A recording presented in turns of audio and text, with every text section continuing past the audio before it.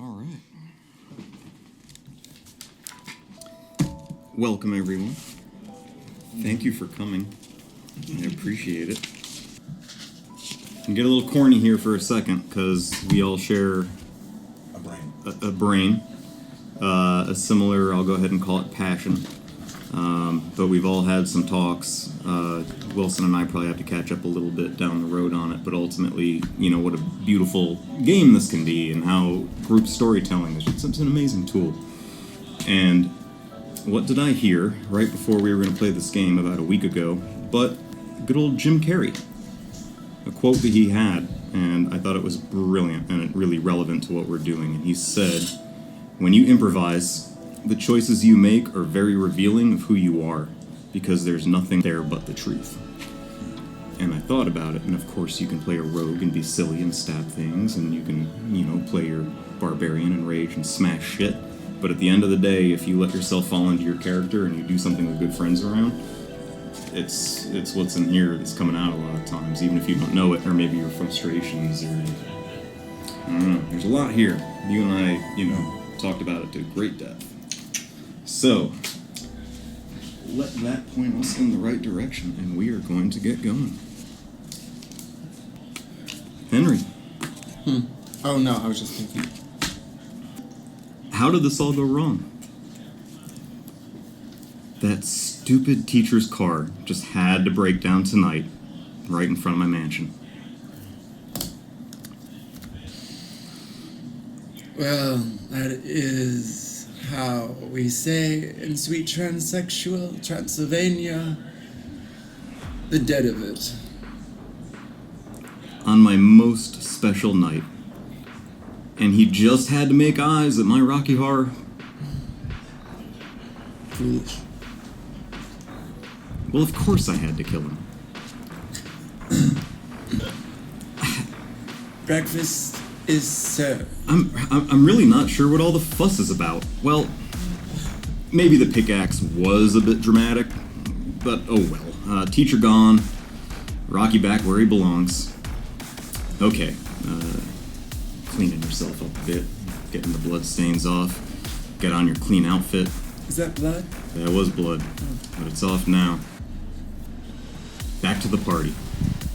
You wouldn't want to keep your guests in Antissa. Patient. Yeah, but where is everyone? Riffraff? Magenta? No Columbia. Columbia? Oh, there they are. What are you doing? Don't point that at me. Fay Ray. What's with the tacky matching spacesuits? Bowie much? Ah! You've been shot. Shot by your own ray gun. Oh, it's that kind of shot. Treason. At my party. Rosebud. You go down. The breathing slows. The horror. The horror. Fade to black.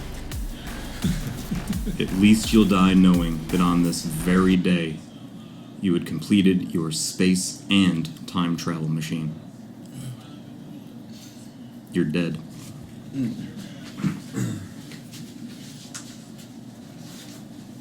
Everyone mourn Frankenfurter. And please tell me how you'd like to be referred to. Frank, Frankenfurter, Dr. At least. All of the above. I'll go through all three. Every time you come up, all three will be used.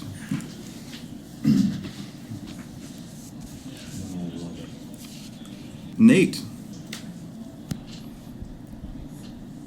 You can't believe that a charlatan, a snake oil salesman, a medium was the one to do you in.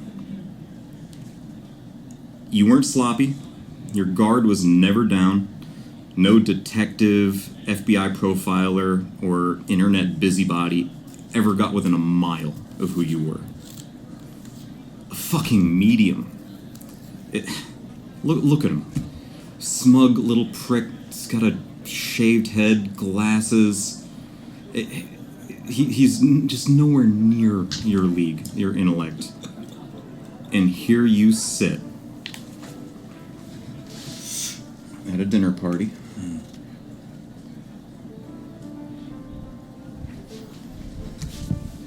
Expecting it to be your friends. But there isn't a single friend at the whole table. You are pretty sure that you've already been drugged. You are pretty sure when you look around that table that you recognize genetic features similar to people that you've killed. It doesn't take much for you, with your intellect, to realize that the people at this table, for the most part, are family members of your victims that have all come together, hired this medium, and this son of a bitch somehow figured out who you were through means that clearly weren't on your radar. Well done. Lucky for you, you sniffed him out early enough in this dinner party. For those of you that don't know, our friend Nate over here has an amazing gift, literally, of smell. He has smelled much like a service dog would when someone's about to have a seizure. He's smelled cancer on people. It's a gift and a curse. I think I can speak for you on saying that. Well, what did you smell on this medium? A severe nut allergy. So before he was able to take you out, you slipped some nuts from various parts of this beautiful spread they have at the dinner party into his food. Look at him. Look at him smiling and eating. Just chewing on almonds and I know dates aren't nuts, but you don't care. You threw some in anyway. It would make it taste better. And that matters to you. If it's going to be his final meal, you want to make sure he enjoys it and then suffers. It is a traditional meal in some of the Balkan countries. You're dining on truffles and chocolate and pork, loin, and a secret ingredient. Brazilian nuts, my dears. Please to enjoy. Beautifully said. Straighten the tie and sit back and wait for the inevitable. Your vision gets blurry. Your words start to slur. You are not a man that slurs. You know what's happening. The unfortunate part, even though you've accepted where you're at, is that you can feel everything. You know the poison that you were given was only to slow you down, not to prevent you from feeling or hearing. And these people take full advantage of that. You have caused them so much grief and anguish that they return the favor. You, sir, are dead.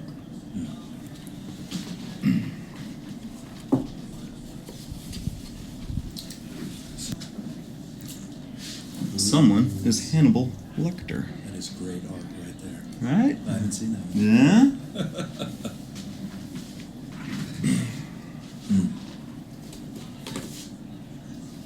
No. This is production value. Oh. Yeah. Wilson. Wilson, my new friend.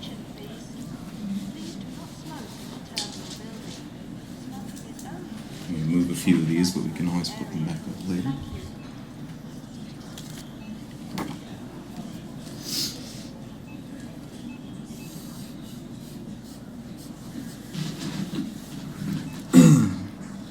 Most evil of all the villains. That would have been TSA. For anyone listening to this, I just put up a picture of essentially your typical TSA baggage check person. Friendly smile, as they always have.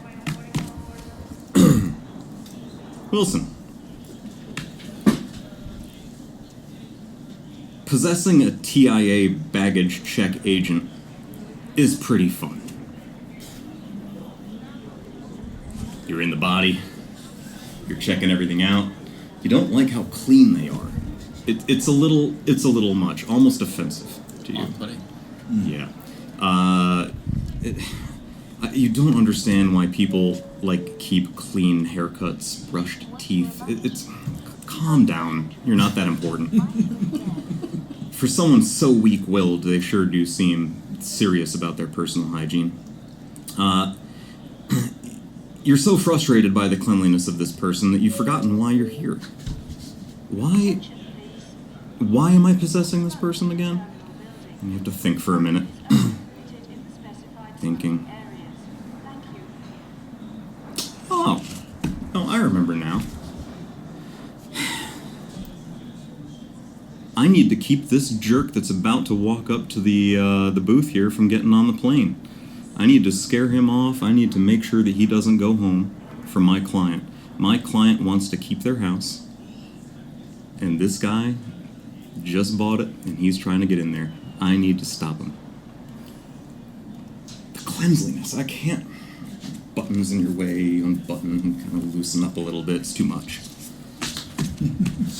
This guy walks up. He has a seriousness about him. He's, medium height, medium build. He has his carry-on, which you can tell is exact. And he has his checked luggage, which also is exact. Everything looks good. I don't know how you know this. This is not your area of expertise, but you're on it. What you do know, and it took great pains to figure this out for you because you weren't interested at all, was that there is a 50-pound weight limit on a checked bag. Gentleman walks up, perfectly polite, hands you the check bag. You respond with, sir, nice to meet you. Welcome to this airline here. This one? It's good to see you. Glad you brought your family. Everybody looks nice today. Put the bag on the scale. 49 pounds, a pound under. Your foot slides over on that scale and you overdo it a little bit. That meter goes up to about 82 pounds. The gentleman knows his bag isn't 50 pounds. He had it dialed in perfectly. 49 was not an accident. And he looks at the scale, looks at you. He can't see your foot. You're being sneaky. You let your foot off as you take the bag off. Sir, bag's overweight. You're going to have to remove some things from the bag if you want to get on the plane, sir. The gentleman responds, I understand. I saw the scale as well, but my bag can't be that heavy. Would you mind checking it again? All right. Bag on scale, foot on scale, 118 pounds. Jesus Christ. It's absurd. Yeah. So you got to remove some stuff in your bag. I'd probably check the bag over here, make sure you had some stuff. See what you got to take out of here. You let the gentleman check the bag first, and he rifles through it a little bit, and he takes out one boot. One boot. He says, I know this was packed right. But if you want me to take one item out to appease you... Alright, sir, I'll try to scale out again. Pack the bag back up, put it down, foot on the scale. Number doesn't matter at this point. The guy's, he's turning red. Overweight. Here, let me check it out, sir. I'll see if I can move some things around a little bit. Sometimes if you just move them around, it'll make it lighter. You open up his bag. You reach in your jacket and you're like, all right, we need to put a few things in here. If we can get him caught when he walks through that last check before getting on his plane, we'll be in good shape. Forget stopping him from getting on the plane. Let's make sure he doesn't go home for 10 or 20 years. You reach in your jacket. You're like, all right, a bag of cocaine. That'll work. I don't know, maybe a couple guns. What else do I have here? You find a bomb with like one of the kitchen timers. You crank that kitchen timer about to 25 minutes. It goes in the bag there. Meanwhile, you have to make room. Because the bag was packed perfectly. Shit's coming out. We gotta toss shit out of here. Gentleman there can't see what's going on. You put in a flare. couple lighters, some paint thinner.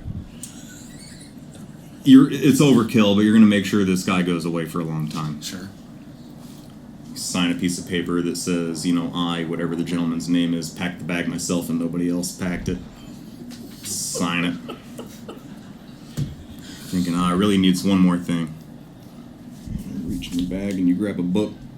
You don't look real close, but you know that you have the anarchist's cookbook somewhere in your bag. In it goes. Zip it back up. All right, sir, let's try this out again. Put it on the scale. 49 pounds. Oh, man. Dead on. You nailed it and you weren't even trying. That's a talent. There you go. There you go, sir. Gentleman looks you dead in the eye and says, thank you. Thank you so much for the help. And, My pleasure. yeah. Glad I could help. Yeah, be on your way. Off he goes. Job well done. He's heading to the plane. You're getting paid for your job. He's not going home. You're checking all your equipment. You're short a few things. You would have liked those lighters and the paint, the paint thinner. That would have been great. But you have everything that's important to you. You check your stuff that really matters. You got a couple little trinkets, stuff that ultimately look like Cracker Jack prizes. Okay. Or like Monopoly figurine type things. Don't need to describe what they are at this moment, but you got those. Those are important to you. Those go in a pocket. And you reach back in your bag and you pull out a book, and it's the Anarchist Cookbook. Please watch your luggage. Shit. Mind your step. What did you put in this bag? I bet it was a guide. Do you remember what guide it was? Was it a guide to the recently deceased? It was a guide to the recently deceased. Attention. You need that book. I really need that book. You need that book. Man, I'm so screwed. You chase that guy down. You follow him onto that plane. The doors shut behind you. Oh, fuck. That plane takes off, and you are so focused on getting that book back that now you're playing the role of flight attendant. Yeah, the exits or something over here. You pull this one. You always put the mask on yourself before you put it on your stupid kid. Boom! Bomb blows up. Gentleman dies. You, sir, are dead. Hell of a way to go, though. Hey. Again. What's one more time? My friends, your third player. It's Beetlejuice. The voice. That's awesome. I knew I was a long way off, but the position, my mind was stuck because I just rewatched it on Fallen. It's great. I knew it wasn't, but my boy. mind was circulating through that. Fallen. Yeah. That is cool. Fallen is a movie. Dying is a lot like getting knocked out. Okay. One moment you're there, the next you aren't. There's no dramatic fading to black, seeing your life flash before your eyes, or bright white light to walk towards. You're simply not there. Returning to life is a lot like snapping back to consciousness after getting knocked out. You have no effing idea how you'll react. Some people return with a sense of rested calm. You will come back, you will feel good, happy, you could be staring at the person that knocked you out, and that's not necessarily your enemy because you just got a great night's sleep, even if it's been 4 seconds. Some immediately have an adrenaline-soaked fight or flight reaction, and others haven't yet separated dreams from reality, having to work through hallucinations and confusion until their brain catches up to their body. Everyone roll me either perception, survival, or deception. Beetlejuice, roll with advantage. Frankenfurter, roll with disadvantage. Not your first rodeo, I assume. Sorry, what are the skill choices? They were perception, survival, or deception. It appears I rolled a 25. Oh boy. And that was with deception. Deception. So maybe I didn't roll a 25. Alright, Alright, we're gonna have to ask you to take your screen down for the rest of the night. If we're gonna play like that, then... It was a bad pun on deception, but no, it was a hit. Wilson? That would be a 24 Oh. on deception. Shit. Off to the races in Henry. I got a 7 in survival. This worked out exactly how I wanted. Frankenfurter. The sound of voices and laughter just start to trigger functioning of your conscious mind when a bucket of room temperature water hits your face. Oh. Laughter erupts. Your vision is blurry at best. It sounds like a handful of people. You're still foggy. You don't need to see clearly to know what you're dealing with. These are opportunists, they're bullies, they're weak little men that squeeze every drop of authority out of whatever position they've slithered their way into. We all know these people. These are people that are taking advantage of this little situation that they have that's going their way. And you're the one on the receiving end of it. You hate them. Capital letters. You hate them. And you would tear them limb to limb if it weren't for the metal collar and chain clearly attached to your neck. It's tight. You two have also woken up. You've had enough time to discover the metal collar around your necks, and you know that they're chained in a way that prevents much movement.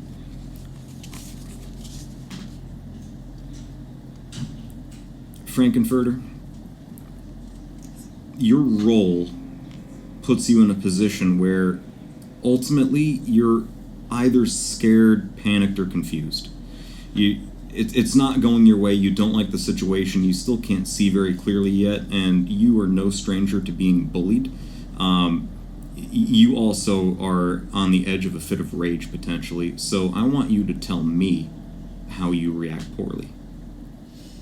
I'm not interested in the floor show. I start to look around and try to distinguish any familiar faces. I'm snarling and a bit of hissing. Your eyes, they do clear a bit, and you do see a familiar face. I wipe whatever water they put in my eyes. You really aren't sure. Liquid. It's going to take you a minute to remember where you recognize him from. You might not remember his name perfectly. Oh. He's one of the wardens of transsexual. Close. Do either of you recognize him for real? Tip of the tongue ringing a bell, but no. That gentleman is Percy from the Green Mile. I knew it was the Green Mile, but I couldn't remember the character. For context, Percy was a sadistic and little prison guard on death row. Okay. He took advantage of his position of power over people that had nothing. And every single time somebody pushed back even a little bit, this was somebody that would snivel and hide in a corner and pee his pants and then come back harder next time when the person couldn't fight back. This is someone that I personally hate. It was such a beautifully played character that when you watch him, you not only do you not like the character, but it takes it so far that you don't like the actor, and that's good acting. Yeah. If you saw the actor out in public, you wouldn't like him. Wow. That's who Percy It's a is. Joffrey kind of. Oh yeah. Yeah. Yeah. So that's who just threw water in Frank's face. Beetlejuice, you rolled high enough that I want you to tell me how you would react in a calm or calculating or sneaky way. I also want you to roll me with advantage an investigation check.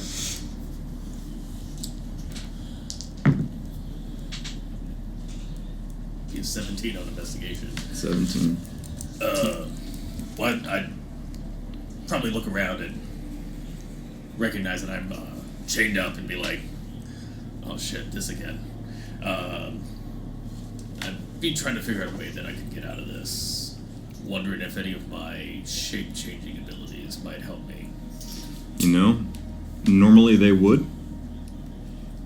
You are just coming to realize as you look around that not only do you have none of your equipment, you did get your book back, Hey.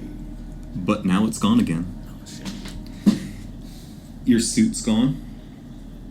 Your shoes are gone. Frankly, you didn't care about these things. They're just things you happen to have on. But along with all that, your powers, for the most part, are gone. You still have the power of being annoying and crass, but you don't have the power to do anything of actual value. The chain around your neck, you are well aware it doesn't take any more investigation. This is something that you're not getting out of. You can fight against it all day. Good luck. The irony, because Beetlejuice's head. If only. Perfect. If only. The only time that would come in handy. No, he's not naked. That's a fantastic question. What you are wearing, and I'm already offended that you don't know Percy, so I'm just going to go ahead and name the movie right now. Have you all seen a little movie called Pulp Fiction by chance? Does that ring any bells? I have seen that. Thank God. You are all dressed in a fashion similar to the two hitmen after they shoot a guy in the back of the car by accident and had to change into Santa Monica Banana Slugs t-shirts and, board shorts or something similar. This goes for you too, Hannibal. You do not like not looking sharp. Go Slugs. Go slugs. You're taking it better than I thought you would, let me tell you. It was probably that high roll. It's that high roll. You also, go ahead and roll me with advantage investigation. At 20. Yes. So 27. Jesus. 27. Where have you been for 8 months? For Nate, investigation. Henry, roll me investigation, just even. So we're going to shoot back to you real quick, Beetlejuice. You're... Of everybody in the room... you frankly aren't really too worried about being chained to a wall. This doesn't seem like that odd of a situation to you. You've been dead before. You've probably blown up before, maybe even on a plane. You couldn't tell me when, but... It's happened a few times. It isn't out of the norm. So, even though other characters are probably laser beam focused on what's in front of them, the threat, this person, you're kind of looking at the butterfly, or the shiny thing, or the sound, and the things that you do notice that no one else does. For one, you can definitely hear. You can definitely hear that there are some waves crashing in the distance behind you. Let's call it less than 100 yards away, and you can hear that the waves are way below you. You also, not that you even care, but you notice that you're in a barn. It has one way in and out. Big barn doors are open. There's nothing stopping you except for this chain from going. The slats on the barn are getting kind of old. The wood has changed its shape a bit. You see some light coming through. It's probably very close to evening. There's still some sun out, but not much longer. And you see the light change a little bit. Something's moving outside the barn. Not that you care. Hannibal. Yes. Natural 20, Hannibal. On investigation. It's the only time that'll happen. I'm going to say it one more time. Natural 20. Really, 2 rolls in. You haven't rolled lower than a 25. Unbelievable. You know a few things. I mean, you were picking them out like a robot. You're like that creepy robot doll that shot everybody in whatever that Netflix show was where people are playing stupid games. Squid Game. You flatter me. Yeah. So your eyes are just darting, bing, bing, bing, bing, bing, bing, picking up every detail in the damn room. You know there are 5 people total in the room, including Percy. You know, of all 5, Percy is by far the smallest, the weakest, but he is the authority here. The reason he's the authority is because he is holding a mean-looking bat wrapped in barbed wire. That bat is giving him some respect in the room. You realize, only because you rolled an actual 20 to be clear, I wasn't even going to mention it, that 2 of the guards look to be laughing just to keep their place in the group, not because they actually thought it was funny that Frankenfurter was hit with water. These are guys that are they're flying under the radar in their own group. Not saying they're good guys. I'm saying they're not evil. Can you describe them?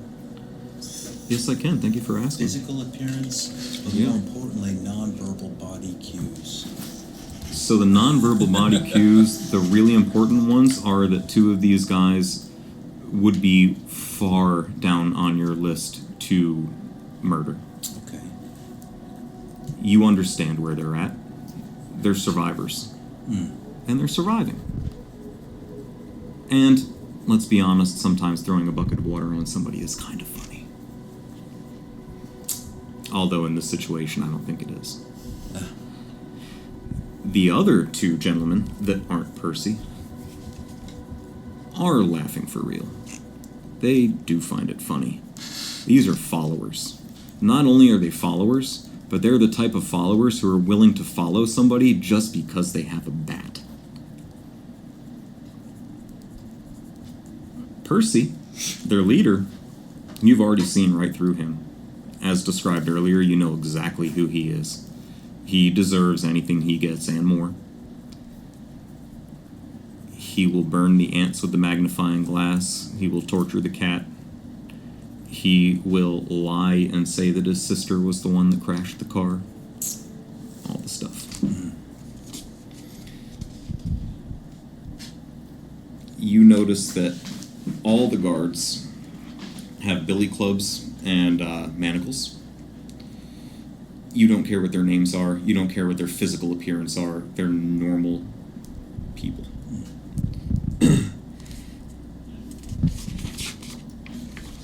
And last question, is this indicative of their dress, modern, or 50s-ish? His is. It's not medieval or... No, Okay. not medieval, but they're not starched with name tags or anything. You've got no idea where you are. But they're also not dressed like they're in Philadelphia. It's a little off. There's not a uniform. Everybody is in a different outfit, but ultimately they're all similar. Somewhere between business and business casual. Somewhere between a guard and somebody who was on Casual Friday as a guard at a place that doesn't need guarding. Last thing that you notice, because you had such a high roll, with just a glance in each direction at the chain, first of all, you notice these 2 guys. Now, Nate, tell me, do you know these 2 characters pretty well? And I'm Not speaking very as well. Nate. Right, not very well. I know that's blasphemous. I know the show, right? The picture show. I know the character. Yes, yeah. Grew up with this guy. Okay. Yeah. Shaped and molded my young brain into the degenerate I am today. Yeah. Okay. All right. All right. So you got a strong beat on Beetlejuice and Frankenfurter. You are familiar, but it's one of those things where you'd say I'd have to watch the movie again. I'll show you later. Or for the first time. Yeah. Over the first time. All right. I'll come out. I have not watched the show. That's okay. I've said it. It's okay. I mean, we can have you come back another week. I'll do better. But ultimately, here's what's really strange, and it's hard for me, I'm speaking as the DM here, hard to describe. So however you interpret this is the correct way. because I don't know how to describe it perfectly. You know the character Beetlejuice. The movie Beetlejuice exists in your reality. You've seen the movie Beetlejuice. The man in front of you is Beetlejuice. But it's not quite right. You are smart enough, and once again rolled a natural 20, which moves us ahead about 2 hours. At the right Son of a time. bitch. Like, that was the time to do it. What you also realize is what you watched was fiction. He might be the real thing. He might be what the fiction was based on. If that makes any sense. Absolutely. Does he Nate know that, or does he Hannibal know that? He Hannibal Got it. knows that. Good, Interesting. very good question. Yeah, yeah. It would be very confusing. It would be as if Don Draper from Mad Men walked in and the guy was, just as handsome, just as, commanding when he walked in the room and everything, but it wasn't actually him, but it was clearly him. Like, they made the movie about that guy. Right. Like, that's the real one. Yeah. That's what you're experiencing. When you look over at Frankenfurter, it is obvious who he is. You don't need to be a scholar on the history of Rocky Horror Picture Show. You don't need to know when to throw the toilet paper or say the words. You know exactly who that is. It's dead on. Much in the same way that what you watched was fiction with an actor. God damn, that's what it was made about. Yeah. The only difference is I'm very wet. It's very. It's very wet. You are, and we're about to get to that. Last thing, Okay. you did glance left and right to see them, and your keen sense noticed that this chain runs through like an eyelet on the back of each of your collars. It's the same chain that goes through one person, the next person, the next person. If that chain was broken, you can just pull that thing out like a shoelace. Does that make sense? It does. Mentally, not out loud. Yeah. So imagine I ran a chain across this wall, and then like a shoelace, I ran it through an eyelet behind each of your heads. So, out of character. Sure. So the way I kind of envisioned, like in his mind, this is maybe reality, maybe just as we get into it, right? As things unfold, I don't know if he's really going to believe that he's actually been transported, or if this is just a manifestation. Considering you were drugged.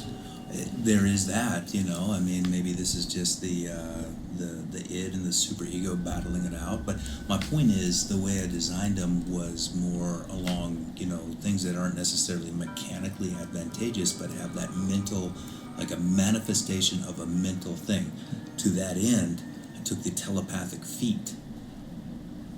Could he inadvertently, part of that is communicating as long as somebody shares a language, and I don't know if we're that far in it where, like, these things are available. Do you want me to tell you now where you're at? Well, here's the mental thought, and then if that communicates to one of them, then it happens. If it doesn't, but, Okay. in his mind, just a quick pun, the first thing that popped in his mind is, we seem to share a link, gentlemen. Link, chain, we share. Okay. But I don't know if we're there where it actually does manifest. Here's what happens. All right. You look to. They are both to your left. Frank's in the middle. Beetlejuice is on the far left. About 20 feet to the first one, another 20 feet to the next one. I appreciate that from the aromatic perspective. Yeah. Gain some So distance. you're over here. You glance over at him telepathically. You tell him, Oh. these two hear nothing. What they see, well, you don't see anything. You're staring at Percy. Kill this motherfucker. You are looking around, you swear you saw a butterfly or something over there. You see this guy looking at you like this.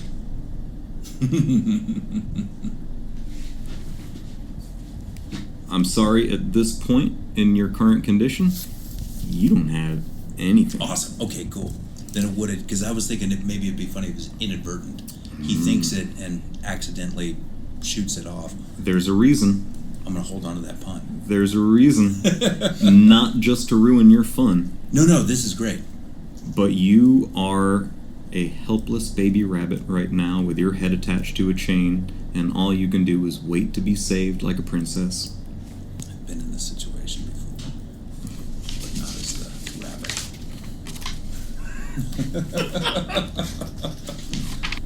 Well, good morning, miss. I am so sorry. It looks as if that bucket of water may have smeared your makeup. The guards laugh. Even if you tried to hold it together, this type of bullying cuts very deep. And you're also chained up. There's a special... Nate, we've talked about this before. There's something special about being restrained. It's horrible. If someone prevents you from leaving a room, if somebody tells you you can't, that'll make you turn into an animal. And that's where you're at right now, Frank. Good old Percy looks you right in the eye and he says, here, condescending look on his face, let us fix it. The two of you stay out of it, or you'll get the bat. He's saying this. Directly to you two. Percy and two of the guards approach Frank.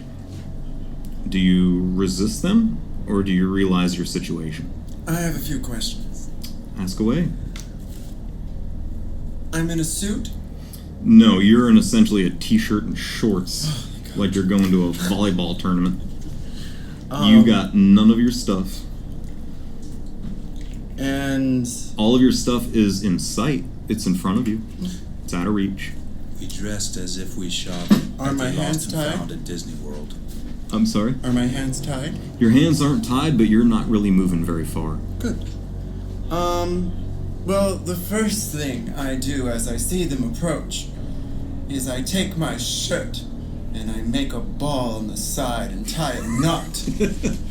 I take my hair and I whip it back and forth, drying it severely against the side of the wooden barn. And then I go limp. With the vapors? Well, I was going to say fear, Oh, to make them think I was afraid. that... I was not expecting this. This is fantastic reaction.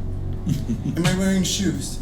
Unfortunately, you are not wearing shoes. Your favorite. Now, we all say we have favorite things. For you, you mean it with this. Your favorite stiletto heels are The sitting... double platform oscillators. Make me grab a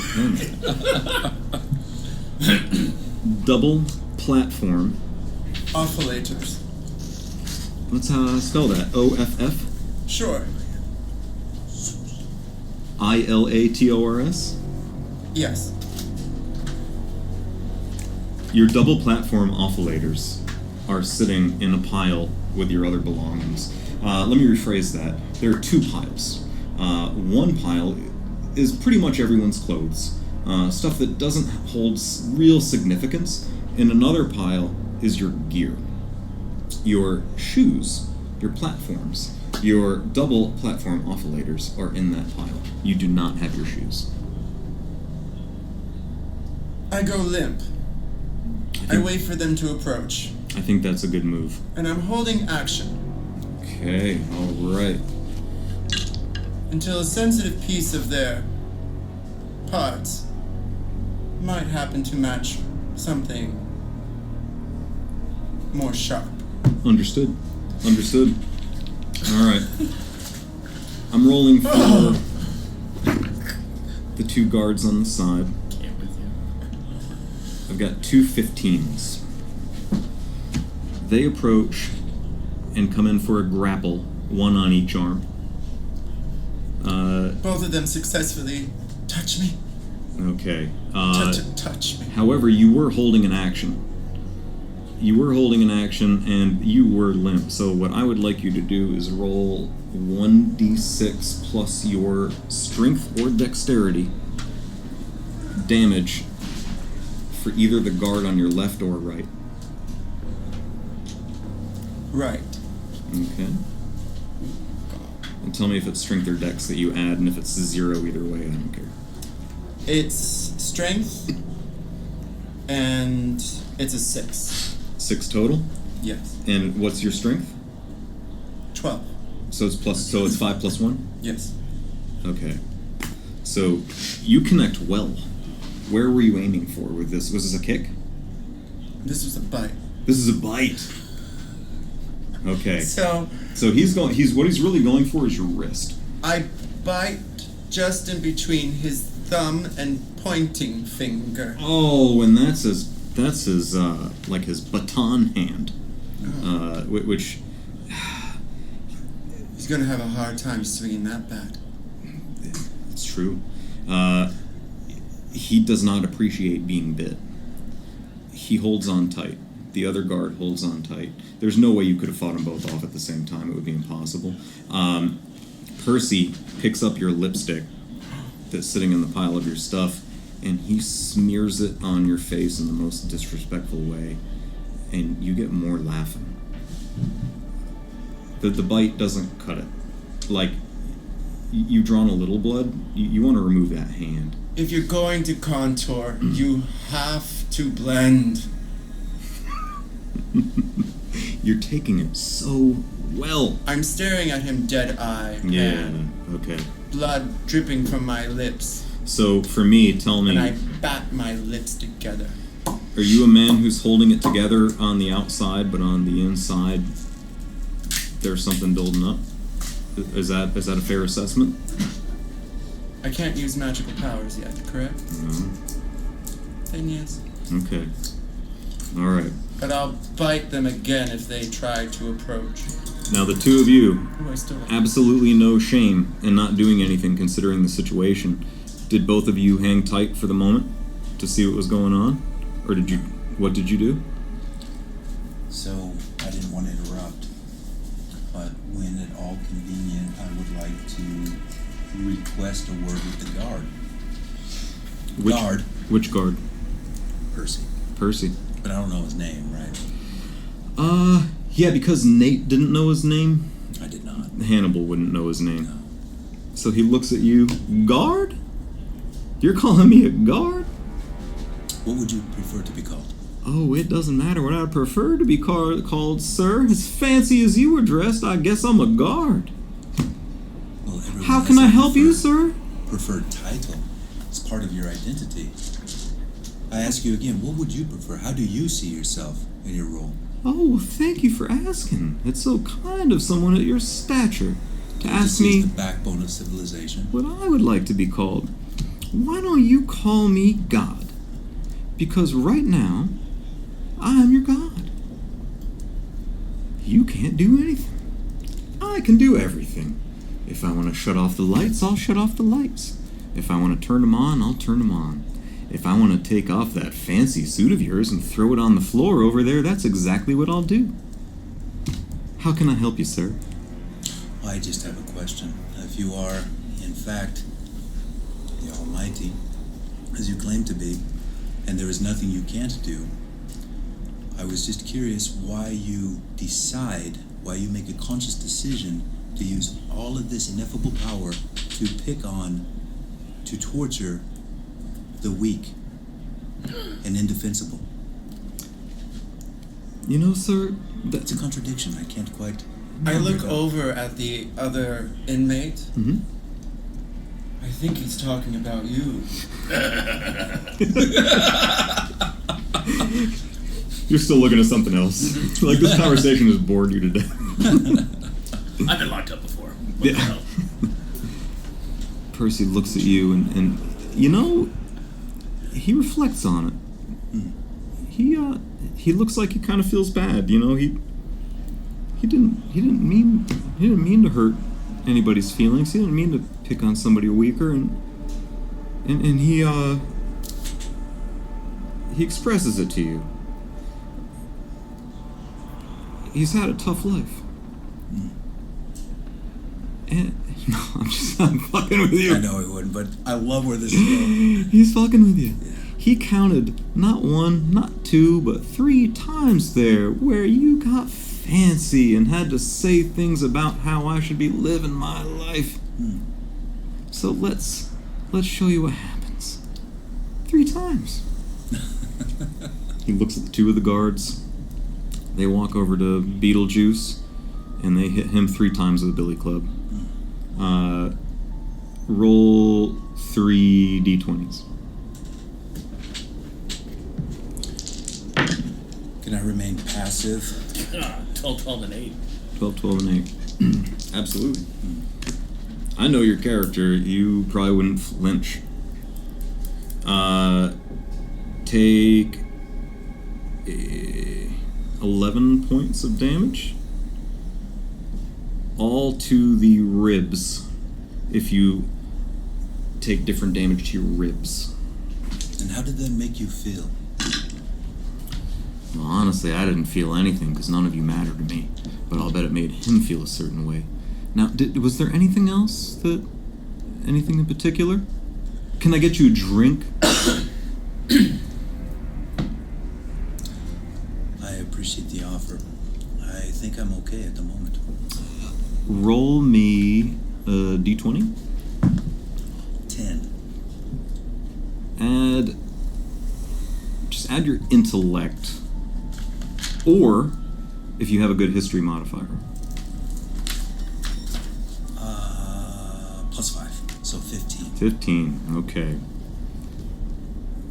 You are well aware that you just made him look bad in front of his guards?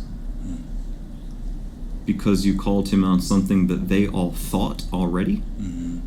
And he knows that they think it. They aren't in a position to question him, but someone chained up just questioned him. Someone in a worse position than they're in had the balls to call him out. I think we are making good progress. You, sir, earn... Oh. Ooh. Oh. Wow. Right. You went all out. Give me chills. Frankenfurter. So the guards are currently beating the rib cages of some yellow-haired, green-infested, decayed-mouthed beast. Yes, sir. The best I got. I have a lot of liquid in my eyes. That's the best compliment I ever heard from a pretty as you. Beautiful woman like you. I would like to take the opportunity to, I guess, roll an intelligence check to see which of these 2 ideas might be better. Either stretch out my body until my toes can reach my platforms, if they are within distance, Okay. or try to pull myself from the wall connecting the chain, and the chain connecting the wall. Okay. Because I'm not sure of the spacing. Understood. I'm sorry, as the DM. These guys have done this so many times that they know to keep your gear well away from you. Okay. And they also know that you'd have to be a minotaur or something to have any chance of pulling yourself off this wall. Oh, there's a good reason. I will decide to... Your better choice would be to mess with the chain then, because you cannot reach your shoes. They're probably 20 feet from you. I'm going to then take my hands and place them gingerly against the exact space where the chain meets the wall. It doesn't meet the wall. Okay. So think of it this way. If I put almost like a fence post here, attached a chain to it, and ran it like a clothing line, like a laundry clothing Oh line, no, this is still... to another pole, Okay. and then looped all 3 of you on, so the chain Like, if you move, it kind of pulls you a little bit too. It's taut by the wall. What you got? I go against the wall. I spread my legs and place my hands against the chains, turning my back to the rest of whatever's going on behind me. And I start to slowly pull the chains closer, creating hopefully slack between the two sides connecting into my chain. Okay. Sleight of hand? Oh, I don't even think you need to be slight about it. They are so convinced that you're not going anywhere that they'd probably be entertained by whatever you're trying. So they'd just... I don't resist. I let it. You're not contesting any strength with Hannibal. He's just going with You can it. honestly do as you please. They're having fun. I turn in the opposite direction. I face my attackers, and I take each chain in my hand, wrapping them as much as I can, still slack underneath my arms. And then I lift my left leg and place my face against the barn wall. Right? The walls are Yes, down. sir. Yes, sir. Oh, come for me. They are amazed. The attention is off of you, Hannibal. They just keep getting more and more entertainment. I didn't know we were getting a show tonight. If you were looking for a certain reaction, what would it have been? Because I'm going to give it to you. What I'm looking for them to approach, and Frankenfurter would like to hopefully maybe get their wrists, because I'm assuming they're going to try and grab at me again. And if they do, I want to try and use the slack from the chains to get onto the wrist or something and break it, just to prove strength to them. Okay. So they had no interest in you. However, you just brought the interest onto yourself. And if, Yeah, that's the point. if you want to, you can get one of them to come over there. I would say it would probably be one of kind of like the nameless guards. Percy is on to something else. So one of the nameless guards has taken interest into whatever the hell you're doing. Does he look over in my direction? Of course. Does he approach? He looks you dead in the eye. He's kind of asking like, what? I lift my head from the barn wall slowly, and I look at him and wink, and lay my head back down against the side of the wall. Well, I don't have this written on the character sheet. I belch. I did have that written on the character sheet. You're a psychic. He's kind of intrigued. He's gonna walk over and kind of see what you got. What do you have to say? And he's gonna do this cool guy lean on the chain. You know, so you got the chain right here, pretty much exactly where you wanted the arm going. He's doing cool guy arm, like leaning out of a car, but on the chain. I'm going How you to. doing? Right? How you doing? I'm going to quickly then take the chain and try and wrap it around his wrist and break it. You have no problem wrapping the chain around the wrist because he was pretty focused on whatever you were up to. I want to hear a snap. So I was going to, I kid you not, but I ran out of time. I was going to go buy celery and bring it so that I could do the occasional in front of the mic. Yes. So, Chains and bones and whatnots. I'll make a grocery list. yes, Production value. For Production value. Yeah. Oh, Henry, you don't need to roll. You wrap the chain around the wrist. You are a large enough man. And we're not doing he, him, she, her, this, that words. Right. You break the shit out of his wrist. Mm. Not only do you break it, chain's wrapped, snap, and because of where your hand is, you can hold over his hand and keep him there. And he's in a position where he really doesn't have any leverage to get at you. He can touch you, but there's nothing available. Is he screaming at all? Oh, he's absolutely screaming. Once again, I will remind you that these are weak little opportunists. This is the kid that throws a rock at you in elementary school and then runs home and looks at you through the window. I then look at him in the eyes, and I try to get as close as possible to him as he's screaming, and in between his breaths, Frankenfurter whispers, "Now beat me." He went from interested I have no idea. to absolutely terrified. And then I let the chain go.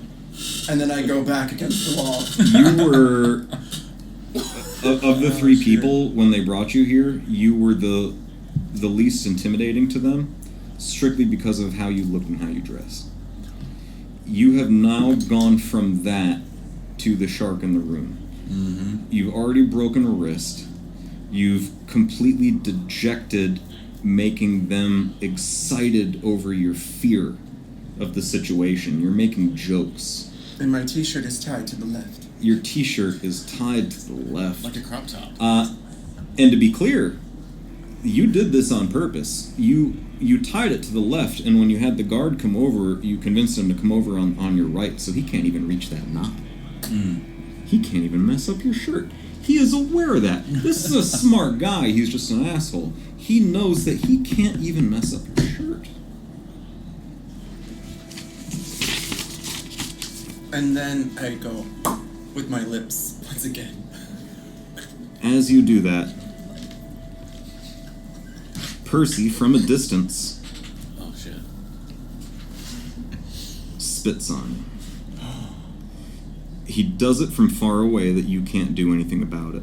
The guard that you're next to with the broken wrist, consider him incapacitated. He's not dead, but he's done. He's not getting paid enough. He'll if he could get free, he'd just go home. And frankly, he's not even mad at you. Like, we're past that. The pain, if you've all gone through this, the pain is more than the anger. He just doesn't want to be here anymore. Transcends. I'm sorry? It transcends. Yeah. I've been there a few times.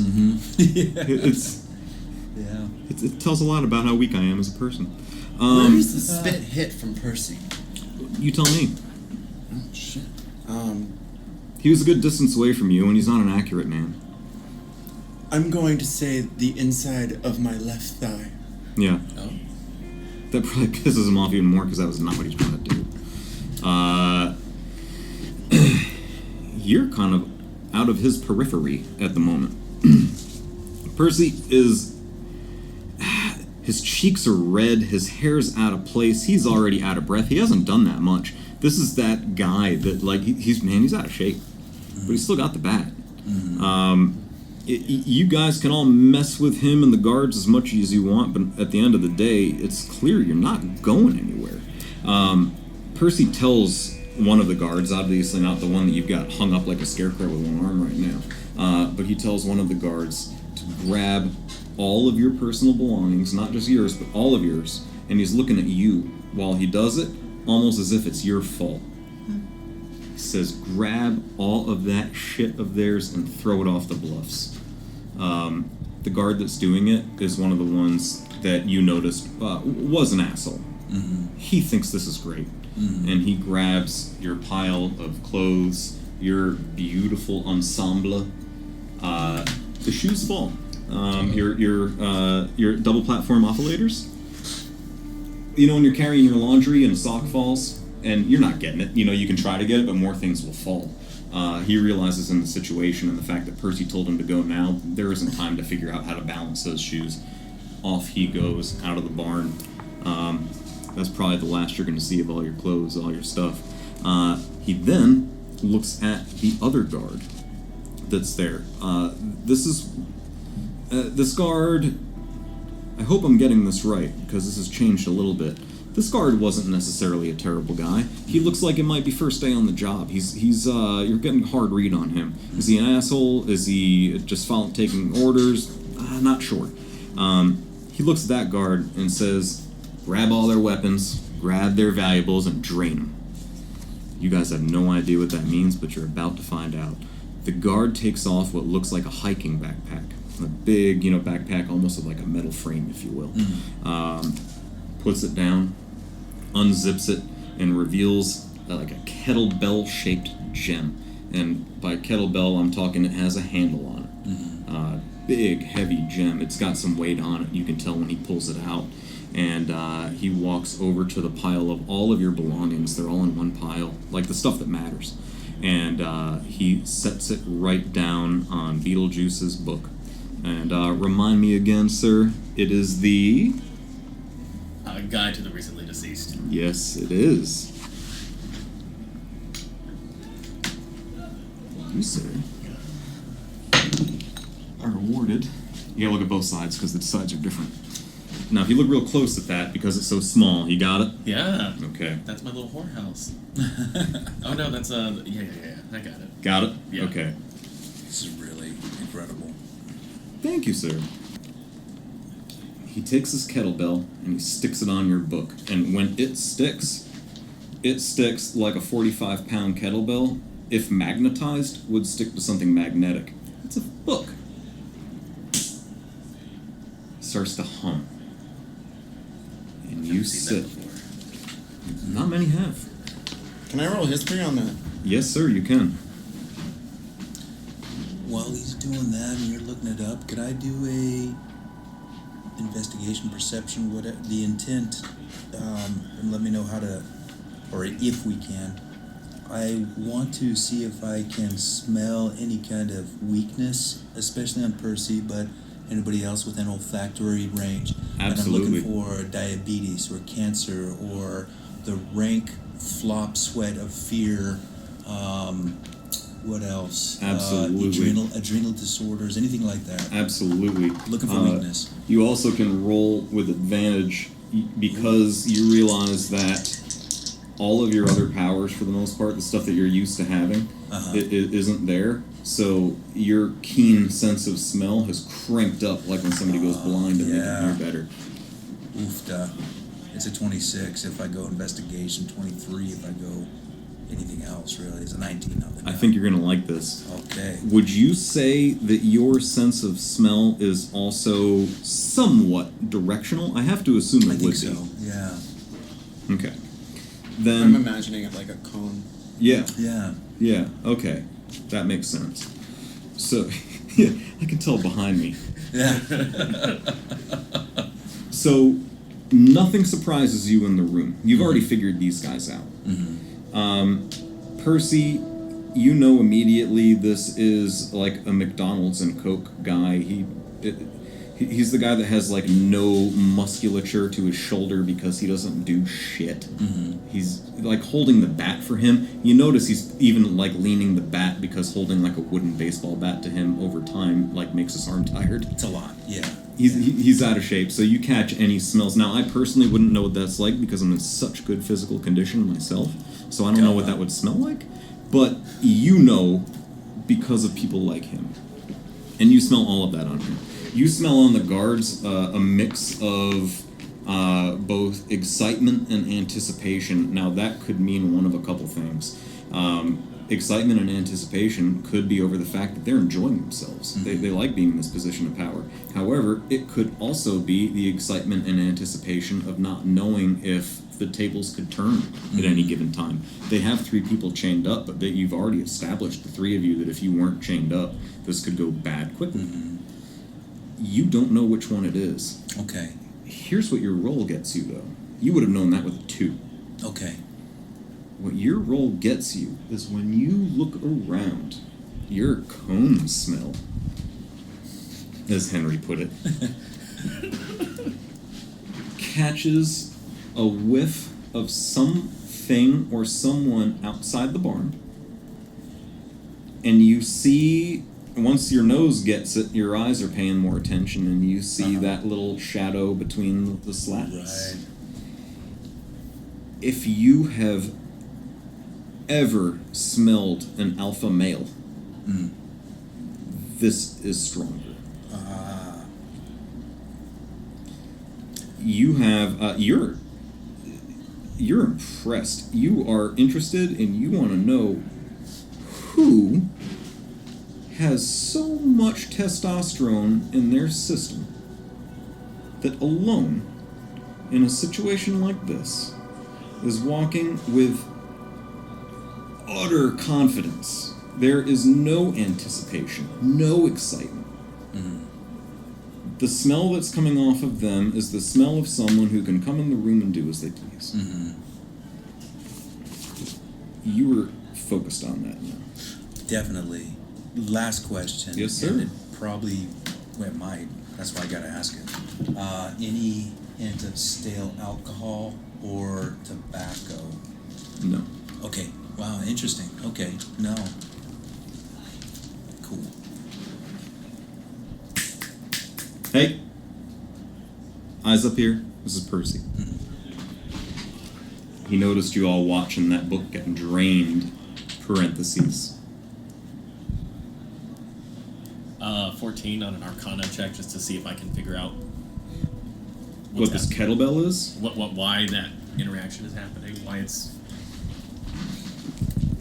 Save that roll. I'm going to acknowledge it. Okay, Like in this little bit right here. But that was coming. got it. Percy gets all your attention. He gets your attention off of the kettlebell. And he says, "Don't worry, fish. We're not going to kill you." Up until now, you didn't know. You could be lying.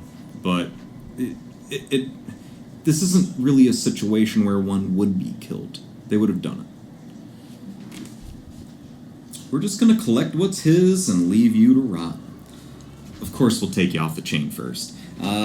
Now, while we're not going to kill you, I can't speak for if anyone else out there isn't going to kill you. Big grin on his face.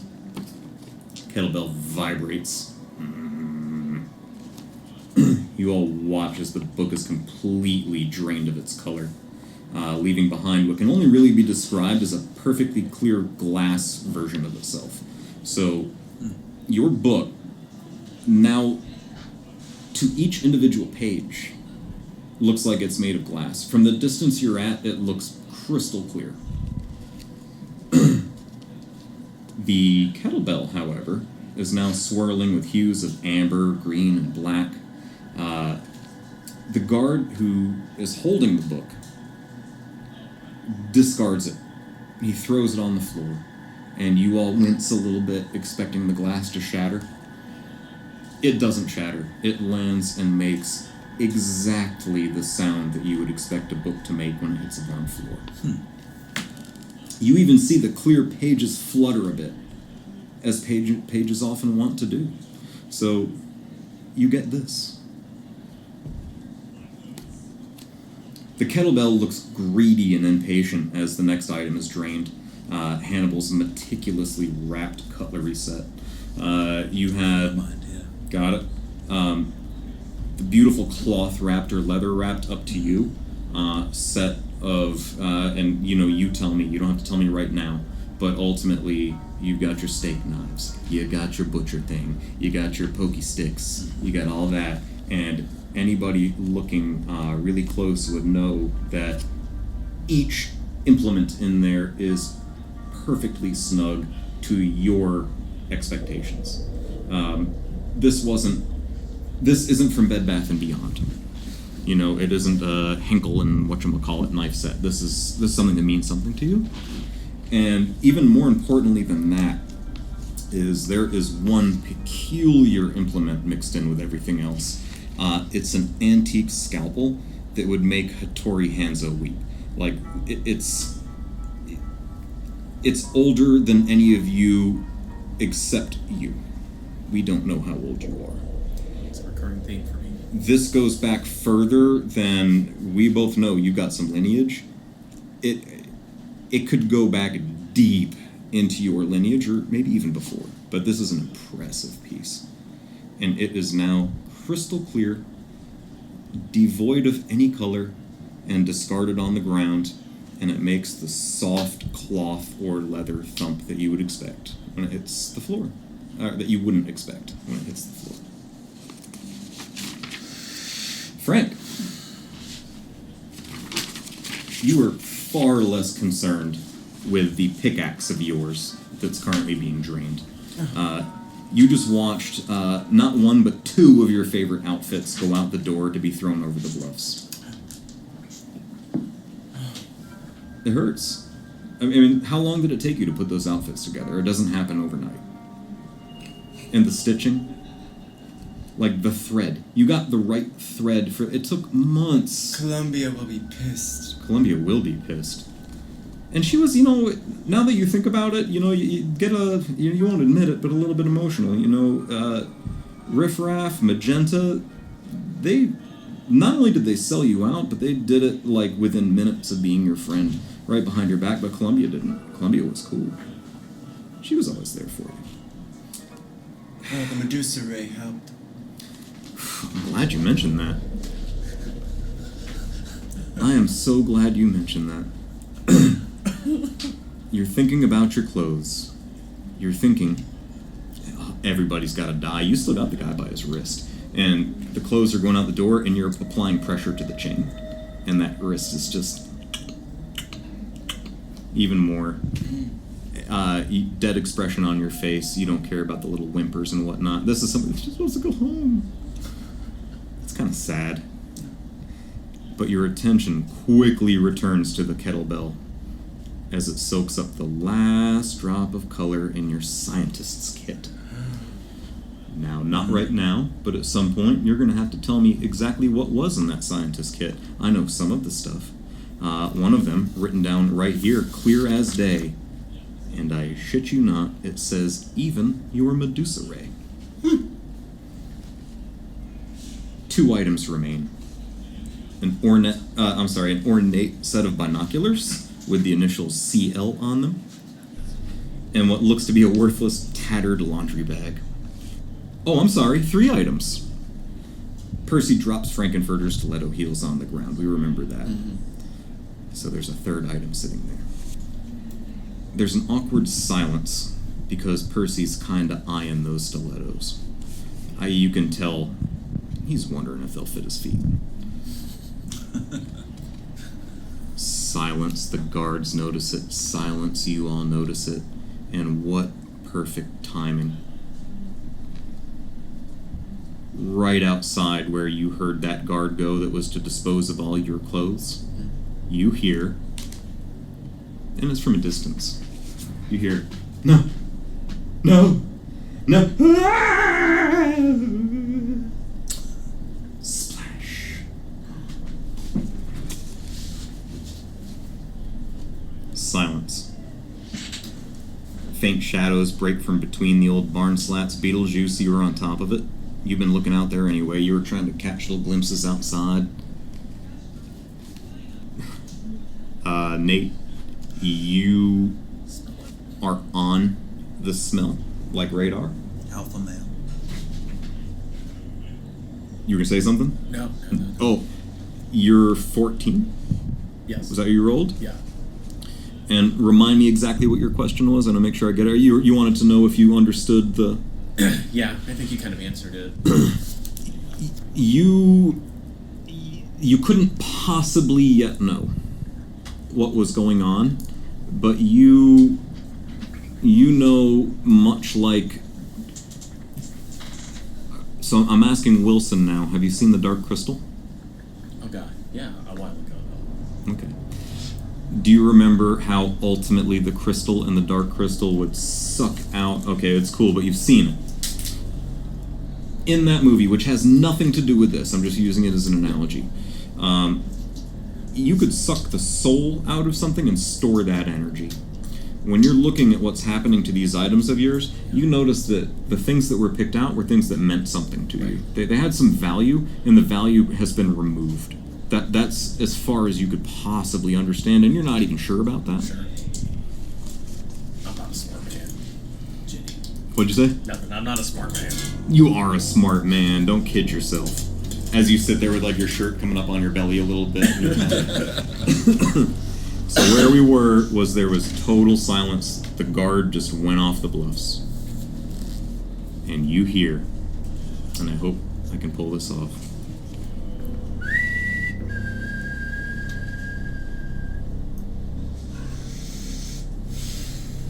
You pulled it off. You give me chills.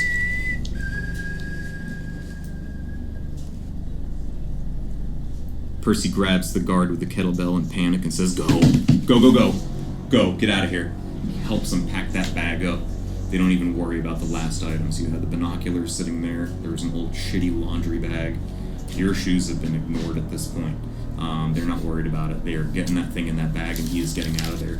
He's doing that thing which every grown man loves, is when another guy grabs you to assist you to go somewhere faster. Right up there with this. Yeah, you know what I'm talking about. I do. Yeah, that's means for violence. Unacceptable. Out the door he goes. Sound's getting closer around the door. You don't even need the sound. You can smell it. I think they forgot about us. What's that? I think they forgot about us. Yeah. They do seem to have more pressing matters. You are low on the radar right now. In the most casual way, a middle-aged man appears leaning against one side of the barn door. Shit-eating grin from ear to ear. He drops a billy club on the floor. He drops a pair of manacles on the floor. He's medium height, medium build. He has the confidence of a popular retired athlete turned politician. His eyes are laser beam focused on Percy. Everything about him says casual except those eyes. Hannibal, roll perception or history? 15 on the die. Come on now. Dirty 20 Dirty 20. for history. Do you know who this is? I do very well, and almost chose this. Care to share it? Gentlemen, this is Negan from The Walking Dead, played by the fantastic Jeffrey Dean Morgan, obviously. Are you both familiar? You know your Negan? I Okay. know who he is. Henry? I watch Grey's Anatomy. I know who Denny is. 180-degree departure from that character. Do you know this character, Henry? Yeah. Okay. Then no one needs to roll sans you. Okay. You have the exact same experience where you are looking at a man that you know him as a fictional character. The man that you're looking at is just slightly different, but more real than the physical character. The man in front of you is more Negan than the actor that plays Negan. This is what it was based on. This is the truth. This is the reality. Hannibal, your role allows you absolutely any knowledge that you personally have of Negan to be knowledge that you would have of the man that just walked in the room. Now, I'm not saying that everything is going to be dead on. I'm not saying he hit Glenn in the head with a bat. I'm saying that your history of his fantasy and his lore is 100% Hannibal's. Gotcha. You gentlemen also, maybe to a slightly less extent, unless you are like fans, unless Beetlejuice was a fan of his. Right. To you, it probably doesn't matter as much. To him, it would matter. Hannibal, you nearly consider him a peer, if you weren't a fictional character. Right. But your admiration isn't based on intellect or precision. It's his focus of will and his cunning. He has skills which you admire because they aren't skills that you've honed to the level that he has. Mm-hmm. You clearly have skills that he hasn't honed, so you don't feel any way lesser. You're still superior. But he has some stuff that is admirable. And the one that you really cherish is, and this was developed, this didn't start this way, he developed an impeccable dedication to honor amongst thieves. Even if he will kill you, there will be a reason, and if he tells you that he won't kill you, he won't kill you. If he tells you he's going to pay you, he's going to do what he can to pay you. However, if he doesn't tell you those things, then you're not getting those things. And there's a bit of a monkey paw kind of twist in some of those. You'll get what you deserve, I'll pay you. Mm-hmm. You will. Mm-hmm. It might not be what you thought, but yeah. Yeah. They'll come through, for sure. So you're you don't even really need a reaction. This is somebody that you have some interest in, and you already feel kind of like if you see Ross from Friends down the street, you can't help but to like David Schwimmer. You feel similar here. This is somebody that you almost feel comfortable with, even though he is another killer. Mm-hmm. I love it. We'll go on break soon. Is everybody good? Okay. So I'm just going to refer to him as Negan now. But Negan's on the, if you were walking into the barn, he's on the far right side. He's leaning on the far right side of the entrance. And he looks into the room. Now, his eyes are 100% on Percy. He hasn't acknowledged any of you at all. We don't exist one. Not yet. Not disrespectfully, but he has a target. Yeah. He says, without changing his glance at all, Nick, Phil, good to see you. Those are the two other guards. These are the guards that you thought weren't necessarily bad guys. They're just doing what they need to do to get by. Negan still doesn't look at him. He does one of these. And the two guards stay on the far left side of the barn, acknowledge him, and they get the fuck out of there. On their way out, he says, if you wouldn't mind, gents, leave me the t-ball bats and cuffs. And they oblige immediately. They throw down their billy clubs and manacles on the floor right in front of them. Negan, with his eyes still right on Percy, says, Percy, what are you doing with Lucille? Lucille is clearly the bat. And Percy, I'm not going to try to role play it because I can't do it as well as a panicked man would do it. He starts going through every possible excuse that he can think of, none of them matching. He found it. It was given to him. He was bringing it back. He didn't take it. It's not Lucille. It's just one after the other, a panic response. A lot of them don't even make sense. Negan's approaching him. Eyes shooting through his head. And when he gets close enough, Percy, in a last-ditch effort, makes the weakest, most pathetic, unathletic dad trying to teach his son how to throw a ball with the wrong arm with the bat, and Negan catches it with one hand. Now here's the interesting thing. When he catches it, this is bare skin against barbed wire. Doesn't hurt him at all. This is his property. This is his. I should probably also note, because I think that at least one of you might have been thinking this already, the bat is completely full of its normal color. This is not something that has been devoid of its color. He catches this bat, and with ease, he removes it from Percy. Negan smiles at him and says, Percy, I understand. I appreciate you bringing me back my property. Hannibal, you take great pleasure in hearing the same sarcasm and tone that Percy tried to use on you incorrectly. Negan nails it. Percy changes a little bit. He feels like one of his lies got through. He's like, yeah, Negan, it was sitting there, and then the person gave it to me, and I was bringing it back to you, and then these people got in the way. He's still not looking at you. And Negan says, I get it, Percy. He turns, and it's just for a split second that he comes back and kicks Percy in his knee, and you hear that celery stalk snap.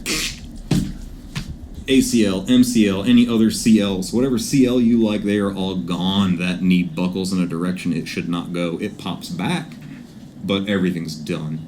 When I hear the snap, I slap my thighs together. I think that was perfect timing. I'm still hanging on the wall. You're still in the same... I'm not paying attention to anything they're doing. I would say you're shaking a little bit because the muscle tensity that's required to stay in that position, but I think you're dedicated to the position. Oh, I've done this in platform. Yeah, you're fine. You are fine. Percy's on the ground screaming. You clap. It's just a bit of role play. Negan still doesn't look at you, but he says, and perfect timing, Henry. He says, "Now I could hear you teasing the one in the middle, Percy. That wasn't very nice, was it? That is no way to treat a late..." Now he's looking at you. As he looks over to me, I'll feel his eyes, and then I'll slowly open my legs. And then I'll turn the other way.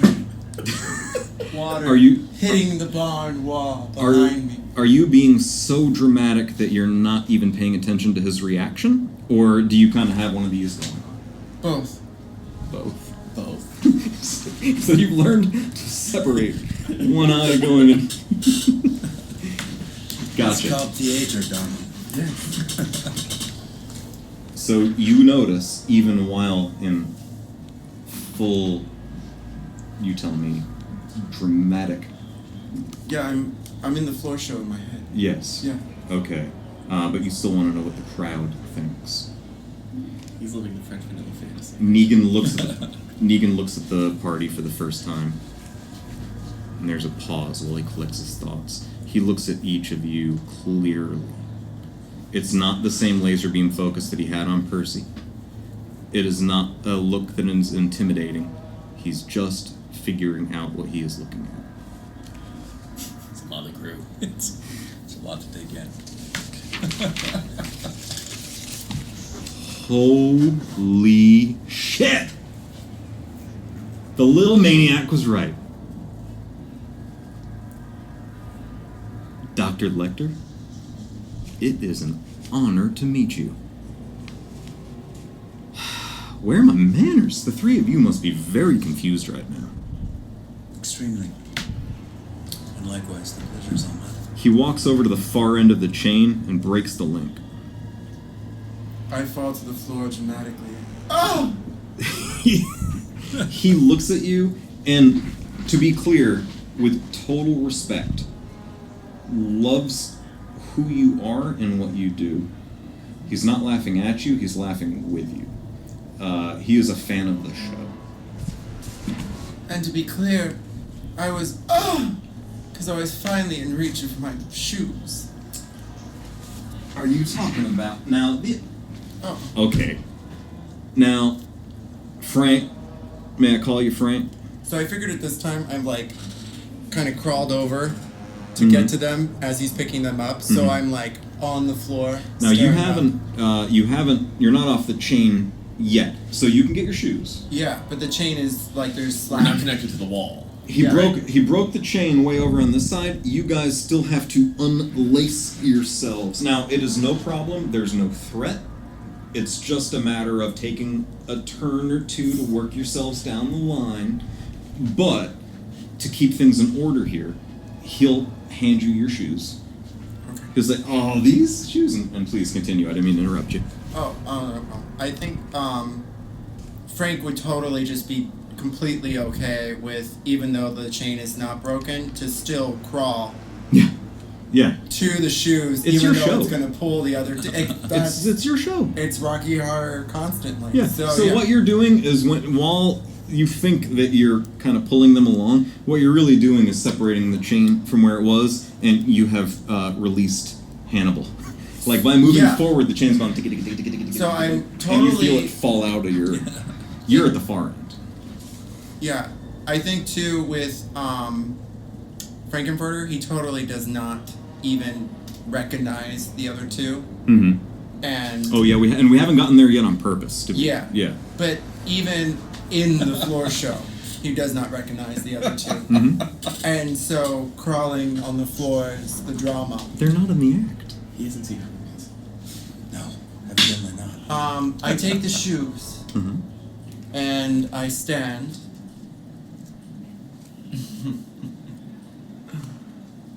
Thank you. He is just. He can't believe what he's looking at. It's like he says it's like going backstage on Broadway. He goes, "I haven't been in a long time. Now I know how I look." And at this point, he's holding his bloody bat, and he goes, "Now I know this isn't the look of a man who sees a lot of, fine art and theater and performance, but I promise you I have, and you, sir, are a gem. I've taken the boot by the heel, Mm-hmm. and I zzz to unzip it, and then I deliberately put my hand out for him to hold Mm-hmm. as I take my other hand to Okay. get the shoe on and then zip it back up. So while you're doing that, while you're putting your shoes on, and he's being a gentleman. I can't believe what I'm saying either. Yeah. And Wilson, I do apologize. I promise I'm not avoiding a ton of Beetlejuice, but this is a situation that he wouldn't really be super interactive. Yeah, no, I agree. Okay. I'm enraptured by this anyways. Okay, good. Yeah, there. So while you're doing that, now he's looking at you, helping you. Percy's behind him. However, he's speaking to Percy at this point. He says, "Can you imagine how confused they must be, Percy? They come to in a barn and who knows where, and then they're immediately greeted with your warm welcome." Percy, you know he hears them, but he's not acknowledging anything. This is somebody who's doing the deep sob on the ground, and he goes, "I'm sorry, Percy, but I think it's time for your performance review." As you finish lacing up your boots, I'm sorry, your double platform oscillators, It's fine. which feel free at your convenience put on your sheet. Okay. I had your heels on here, so this isn't. This is part of it. Okay. You put them on. You start to work your way off the chain. You're following him. No real rush. He stops you. Negan stops you politely. Just a hand on the shoulder. He takes the seal, flips it around, hands it to you. He says, "Would you like to do the honors?" You hand me the seal? He's handing you the bat. Oh, that's what. Yeah, Lucille. Got it. Lucille, yeah. It'd be a pleasure. He leans back. He actually comes and stands next to you, like your new friend at the concert that you just met, and you're like, "Oh, you like Pantera too? All right." And then you kind of both do one of these. So he's with you, and I have to assume that you're probably enjoying what's about to happen. I don't want to speak for you, but you got a peer with you. Show's yours, sir. I walk over. I'm assuming he's only like 5 feet away. He's wherever you want him to be. You're in a barn. I pick up his head to look at mine and smile. I didn't mean to. And then shake my head and let the rain droplets fall. We're just trying to all have some fun. And I go to the other side of him, probably to his right, my left, stage right. And I look, Stage right. Oh, it's the worst stage. and if I'm not mistaken, that means that both Negan and Hannibal are against that wall. To If my you say right. so. This is your scene. Okay. So I'm walking to the left of him, and I put up my thumb as I angle my eye, taking about 5 feet away from him, and I stare didn't- over at the two I of didn't you. hurt your thumb, miss. What are you staring at your thumb for? And then I slowly walk over to him, raise the bat, and swing. And deliberately aiming the blood splatter to hit directly between both Negan and Hannibal. Now, were you, so I'm clear, you were aiming for the head. Yes. And I think I missed this part. Were you hitting the front or the back of the head? It would be his right side. Up to you. You tell me. What part of the noodle do you want the bat to make contact with? Right side temple? And your intent was to get... The blood to swing in such a fashion that it aims right in between both Hannibal and Negan. Okay. Strictly for the sake of this scene, and I will not hold it to you later on, would you say you're left-handed, right-handed, or ambidextrous? Ambidextrous. Okay, well that makes it easier for me. Thank you. It was a smart answer. That is a DM. You It's always both. go ahead and roll Left to right. 5 Yes. d20s. I feel that's true for Frank. I would. Yeah. Give me I the wouldn't be highest. surprised. Yeah. There's very little that would surprise me about. So this is 5 d20 advantage. This is big advantage. And then on top of it, I want you to gambit me whatever your highest modifier is.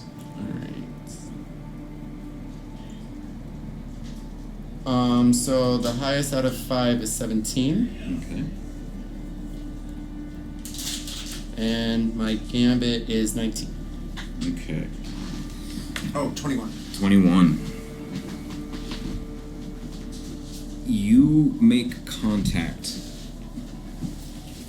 with his temple while he's looking up. I'm probably getting all the directions wrong, but he's probably looking at Negan because Negan is his authority figure. Negan is the only one in this room that could possibly stop this from happening. So he's doing I don't mean, he is mid-sentence when you, even though you have a flair for the dramatic, even though you live your life a certain way and play a certain whimsical role in life, you, at the end of the day, are a big fella, and you got some muscle on you, and when you want to swing a bat at somebody that just put you through 2 hours of bullshit, you're gonna hit him. And you hit him. And when you hit, sure, it hits his temple, but it swings his face this way, compacts the side of his head, and both of his eyeballs shoot out like paintballs and go straight in front of him, directly between you and Negan. At the exact same time, because you are both very fast people, you... Yeah, let me rephrase that, because I should have gone to you last. Negan claps with joy when that eyeball hits the wall. Oh! I have never seen Lucille use that way unless it's with my hands. Beautiful job, sir. And I swing the bat behind my arm, grabbing it with my other hand, and bow. I see his hand, and I put the bat on my shoulder Oh God. and walk back towards where I was before. My dear, the friendliness goes one way, the rage goes the other. I'd like to remind you, I just got you out of the situation, and we still have a long road ahead of us if you are who I think you are. The only way I can get you there is if you give me back my property. What road is that? The road is shortening and shortening the longer I wait for my blessed Lucille. I swing it around, and just before I put the tip into his hand,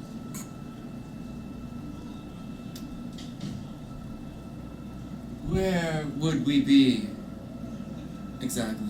And as he reaches for it, I drop the bat. As in, he can't, like... I don't know, it'll have to be a reflex for him to see if he can catch it. This is a man that does not miss catching Lucille. I enjoy your whimsy. You have a bit of barbed wire, not touching your nose, but you understand. You are out of your league. At the moment, you are out of your league. You don't need to roll me anything. You were so focused on watching what was about to happen that when that eyeball comes your way, you catch it like a hard-boiled egg. Please tell me what you do with it. Is it going in a pocket? Is it going somewhere? I mean, you're kind of wearing shorts and a t-shirt right now. Were you trying to hide that you were catching it? So I was thinking, almost without it, like if something's coming at you, you just kind of like, without it, and then you realize it afterwards, like, oh, I got that. I was kind of thinking maybe it could play out like that, but then I was not realizing I was in a t-shirt. I was kind of picturing like a Hillary 2016 faded sweater, maybe. Sure. You Sure. know? Yeah, you can tell within reason. Tell me what you got on. You might have Okay. some pockets. Yeah, and maybe some. They're not quite pajamas, but they're kind of sweatpant pajamas that Almost normally, like scrubs. Well, I was kind of thinking, with they're pink with black sheep. I think I've seen these at Walmart in the past. Familiar. Yeah. For bottom, normally you don't see them with men. Usually you see people walking into Walmart with them. Right. And so I'm kind of thinking like that. And of course, he's Yeah. barefoot, but with this ensemble, you would expect older Crocs. Mhm. But if there's any kind of pockets, if not, I'm thinking about, maybe he just wants to kind of secret this away Sure. somewhere Sure. up a sleeve of the Hillary Clinton 2016 campaign. Absolutely. It doesn't have to be. It could be Dukakis back in, 88. Yeah. It says. Maybe that's better. Maybe we go older. Yeah. I'm thinking he dressed like, like I said earlier, like a lost and found out of Orlando's Disney World. Yeah. Okay, so in that And case, the depths, the vault is deep on that one. I would say in that case that, unbeknownst to you, your perfect hair. How far back are you? I think he's on the table. There he is. Okay, well, we can't really see it here, but we understand roughly what the hairdo is. Because of what's happened in, the past couple hours, and considering the outfit that you've chosen to put together for yourself, your hair has gone from that to much more Anchorman. It's kind of puffed out a little bit, and it's not the look you're going for. It's the length that you expect, but not the look you expect. Okay. You have the eye. No one noticed that you got Wonderful. the eye. We'll come back to that. Negan looks you all over again. Now he pays a little bit of attention to you. You're completely unchained at this point. And he is looking at you the way that maybe an adult who is a big fan of Disney World looks at Disney World, looking at someone dressed in a Mickey Mouse costume. Like, he's really enjoying it. Like, he's having fun, but he understands, he understands what it is and that it's fun, and he understands it's probably a guilty pleasure that a grown man is getting this much enjoyment. And he's looking at you, kind of like this, and he's like, I'll be damned.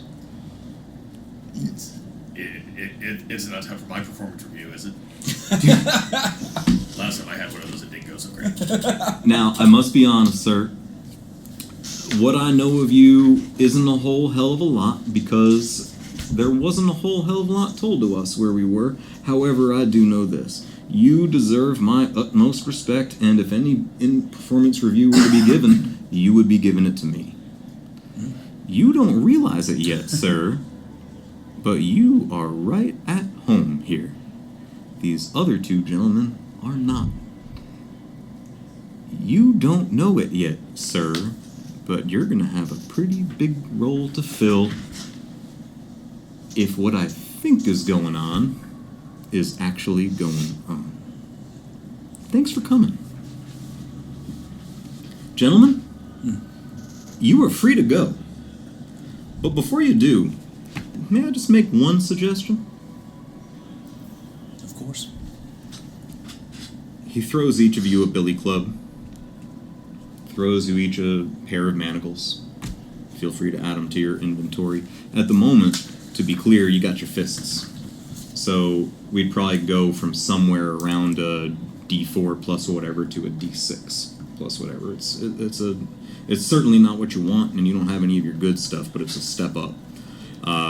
He also reminds you, just via body language, and he'll even help you, to pick up your belongings. He wants to make sure that you don't forget to pick up what look like glass versions of your book, your cutlery, your scientist's kit, including the Medusa ray.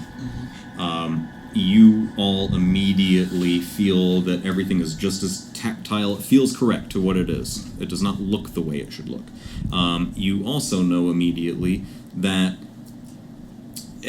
any real value to them is not there. Yeah, you could use the knife. You could stab something with it, but it'll do you as much good as the billy club. But you don't have the value in it. Your scientist kit, all the gear's there. Everything has the screws and the bits and the this and that. None of it works. Your book, the words are on the page in the way that something would be etched on a page, but the value of the words isn't there. I don't know how else to word that because, frankly, I don't know what I'm saying. I understand. Okay. Beetlejuice. That useless bag that was on the ground, that old laundry bag with the holes in it, that's yours. That has not been drained of its color. You go pick it up. You do anything with it? Let me smell it. You smell it? Absolutely. That's a good choice. It's yours. The smells familiar. It smells disgusting. Home sweet home. Smells like hope. Smells like hope. You reach in the bag. Yeah. Okay. This is a bag of holding. You reach in, and those couple Cracker Jack sized toys that you had back in the airport, they're there. It's a tiny little Monopoly style model of, let's call it like a PG-13 brothel. So when I say brothel, I'm not talking something gross. Yeah. I'm talking a place where a guy like you can go and have fun and have a nice drink and be in good company. You also have what looks like a ridiculously cartoonish looking snake. It is also the size of a Cracker Jack toy. Would you like to tell me what it is? Because we know it's not a snake.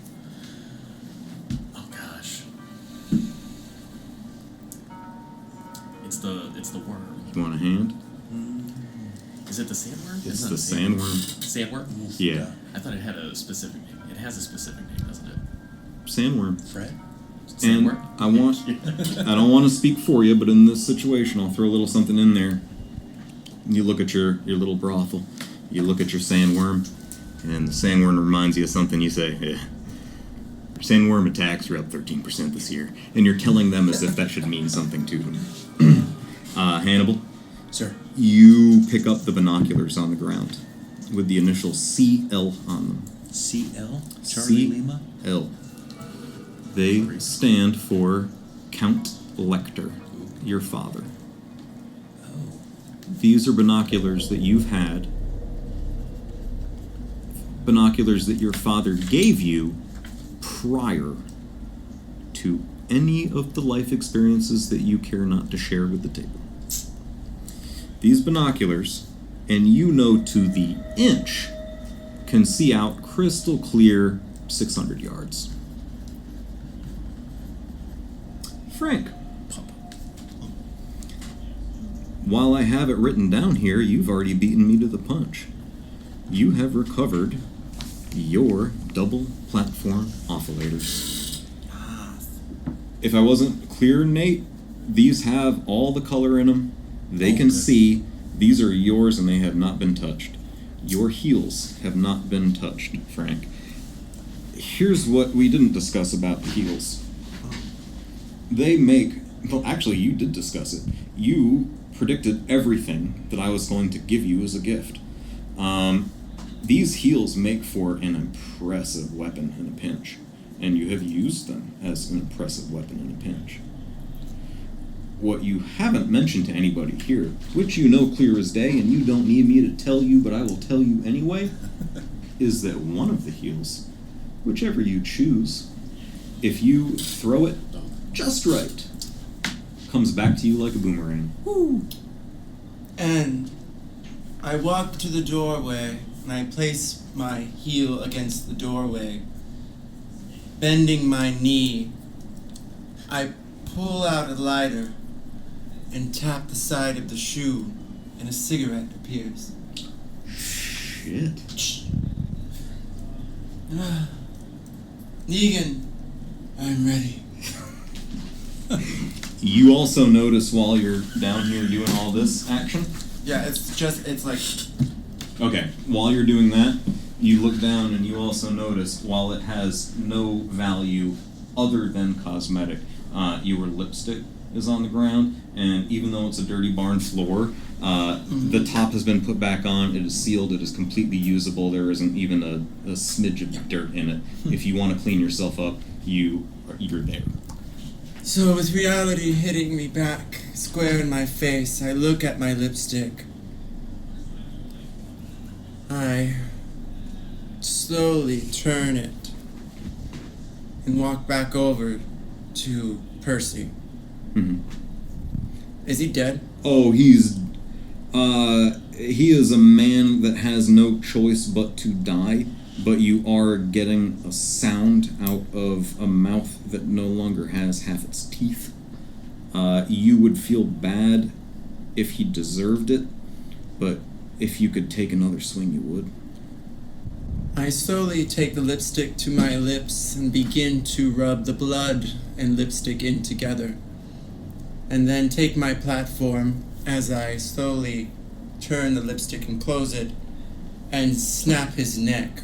Hopefully, in the event of dislodging his head from his body. Everything that you want happens exactly as you want it to. And now, mind you, this is all happening in the course of like 6 seconds, because Negan asked you, what was the last thing he asked you? It was, may I make a suggestion? And then all this happened. He shows you your gear. He's taking that dramatic pause. We're going to go ahead and extend the pause just a little bit more, because you all realize at that moment, the moment that Frank allowed you all to take a second for yourselves, you all realized that there is a guard who no longer needs to be holding his arm stuck in the chain because everybody's already unwrapped themselves. But he is paralyzed with fear. So as the chain is moving across the room, because I'm still attached and I'm You're out. Oh no, you've been Oh. out. When he gave you Okay. the bat, Yeah. you were out then. Got it. Okay. You're moving around the room, hitting people with bats. I was going to ask about him. I should also mention, and I apologize, your actual neckerchief thing, that was just a matter of, and we're not going to get into how it comes off because it makes no sense to me, but ultimately you just kind of, those are off. Oh, okay. You're free, man. The Completely. chain kind of held it together. The It's chain like was a- just holding it yeah. together. It's I don't know. It's a precious moments bracelet or something. Sure. Or some Yeah, yeah. clasp. You know how to get it off easy. Like this is your version of It's like snapping a bra off. You're just like It's like the two of you are like, Yep. I'm not really Okay. sure. Fiddle with it a little bit, but you get it. Roll with disadvantage. I pick up Percy's head if it's square off his body, Sure. and I pick it up by the hair, Mhm. and I wait for it to stop turning till it faces me. I might even turn my wrist, Yeah. Oh yeah. Yeah. and then I make an ick face. Yeah. He's kind of making the same thing. I'm carrying that fucking head with me. Okay. All right. Absolutely. The guard. No longer hate The guard me. who has been silent for the past hour is staying in the position as if the chain was still holding him here. The chain isn't holding shit. Yeah. He just isn't moving a muscle because he doesn't want any of you predators to notice that he is there. Negan glances over at him. Johnny. Johnny, what are you doing? What are you doing over there? What happened to your wrist, Johnny? Johnny doesn't respond. He's a pee pants at this point. Hannibal, you don't think this was a bad guy. He was one of the two. Yeah, he was one of the two. It's a little confusing at this point who was who, but you've had your eye on him. Even when he was approaching, he wasn't one of the ones that initially approached Frankenfurter and held him there. He was one that walked over because Frankenfurter invited him to come over. You, and I don't want to speak for you, I would say that your inclination was maybe this isn't someone who deserves a bad end, but he definitely deserved that rest. But he is yours, any of you. The attention's been brought to him. Mr. Negan, if I may, Yes, sir. I am a medical professional. May I see to John's wrist? Absolutely. Now, Beetlejuice, we haven't heard much from you. Are you a medical professional too? I'd love to hear what you have to say about this gentleman in that corner. I just want to see if he has anything in his pockets that we want. Oh, no, that's good thinking. Sir? So I'd like to walk up and stand directly in front of John. He's got his hands clasped. He looks him dead in the eye. And I want to kind of soul gaze. I want to stare right into his soul. And I have a question for him. Is it He has the under tier. It's legitimate. He is genuinely scared and genuinely fears for his life. Please show me your wrist. So I'm palpitating, I'm observing, I'm gently. I'm sure by this time it's swollen like a watermelon and starting to be discolored. As the doctor, you would tell me how it is at this point, and you would also understand the body language. This isn't somebody who wants any trouble. He is doing, you know, when you get pulled over by the cop and you keep your hands on the steering wheel, or you put one arm out. Right. He is doing whatever he can do to let you know that, like, have at it.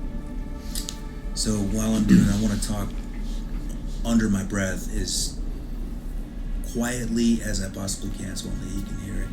I said, John, what type of life choices led you to this position? And I'm still, focused up on this, kind of feeling it. Does that hurt? What brought you here? Roll me, it can be intimidation, persuasion, it could be insight. None of those are terrible options. I think maybe persuasion. Great. Looks like an 18. That's very good. You're talking to a man who wants to appease you. Okay. So what you show him is that you are asking him a question that needs to be answered honestly. If that makes sense. Even if he doesn't want to tell you. Logically, yeah. And he says, I can't explain how I got here, but I got here the same way you did. It's fascinating. The man that killed me is here. The man that killed me is one of you. Now, not one of you. When I say one of you, I mean what we consider superheroes or demons or monsters. I grin. I see my reputation precedes me. Your reputation, sir, does precede you. You scare some of the scariest monsters here. And he's tearing up a little more, the bottom lip's doing the thing that you can't control. He says, and you, Hannibal, I'm pretty sure I already know where this is going. Do you? If you're anything like the fiction that I know of you, and my now realization that it is not fiction, then I have to assume I'm going to be a tasty meal soon. His voice breaks a little bit. Do you want to be a tasty meal? No, sir, I do not. I do not want to be here at all. I don't know if you are aware of this yet. I don't know if you three are in on all this, but there are men like me here, men, women, and children like me here, that were killed by people like you. And the only way we can get by is if we do as what we're told. What makes you feel like that? What makes me feel like that is that it's the truth. Based on your perception, your belief system, did someone tell you this? Your personal observations? Mr. Lecter, I'm sorry to inform Doctor, you. please. I think we know each other well. You can call me by my title. He puts his hand in his hair, forgetting that it's broken, because he's so focused. You don't want to do that. And he winces in pain. Dr. Lecter, in the next 24 to 48 hours, your eyes are going to be open to something that I can't possibly explain to you, and if I tried to tell you, you would told me that I was feverish. Don't ask me to explain it to you, because I will do a poor job. But when you look back at this moment, I think you will understand the position that I'm in, and I would hope that you would have some empathy for people like me. In my profession, most mental health providers are not necessarily known to be the most empathetic or stable. However, I will promise you this. I will remember this conversation. I think you will too. Now here's what I need you to do, Johnny. I need you to gather up some 2x4s. We're going to have to splint this. I'm going to need a cloth. I'm going to need a small knife in order to make... We'll have to make a little bit of an incision. Do this quickly. And I turn away. Okay. While Johnny goes and does that, Negan has been watching all this with a grin, not of amusement, but one of that you are not exactly who the legend of you is. You seem a little bit different. Okay. And he likes it. Okay. He says again, "Gentlemen, I apologize. I might have lost you there for a second. The suggestion? Come with me. If I'm reading the room right, I have a creepy little friend that is going to be so excited the three of you are here. I wasn't a believer before, but seeing you all here in the flesh has me converted. Gage is a prophet. Those guards I let go, they know better than to fuck with me, but the one that got away before I came, the one with that weird crystal, he isn't. He's new. He is going right now for help, and he is going fast. It's gonna get dark soon, gentlemen. I know it might be against your first instinct to blindly follow a stranger with a bloody bat, but humor me. This is where he would ask you guys if any of you knew who he was, but it has already been established that you clearly know who he is, and that these two, at a minimum, are familiar. You three need to decide while Johnny is out getting his equipment if you can do whatever you like. You're free men right now. Would you like to go with Negan? Would you like to ask more questions? And we are one question from a break, so. Likewise, it is also a distinct pleasure to meet you in the flesh. Apropos choice of wording. Can we tell if any of our magical abilities are available to us? None. Okay. Would you like to confirm? You're still, you have your intellect, you have your wit. Yeah. These two are very much, and Henry, correct me if I'm wrong, I know you're an alien, but let's call you, for the sake of a better term, human. Is that fair? So these two, for the most part, are human. You're a wild card. If you want to ask me to do something that isn't an actual skill, I think it's a discussion we could have.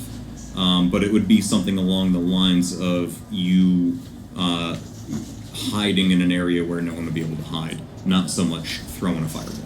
Yeah. Now, I just wanted to privately talk without maybe Negan hearing what we were saying. Oh, he'd be happy to give you privacy. You're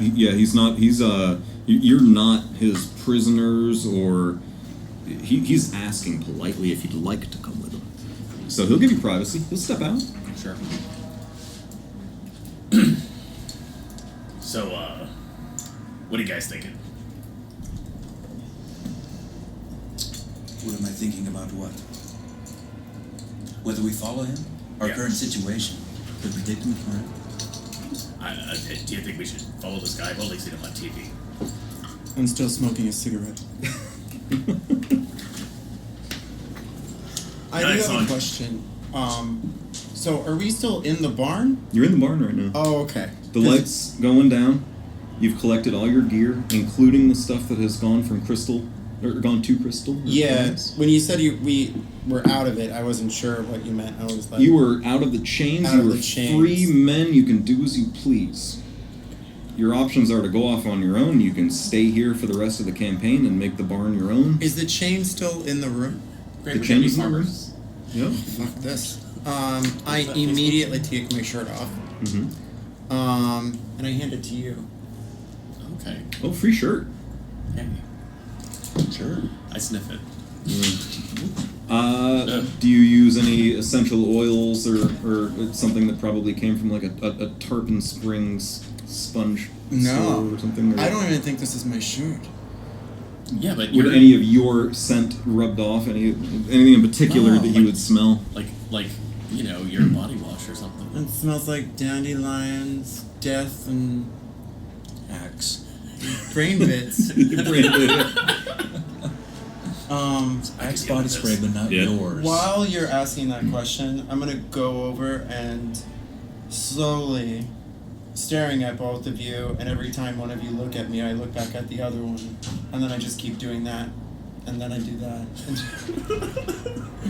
And I'm collecting the chain and wrapping it until we have enough chain, and then I'm I like this deliberately making it so then This that one's a way it thinker. falls idly over my chest. Apparently. Sure. Yeah. And I'm wearing shorts, you said? You can tell me, but it's nothing that you'd want. Right. So I'm imagining like pink 80s shorts. no, because that's something you'd want. No. He can have pink 80 shorts. 90s You can't. cargo jorts. Ooh. Oh, you're saying you would not want? No. Okay, as Pink long as you 80s don't. shorts, the big puffy ones? Oh, I'm sorry. I thought you meant like Farrah Fawcett style. No. Yes, you can have those. Right. I'm gonna look at both of you. Do either one of you have anything sharp? I'm about to. You have your cutlery set. I have a book. I I have a book in a bag. Well, then I light another cigarette and lean against the barn. Okay. it's a little I'll too follow. soon on the cutlery set. Understood. Yeah, and they wouldn't know. They wouldn't know it was in there. What color is your hair? You know, I get this question a whole lot, and I can't tell if it's blonde and green and blonde, or boogered. I don't know. It's fucking a mess. That's what I know. That's how I Booger. like it. Negan is helping Johnny. Oh, good. That's why he's not in the room right now. Johnny, Oh, he's not back yet. Oh, You okay. guys are still Yeah, doing we're this? having our- Yeah, we're the let's only call out as if the sharper the better, Johnny. You will thank me for that. Yes, sir. You asked a question. Yeah. You also, I haven't forgotten, went for a search or an inspection of people too. So I haven't forgotten about that. But remind me if we continue. Okay.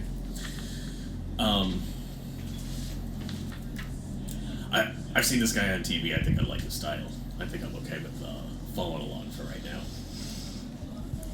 I agree. I think our options are perhaps a little limited, especially as we don't really know what it is that is going on right now. I am not completely convinced this is any sort of reality. This could be the last escape of dimethyltryptamine. As you say DMT that, from I'm our like dying brains. looking around the barn. Sorry, go ahead. No, as you're please doing go that, ahead. I'm looking around the barn. Just staring, that's all I'm doing. Mhm. It's fine. Now you're wondering if it's reality or Right. not. You're like, oh, son of a bitch, maybe. So I think we have 2 yays, and you are. I looked at Beetlejuice and said I'll follow, but I still don't know their names deliberately. You still don't know their names. Right. By choice, you're saying. Yeah. Okay.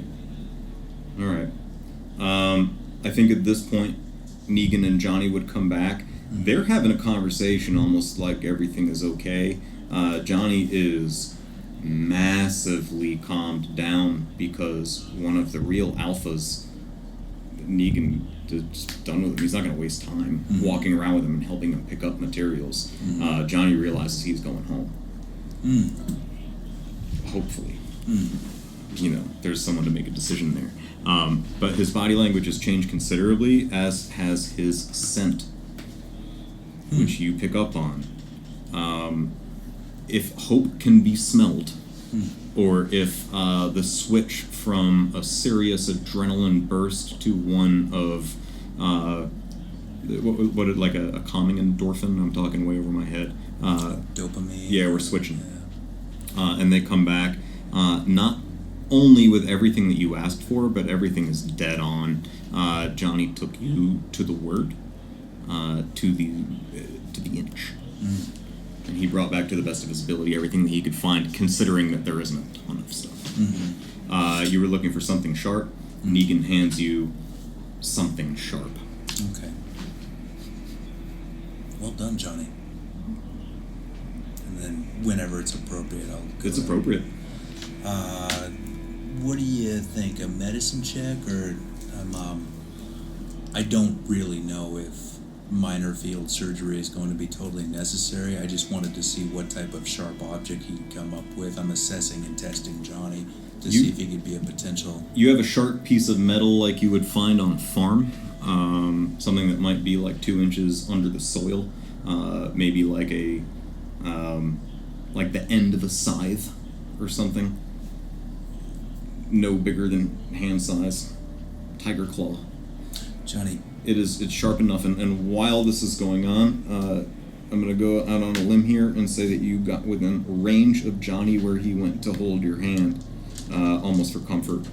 This is a guy whose wrist you broke, and they're about to set or fix it, and you're as close as he has to a patriarch or matriarch here. I look at his hand, I turn it the other way so it's palm down, and I slap the back of it, and I walk away. Shame. Your cutting implement with your skill level will do. Johnny, I applaud you for your tenacity. Do you really think this dirty, broken piece of farming implement will be safe under your skin? Do you want me to put this inside you, Johnny? Sir, I do not know anything While he's doing about... that, I'm like almost like hypnotism, kind of like folks here, and then I crack the wrist back in place. Oh. Yeah, I want to distract him a little bit. Fuck! And he holds it in the way where, like, his pecs, arms, and shoulders are going to be bruised the next day from how hard he's flexing the muscles in the other parts of his body. Yeah, And he's like in a car wreck or something. holding... When I say holding the wrist, I mean he's putting his hand in front of it because there doesn't want to apply any. Is that what you... Are we done? Is that where you want it? Now we gotta splint it? We're gonna splint it. I just want to make sure there's no if it's done correctly, good. We'll splint it. We'll see if there's any way he can ice it, if that's even a possibility. But yeah, the in the scalpel that's inside the cutlery kit would do. I just want to see what he come back with. If there's any bulges or distinct distortions, then we might have to go in. But if it's looking fairly well, despite the massive swelling, This was simple fairly work for you. Okay, let's splint it up. I don't have to go into the cutlery set. I'm very sad about that. And then we'll wrap it up. I'll give him some basic instructions. Perfect. Do you have access to ice, Johnny? No, we don't have access to ice. However, we heal up pretty quick here. Interesting. I'll be okay. I can't thank you enough. And You can. and Dr. Frankenfurter, I'm sorry. I wasn't coming over to hurt you. I'm genuinely sorry. And he doesn't interact with you anymore. He knows his place. And as his way out, Negan turns to him and says, Johnny, people are going to be asking questions about what happened here. Are you a team player, Johnny? And Johnny very sincerely says, yes, sir. Yes, sir, I am. Off he goes. Good boy, Johnny. Gentlemen, do you all come to a decision? You coming with me? Doctor? I'm the only one who's not a doctor. Yeah, you. Well, that looks like 3 thumbs up to me. We're gonna hit the road now, and as you walk out the door, he says, oh, wait. Do you gentlemen even know each other? And we go on break. All right. I love it.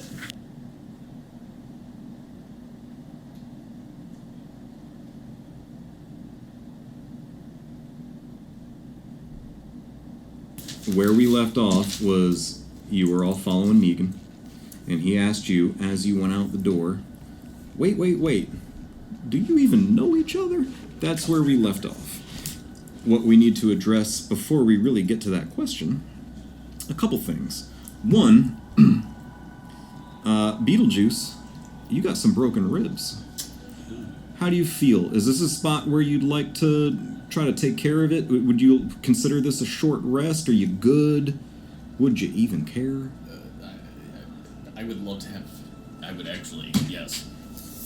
Absolutely. If that's an opportunity, yes. It is. You can roll whatever you like to hit point back. Henry, I know you took a little bit. You didn't get touched, I don't think. I don't even remember. It was like 10 points, I think. It wasn't even a 6. No, you grappled me. Yeah. Yeah. Yeah, And you it didn't was get... 6 points of damage I dealt to You biting. gave 6. Yeah. You took points. I did.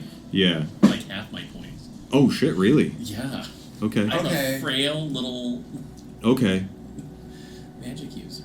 So, I don't even know... I gotta be honest, I am no DM. I don't know how many points you got. I I have will 26 hit points. go over to And you. I currently only have 15. Now you have 26. Yay. Dr. Frankenfurter drops the chain in front of you. Holds up a piece. Bite down. Looks like American History X with a Sure, why curb. not? And then I walk behind you Yeah. slowly. Oh, Shimmying, you know. I put my chest against your back. It's not going to hurt. I grab your wrists. What's the fun of that? I pull Oh, back listen, like you just got this, your hit points back. and then I put the sole of my boot on your square of your back, and I try to pull your ribs back into place. As I do, I'm casting Cure Wounds.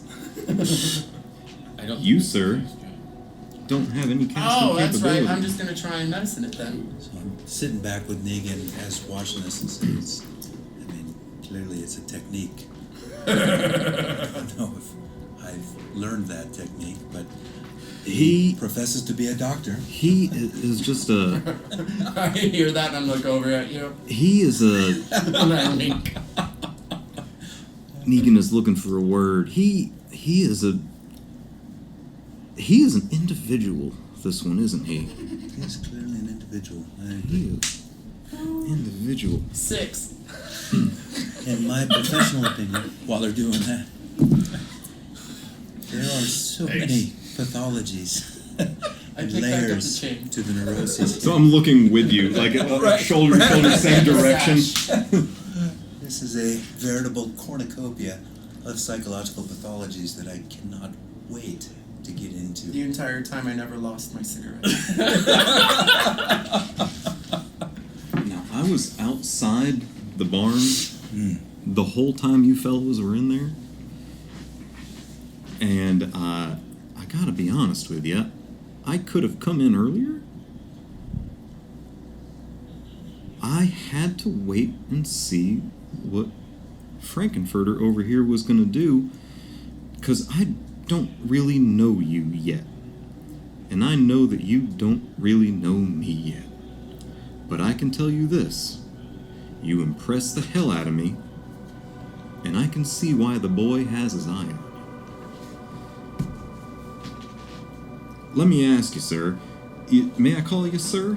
Is he approached me like, am I within touching distance? Sure. Still like Yeah, you're walking. this. You're walking, yeah. I'm smoking and picking up the chain and wrapping it around again like a sash. How is he carrying his bat, Lucille?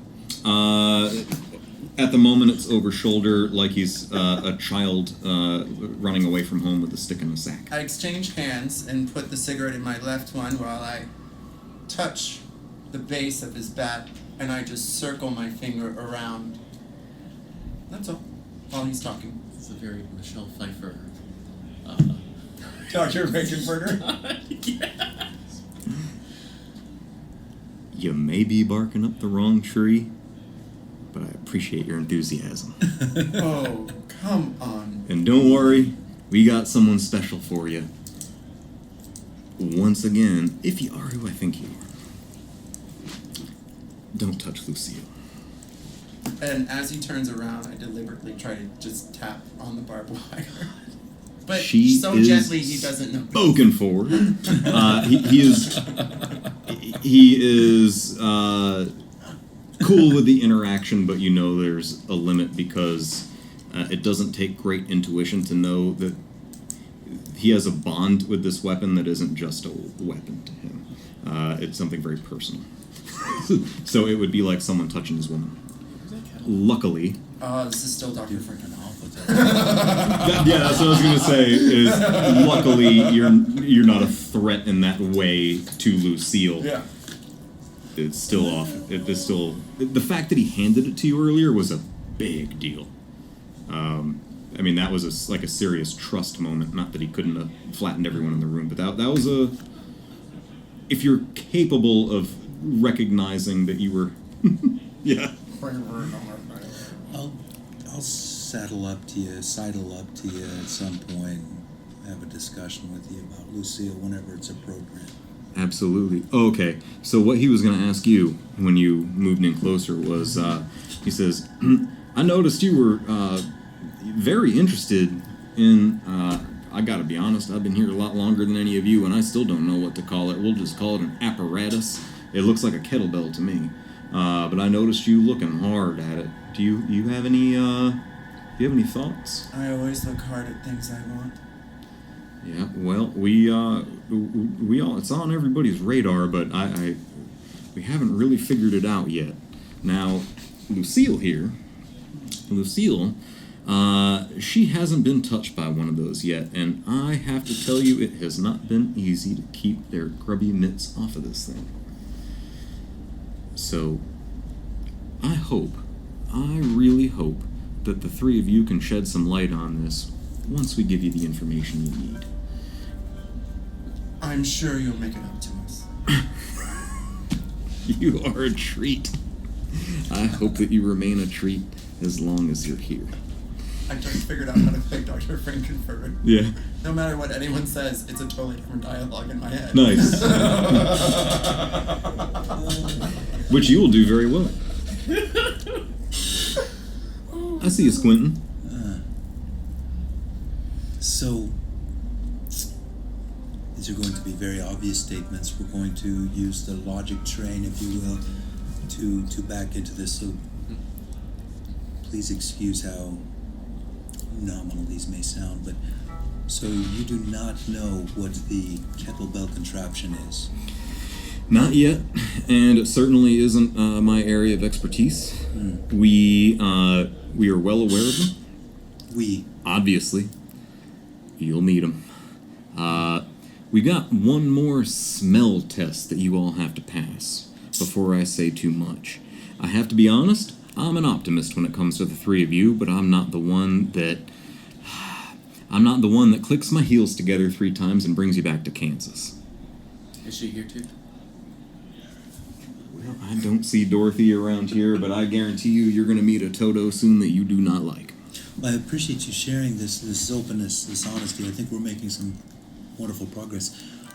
But if you are not completely sure what this is, and you said they are also not completely sure, but these guards or gods or whatever Percy wanted to call himself, Percy was no god. Evidently not. You get a pat on the back. Because you killed Percy. Oh. Do they work for you? Do those guards work for me? Absolutely not. I was under the impression they may have. No, they don't. Yes, like that. I didn't know. I'm still carrying this. He's having fun watching you guys think and talk and deciding what he is at liberty to share. But keep going. And while all this is going on, this is a walking. Oh, I'm sorry. Out of character. Like, Wilson, did you? Yeah. Yeah. So we are walking, though. Absolutely, yeah. There are places to be in a sun setting. Yes, sir. He hasn't told you yet where you're going, by the way. Did we find anything on Percy, by the way? I had a 13. On Percy. Percy had the billy club that you guys got, the manacles that you got Lucille back from him, and by you I mean Negan. Other than that, he had the suit that he was wearing that you were welcome to if you wanted that. It's nothing impressive. If anybody finds it an upgrade, absolutely, we can retro back, because you absolutely did search him. I would say you also found a set of keys, which you are well aware don't do shit. This is just a guy that felt like an authority figure with some keys. It's like a clipboard. It's something that he can jingle while he prop. walks. It's a Yeah. prop. It's absolutely a prop, Yeah. and it wouldn't take. We don't need to spend 4 sessions of you trying keys on a door that don't ever fit. You know what? I'm taking the keys. I think you should, Yeah. because they're We're gonna secretly need very valuable keys. Well- You cracked the code. Right. You never know when you're gonna need You them. want Uh, candy, write down Percy's keys. We got our gear. You got your clothes and all that is gone. That went off the bluffs. That's what I was curious about. Okay. You have your weapons. So you have your knife, your cutlery set. Yeah. You have your, and I would have mentioned this, I forgot to mention it, and it wasn't important at the time, so don't kill me. Your, what would you call it, like prescription pad? So you have pen and paper, specifically Oh, a yeah. prescription pad, and a anything that you would consider a notebook or a journal for when you're interviewing patients for. It's psychiatrist, not psychologist, right? It's a psychiatrist. Right. So 8 anything years. related to that, you have the associated paperwork that you would need with plenty of blank pages to write on. Okay. And something to write with Yeah. plenty of ink. You don't have to search out Okay.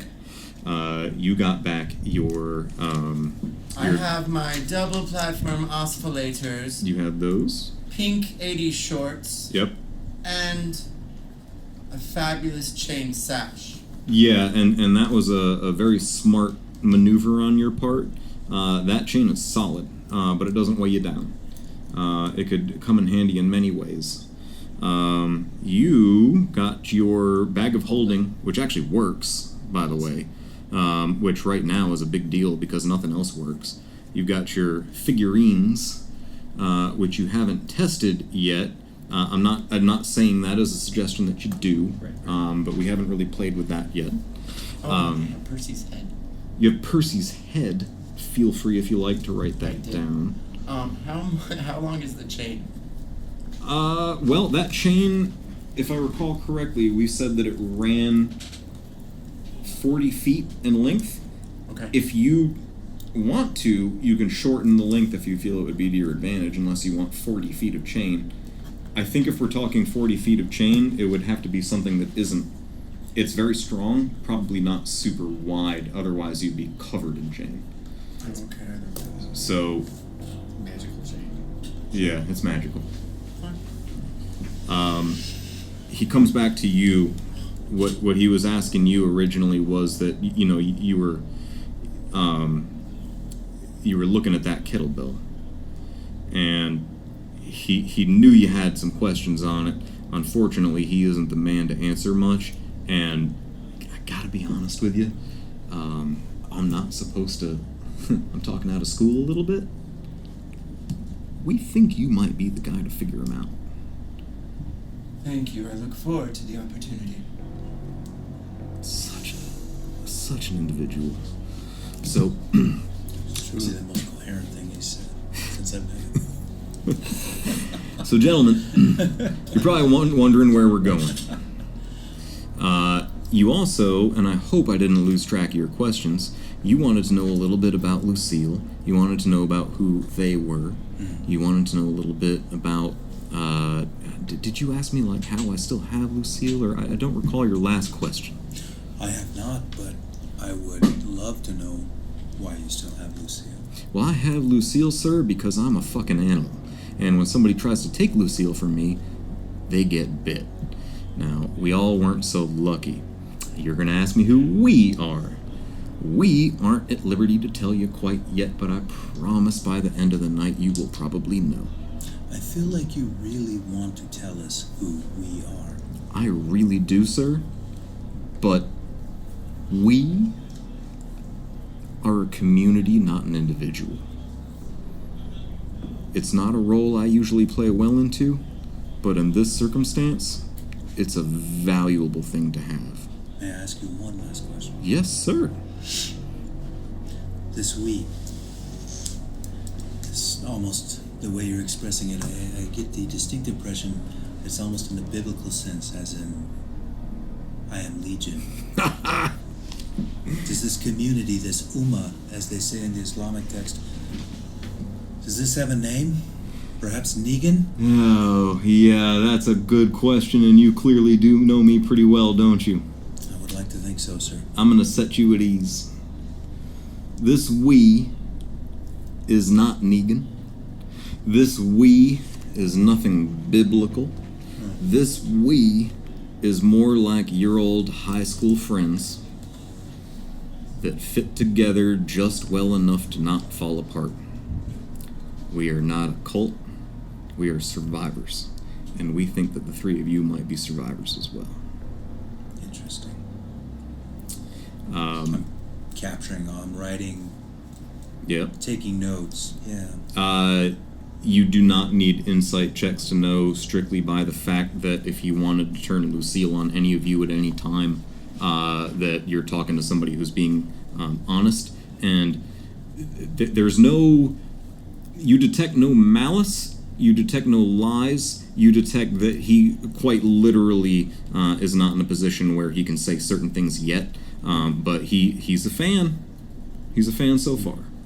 So far, yeah. Is our victory to lose? You guys, he fills you in.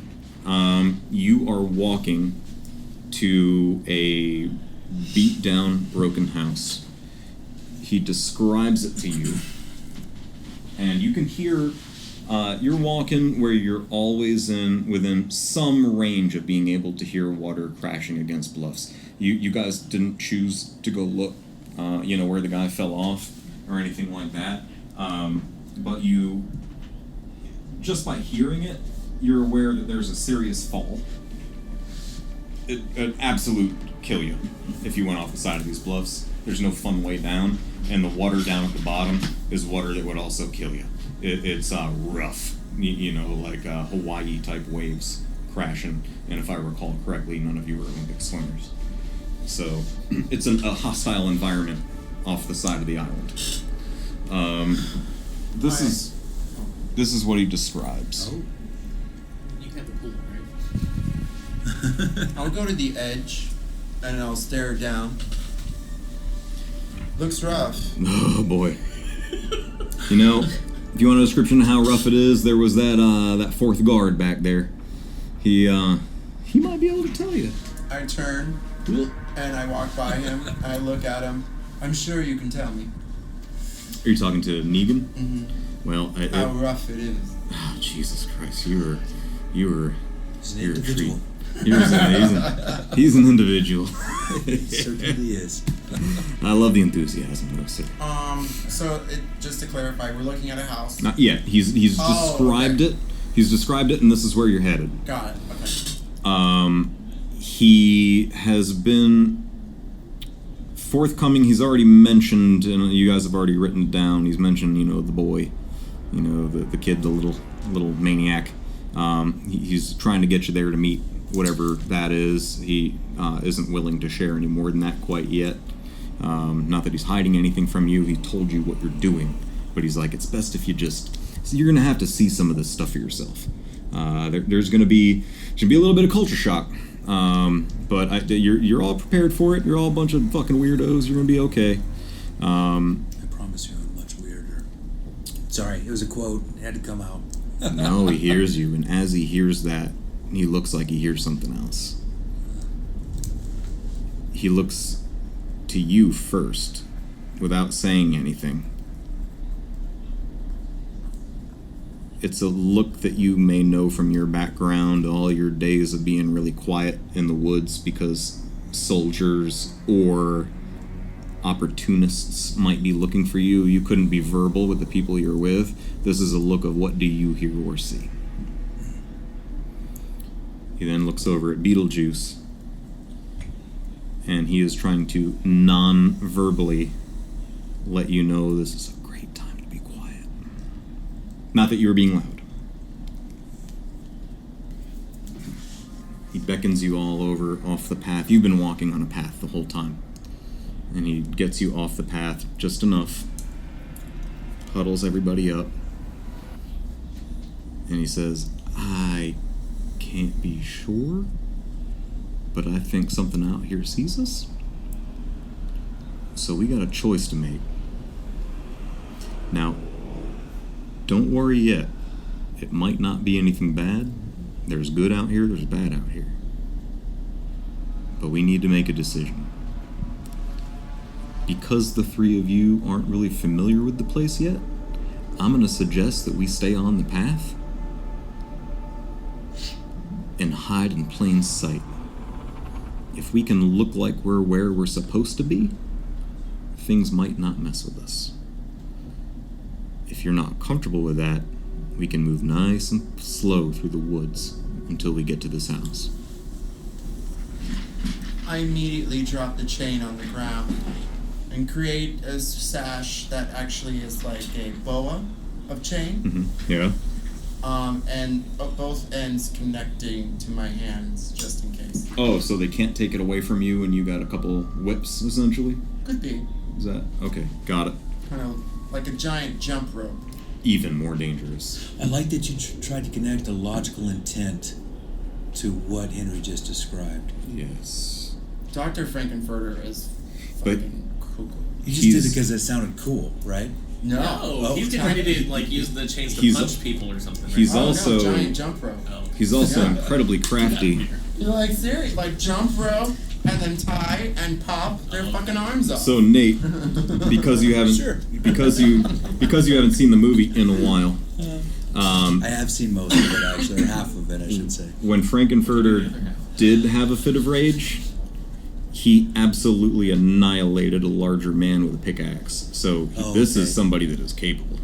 There was a lot of mescaline. I don't remember which Yeah. part I saw it with. He took out Meatloaf with a pickaxe in the most brutal of fashions. And then Like, we all had dinner. if he wants to go off, oh yeah, which is for a little later down the game. Are you both doctors and cannibals? Yeah. But he doesn't know. He doesn't know yet.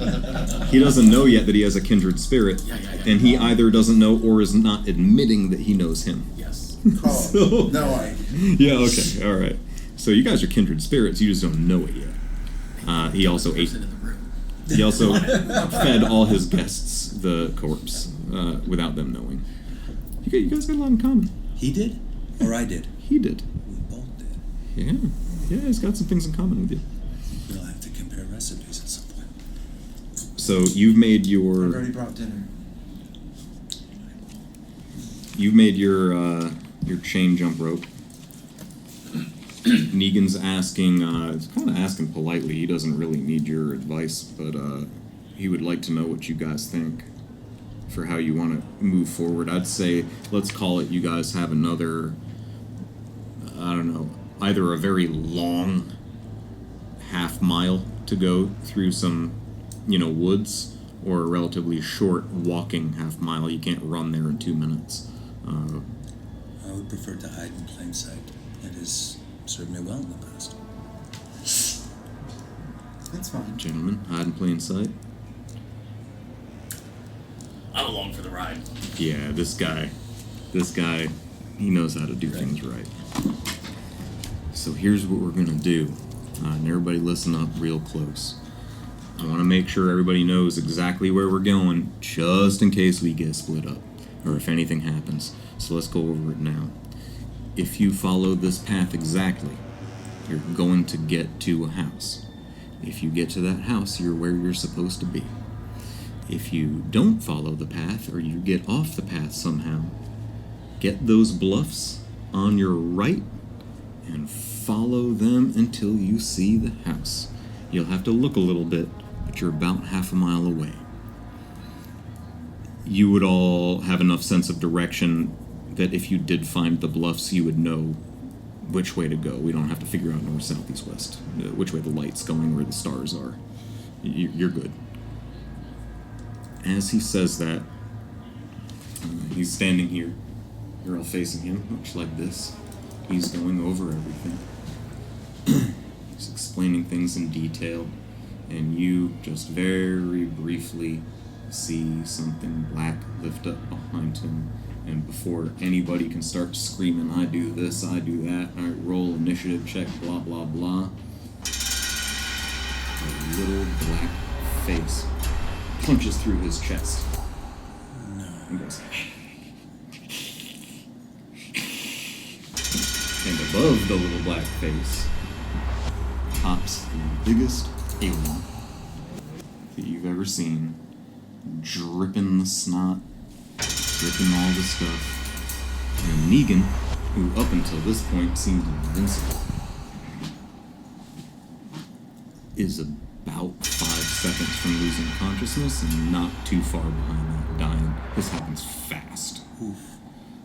The tail comes up. You guys still are in no position to make any actions or do anything. This is happening like that in the dark. Lucille drops. Before it even hits the ground, that tail goes and grabs it. The alien doesn't even look at any of you so much as just survey everything around. The mouth comes out of Negan, and the alien disappears back into the woods, Homer Simpson through the bush style. Nice and slow and simple. Doesn't lay a finger on any of you. Negan is on the ground, sputtering, conscious, but the eyes are going that hazy, dilated. Things aren't going well. And he says to you, he can't look any of you in the face. He's no longer there for eye to eye. But he just says, look under the bed. And he passes out. Can we Is that a friend of yours? It's all you. like to apply direct pressure? The first thing that I want to do in every fucking movie that I've ever seen that they never fucking do, apply direct pressure. Yep. And then start assessing the rest of the situation. Circulatory breathing, blah, blah, blah. Do you think in your cutlery kit you would have anything that would be used as like a tourniquet or gauze or this or that? Is there anything that would make sense for you to have in that kit? Not in the kit, and it's still too soon in the kit. Okay. That was, it's an heirloom. But I do rapidly rip off the left sleeve of my Dukakis for president Yeah. sweatshirt, Yeah. and ball that up, and I'm using that as a gauze. Difficult to apply a tourniquet to a torso wound, right? Oh boy, yeah, you're telling me. But, and then, let's see, we're going to need some help over here. I will lean down and help to apply pressure in the area. Excellent. Stay direct pressure. He is going to fight you. I You, got this shirt that she gave me. you take this shirt. We're going to tip him over on 3, This does 2. not tied inside. It's Negan, stay with me. I'm going to tip him on 3, 2, 1. Apply the shirt to the entrance wound, right? Yes. Hold there. All right. So now we've got him propped up And the on knot's his the right size. right shoulder, Yep. right? I'm going to need well, you guys have this, so I'm going to take off the rest of the sweater, should be good enough, and I'm going to wrap very, very tightly, applying a lot of pressure. I'm going to try to keep the gauze into the wounds, wrapping it around his ribs, right, as tight as possible, and say, okay, on 3, lay him back down, 3, 2, 1, and then we're going to go through the rest of it, checking, the dilation to see, stay with me, consciousness. There's still enough light out where you can see. Okay, and then we're gonna keep going through the basically triage. The initial, the golden minute of trying to keep somebody alive. Absolutely. Okay. Absolutely. Can you tell me a little bit about where? Before I move on, real quick. Can you tell me a little bit more about the actual wound, where it punctured in, and then where it exited, and then any of the internal organs that may have been We're good. damaged? Yeah, so, So can I clarify before you answer that question? absolutely. Dr. Frankenfurter leans down, assisting in applying pressure. But I'm doing it in pantomime, Mm-hmm. deliberately flexing my muscles to look like I'm applying pressure. Mm-hmm. And I'm deliberately keeping my hand on the front wound Mhm. where you told me originally to place my hand. Mm-hmm. And I'm trying to pry the wound wider. Oh, Jesus Christ. Gotta have a chance of seeing this. Yeah, I want to sleight of Come hand on, this. yeah. Okay. Yeah. And then against what, inside or? Your it's a Perception, perception. It's an opposed roll. Yeah. It would be, yeah. It just feels right. 21 on Oh, I perception. think you got it. I don't know. You totally.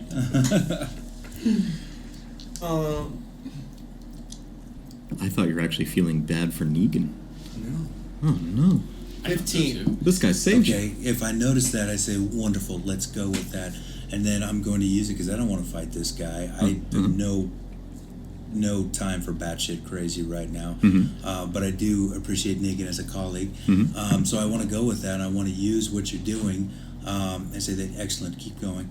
And then I'm going to take the shirt, and what I'd like to do is use this as an opportunity to examine if there's, how I want to assess how badly the internal damage is on the inside of the thoracic cavity. Okay. And then I'll keep the wound open so you can examine. you're doing wonderfully, doctor. Doctor?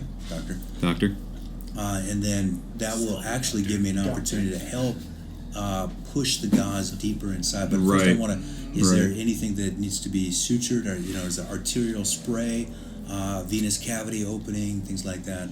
No. However, Good. you step in at this point, and I don't want to speak for you, but as someone who is intimately familiar with death, you were actually the one that says anything you want about his condition and his injury, as long as you don't think it hit anything major. He's got some time. What would you...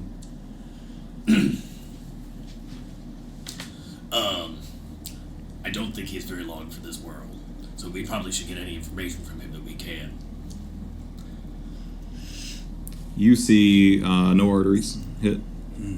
Spine wasn't hit. He's definitely got some broken ribs. He's got a big hole in him, and I'm sure you know physiology and gunshot wounds would a lot better than I do. He is not in good shape, but this is recoverable with the right people in the right amount of time. I will take that challenge.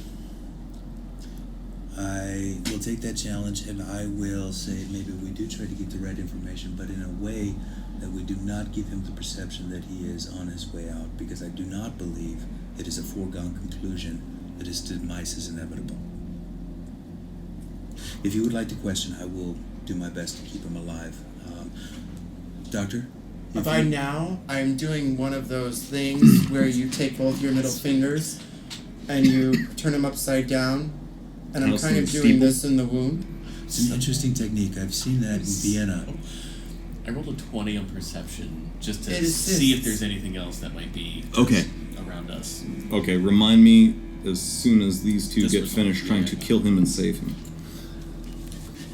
Go ahead. The only other thing I was going to ask if you could help make a litter or a travois or something like that. You have absolutely accomplished everything that I would like you to accomplish here on the patient, but we're going to need something to transport him as quickly as we can to the house. We need shelter.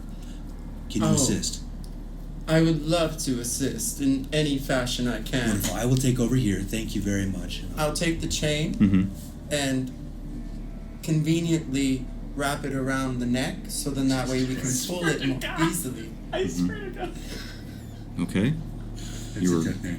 you're welcome to do that. Do you two have anything to say about it? Yes, don't. I meant sticks or something where we can pick him up. Now you Out know around the jugular or the carotid. I look around. you are a professional when it comes to knowing that chains around a man's neck are not the best way to transport him if you're trying to keep him alive. Last time I had a chain around my neck, I was dangling from a tree. That may not be too helpful. You also know You dangle from trees often. I do a lot of things, lady. you you also know that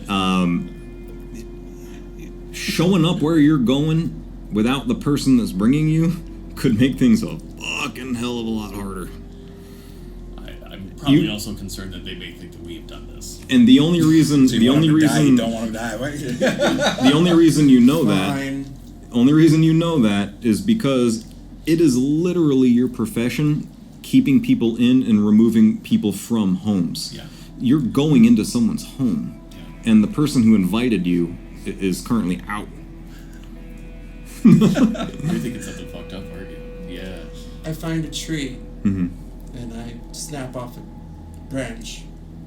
I bring it back over, and while your back is turned, while you're grabbing more gauze for just a moment, I deliberately stick it directly in the hole, allowing you for easier access to be able to reach. I don't think my back would ever be turned from this. You know? Like, I will second you on that if this you is- need a DM call. Okay, this is the totality of my focus, right? So I look for the opening of just the moment Stop where like a your mosquito. tension Oh, you just can still turns. do it. Just for a moment, but deliberately, I want to do it so it's like as soon as your focus is not on the wound, Frankenfurter is putting the stick directly in and turning immediately around to go grab another one. Okay. So I promise, Henry, I'm not playing against you because no. I love the Not at all. crazy. This is However, Right on point. because you do have two people that think he probably should be alive, I would say that he also gets. Can I say that I'm gently putting it in as though you put a stem of a flower into a vase? Oh, you can absolutely say that, but you do have two other people that you've already displayed to them that your intent might not be the same as theirs. So I would allow Beetlejuice as well would be insight perception. I think you'd both get a perception check. It doesn't mean you have to use it, but you get it. And don't let me forget, you still had a perception check earlier, Yes. which we're going to get to right after this. Okay. I mean, if you're standing right over the bottom, you would see this. Yeah. You absolutely I'm would. not Especially if I'm like sleight of right handing on it the. either. Yeah. So Yeah, you yeah, see yeah. just No, the stick it would have to start like go. Just going like- through my head and hands. And I So that's why I'm gently, like batting. gently guide it to the side. Yeah, How about to the that? side. Thank I you. gently guide it to the. Yeah, I think you meant to put it over here. I immediately let go of it as soon as someone else grabs it. Yeah. Okay. Dr. Frankenfurter, I Yeah. like the cut of your chin. it just occurred to me that there may be other dangerous creatures out there. Would you be a deer and take Lucille and scout ahead? Lucille's have gone. Lucille. The Lucille's aliens are gone. Would you take your new Lucille, the stick that you were about to insert into the bowels of our friend? I thought I was helping. You absolutely are if you clear the path ahead of us. I would love to do that. You are truly a doctor in a Take the chain from around my neck and drop it, and I try to jump rope a path back Oh, to yeah. And you call it the lawnmower. Outstanding. Your perception check. Yes. You rolled. A 20. You rolled a 20. Yes. Was it a natural 20 or? No, it was a dirty 20. Okay. So I love that. dirty 20, and tell me when you rolled the perception check. Was this right after Alien disappeared? Was this a minute later? This Or was after- Whatever you want. You tell me. This was after we have him on the ground, and I stabilize is not necessarily the right word, but after Yeah, we've got yeah. the stuff on, Yeah. I'm looking around just to see if we're in any more imminent danger, if there's something else approaching or something like that. Okay, so it's a very general. Like you're not necessarily looking for the alien. You are checking surroundings and making sure you don't get too. Making sure you don't have the Focus on blinders this. on for just Yes. right here. Very good. So I would say that you even take a moment because you are in that brushy area right off the road. As soon as Hannibal looked like he had things under control, not just with his patient but also with his colleague, you take a moment to. You got to look around some trees. You got to do a couple around the brush. You take the time because you can't do it from where you're sitting, and you also take a look from the road. You don't poke out too far, but you look down the road. The road is absolutely clear. You figure you're really getting to the tail end of daylight. You can get where you need to go if you guys work as a group. to get Negan where you're going, but you're not gonna do it in the woods. If you want to get there, you got the path, Got it. and you can relay any of that. After I get done jump roping to the... I think you probably clear a path to the path, which was only like 15 feet. Yeah. like you just do like this. And I see you at the thing. You come whipping through. I light a cigarette. I turn back to you and fold my arms, draping the chain over my shoulder. If you want the meat to be fresh, you have to make sure air doesn't get to the seal. I think that's why we're trying to cover the wound with gauze. Valuable insight, Doctor. I learned that on my voyages. Are you guys planning a meal? Because that wasn't on my agenda here. We'll get to that. I usually stick with bugs. Let's put a pin in that discussion. Not saying we're not saying we are. Maybe we should worry about transportation of the patient. Yeah, we got to carry this dude down to the house. Yeah. That's about half a mile away. Beetlejuice, if you're gonna have to help me out on this. Of all of your skills, Yeah. be it religion, history, this, that, the other, what do you think is the most relevant? Or how about I give you a couple options? Roll me either animal handling, insight, nature, or I think religion or survival. I have none of these. I have insight. That's a nat 20. Hey. Hey! So that would be a 24 on it. I'm so proud of myself right now because I feel like I created this 20. Yeah. All right. Weird flex, but okay. This is me. This is absolutely me. Beetlejuice, you realize that you probably have a fully functioning sandworm sitting in your bag right now that could easily pull 200 pounds. Almost as if it's a racing slug from Neverending Story. Huh. Alright, yeah. No, so I reach into the bag of holding and I pull out the sandworm, and I just kind of look at it, I kiss it, and I stick it on the ground. Now this is a little toy. It's about this big. As soon as you said you kissed it. Yeah. As soon as you kissed it, this little toy looks up, goes, and looks at you, and disappears into the ground. Yeah. Still tiny. Still as big as a dice. You guys might want to stand back a little bit. Within about 10 or 15 seconds, that guy comes popping out of the ground with the same expression as the little one, but on a much bigger face. He's looking at you. He loves you. All right. We need to carry this dude all the way up this road to the house down there, down the street.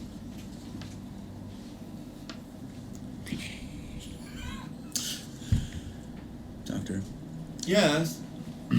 I absolutely adore your idea of fastening the patient to something with a chain. Could we borrow that chain? And maybe we could fashion something under the armpits, perhaps.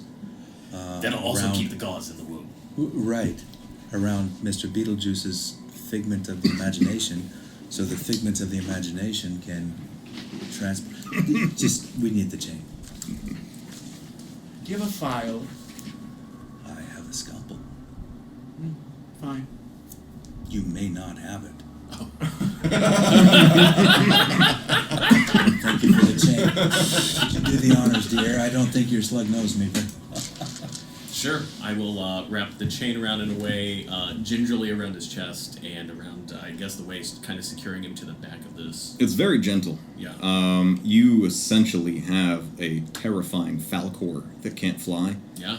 And the three of you, for the sake of staying on some time, you can either walk beside it, you can try to ride it like a skateboard. It's totally up to you. It's yours. Yeah. I haven't decided yet and don't know, and I'm not prepared to tell you how long this sandworm stays out. But for the sake of tonight, let's say that you got plenty of time to get there. Sure. And then it's probably going back home. Yeah. It can move at whatever pace you guys can. Do you want to light jog it? Do you want to walk and keep your eyes open? I'm okay at a brisk light jog. Yeah. And you got your... Oh, you don't... So, tell me if you would do this, because this is what I'm picturing. You're still practicing your jump roping, even without the jump rope. No, No, you wouldn't do that. no. No, okay. I That would be take silly. a small twig Uh-huh. off the tree Yeah. and start plucking the leaves off slowly. Okay. And in what manner does Frankenfurter move at a relatively quick pace? I don't think I do. Mm-hmm. So I'd probably sit on the worm. Mm-hmm. Side saddle?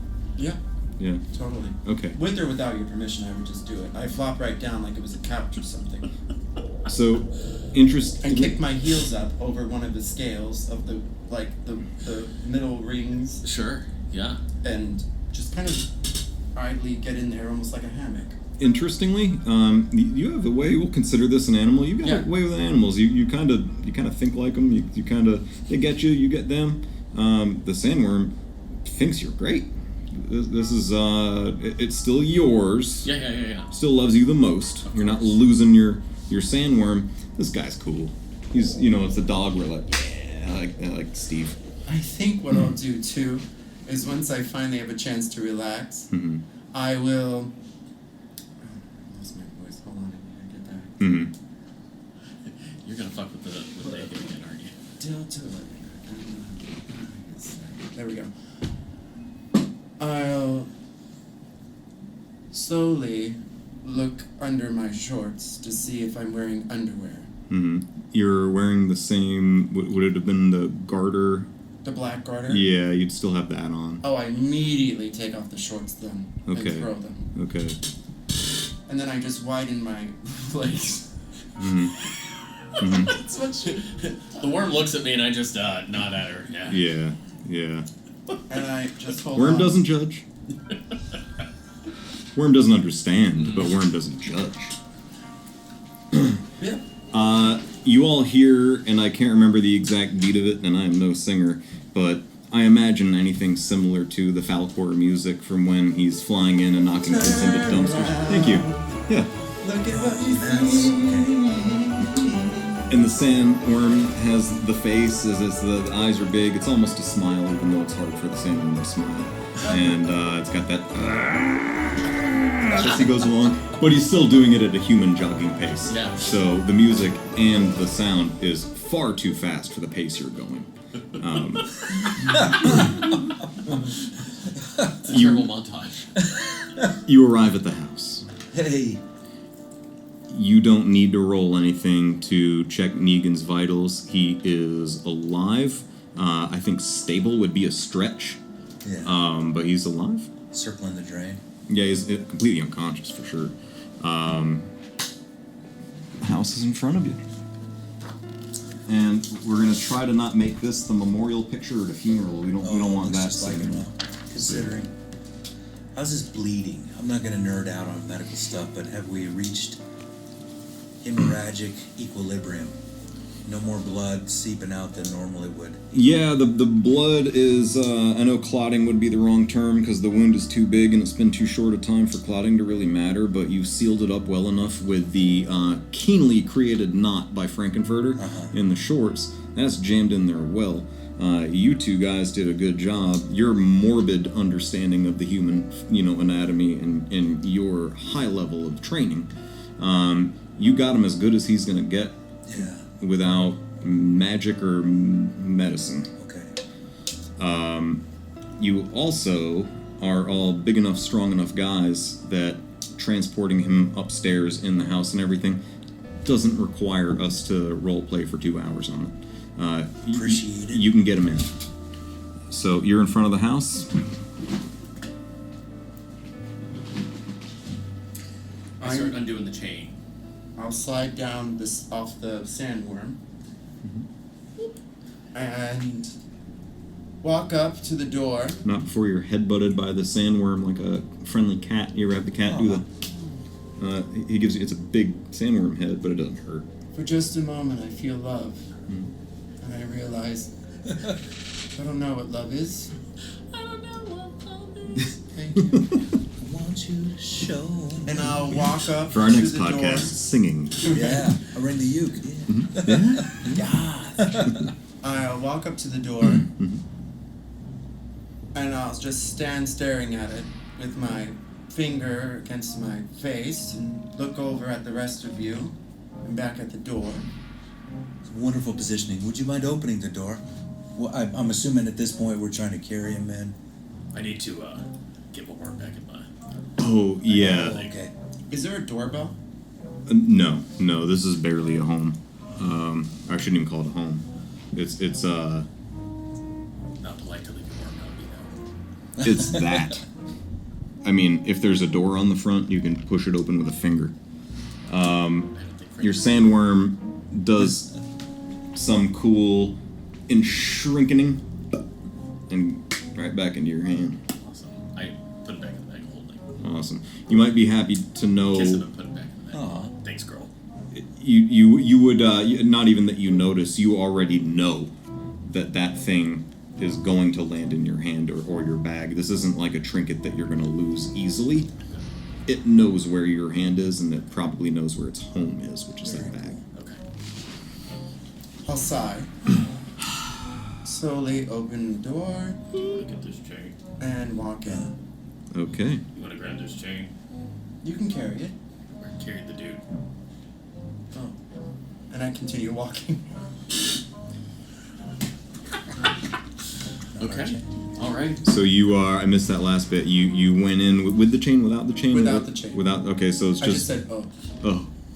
So you to the chain. You're saying Yeah. you've forgotten about that. Old news. And I open the door and I walk into the foyer. Yeah, you saw the stick Perfect. without leaves? Yeah. Yeah. Okay. Negan too, or Lucille too. You, Hannibal. You want to roll me a? What would your smell be? Probably perception. Yeah, it's covered in. Have at it. Or I guess if it's targeted, like we were doing last time, it might be more investigation. Or inside. This you weren't Yeah. investigating on this one, so let's go with Not on this percep- one. No, For no, this no, one, let's yeah. go with perception. I like it. Not great. 13. 13. 13 is plenty enough to know you can't distinguish what it is. You can smell domestic pet urine. Not a ton, but check it's my boots. it's clearly a domesticated animal. Oh, okay. You walk in. The inside of the house looks very similar to the outside. When I say furniture, I mean anything that would have been in a Freddy Krueger nightmare dream. There's a rocking chair. There's a rocking horse. There's a rocking couch. There's a rocking theme downstairs. There is a half bath, but no full bath. What kind of people are these? Kitchen. Nothing really in the kitchen. You are interested to see that if you needed to question at all if you're in some Dungeons and Dragons fantasy environment or not, let's put a little pin in that or clarify that right now. There is a refrigerator here, but it is old. It is beat. It is not functional. But it's there. Immediately walking in, I'll go to the first side table and rock it back and forth. The rocking table? Yeah. And then walk to the kitchen where the rocking refrigerator is. Yeah. Open it, assuming it's one of those old 1950s clamp ones. Old 1950s rocking refrigerator. Yeah. Yeah, they're rare, but in this, you don't know what part of the world this is, or even if it's this world. As rare as they are, you've seen them before. I open it. And you know that if you get inside it, you can't get out. That's excellent. Is there beer? There's nothing. Oh. I put Percy's head in there. That's a great place for it. And I shut the door. Okay. All right, now did you put it in the freezer or in the fridge? Fridge. Fridge, that's a good choice. Yeah. Yeah, that's a good It's like a choice. steak. Okay. And then I go back to Beetlejuice as you're coming through the door. Dinner's ready to be prepared when you are. I don't cook. doctor. Did this dude say something about a bed? About what? Did this dude say something about a bed earlier? He did, and I think that is probably our priority destination. I want to get him lying prone on a mattress. So Did you see a mattress? There's a Two- rocking couch 2 floors. in the living room. Do you essentially carefully check the first floor, check the rooms, look for the bed? Probably want to just put him on the couch at least before we check stuff out, so we're not like carrying him around all Scooby-Doo style. Okay. Is that okay? Yeah, sure. Just laying Yep. down. All right, and he'd be close enough to you that it would really be shocking if you didn't hear or see. Okay. This isn't a big house, so Yeah. it's not like you're gonna walk out of the room and he disappears unless it's really weak storytelling, and I don't weak storytell. That's right, baby. So Well, he's good. I can check the first floor so I can keep an eye on the patient. If anybody wants to take the other, at least one story that I saw on the way in. I guess I'll go upstairs. Okay. Investigation. Where are you going up to the top of the stairs? Yeah. Where I need to know where everyone is. You're at the top of the staircase. Yes. You're on the first floor. Right, yeah. And where you can make up the floor plan as well as I can. So tell me, like, you put him on the couch. Where do you think you would have just checking all the rooms? No, honestly, I probably wouldn't stray too far. I know we're only a 3-man band, Yeah. but I don't think I'd get with that. I don't think I'd leave, within like 50 feet. So if yeah, there's and you one can't main get room, that far. Yeah. yeah, but I'm not gonna lose visual Okay. of Negan. All right. So you can look down what would essentially be hallways. You can see a room in the back. I wouldn't call it a bedroom. It's probably like a bonus room Yeah. or even a dining. This is like a 1920s St. Pete 2-story bungalow type. Nothing. You have sight lines. The only room that you'd have trouble getting to see in is you would have to go down a hallway on the first floor and turn left to get into a room to hide the corner Ah. and look in and see what's in the room on that. Oh shit! I'm definitely gonna do that then, Okay. because I don't want to leave that unchecked. Yeah. Okay. You check. You ready for this? You got all your dice? Yeah, I got them all. Yeah. Room's empty. There's Empty. nothing. I'm gonna go back. Okay. My heart begins to flutter as I see the good doctor move into the other room and then quickly back the other way, back to where Negan is currently laying. I walk out the front door and collect my chain, Mind you, this was about 4 seconds. and then I walk back in, and I stare back up at Beetlejuice, as I do, and walk directly back into the kitchen. The entire time staring directly at him Okay. with disappointment. So you would be the first to see, out of the corner of your eye, a mangy and tough looking gray house cat, wild cat. It's a big gray cat right at the bottom of the stairs, looking up at Beetlejuice. Beetlejuice has his back to it.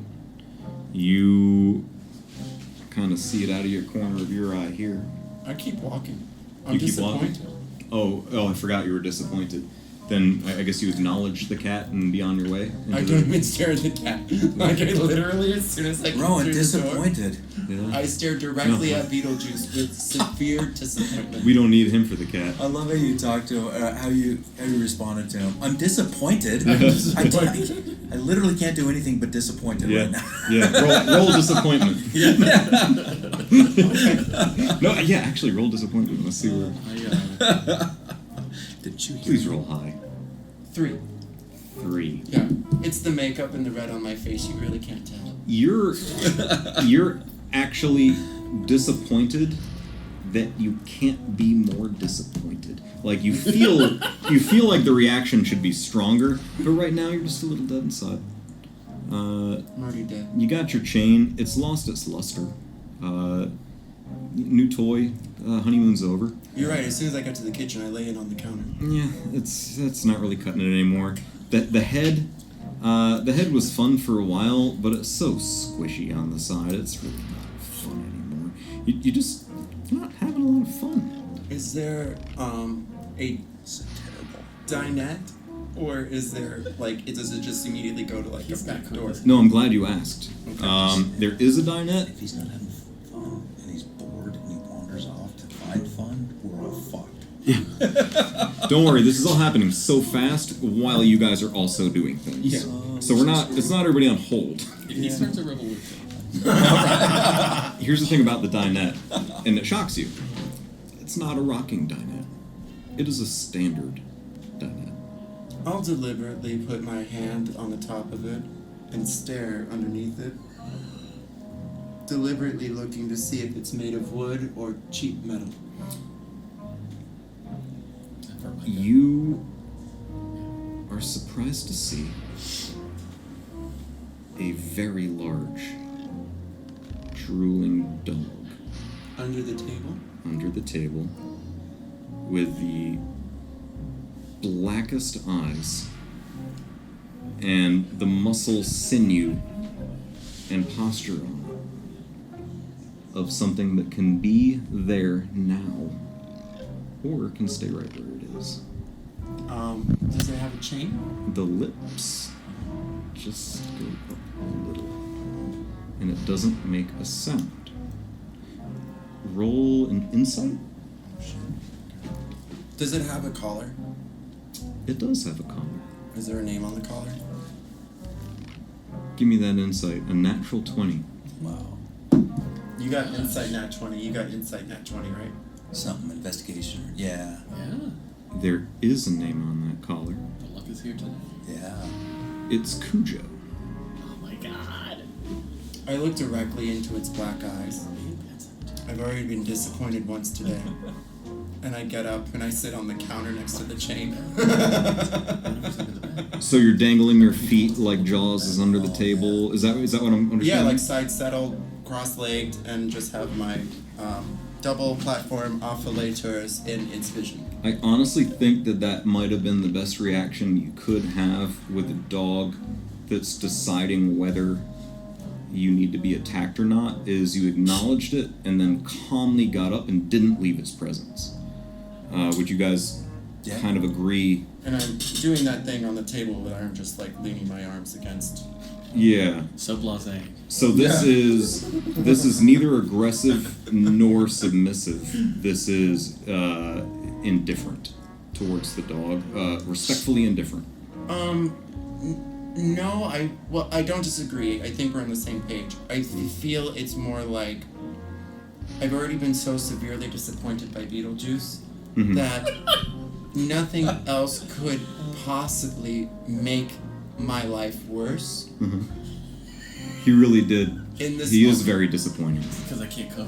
It can't cook. To me, it reads as aggressive And you can't pick up a chain apathy. either. Too many cooks in the kitchen. Aggressively apathetic towards the dog. Hey, I was carrying a body. That's. I think Frankenfurter right now is realizing that there literally is no way of manufacturing servants. Oh. I had a crew! And so, like, I'm just leaning there, and I guess I'll stare out a nearby window. With the little feet kicking a little bit. Yeah. Slightly antagonizing the dog because I'm purposely Jesus doing it. Would you Christ. be looking for knives in this kitchen? No, Okay. that's what the help did. I just thought you wanted knives. Okay. No, I really just wanted to pick my teeth. Okay, so we're gonna refer to this right now as a hair trigger stalemate. Yeah. I'm watching the waves. The Yeah, rough you waves. actually can hear. Yeah. It would be, yeah, it would be hard to watch maybe I from don't there, know but if you I'll can see really them hear or it. not, but You can I'll hear it. You can definitely- smell the salt. It's nice. It's disappointing. You enjoy the ambiance even if you can't see the waves. Yeah. Now you've come back to roughly where Negan is. Correct. You know there's nothing for you downstairs, but if I hear you correctly, your job is to make sure to keep an eye on him. That's your priority, while he inspects upstairs. I mean, I can do a thorough inspection of any, underneath the couch or if there's any walls or knickknacks, but only in the immediate vicinity. You've got downstairs covered. There's nothing for you here except your patient. Yeah, I'm sticking around in that. You look down at your feet. You are not as animal savvy as this maniac over here. It's just not really your thing. That is directly where this gray tomcat is.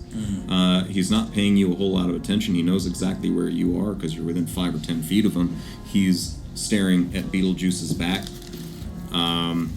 Beetlejuice, where are you going upstairs? You're at the end of the hallway and you got a room on each side, essentially. Is anybody home? I guess not. As I walk down, I'm going to open all the doors As soon as you say, I guess not, Yeah. you hear, and I can't knock on the table because the microphone hates it. Sure. But you hear.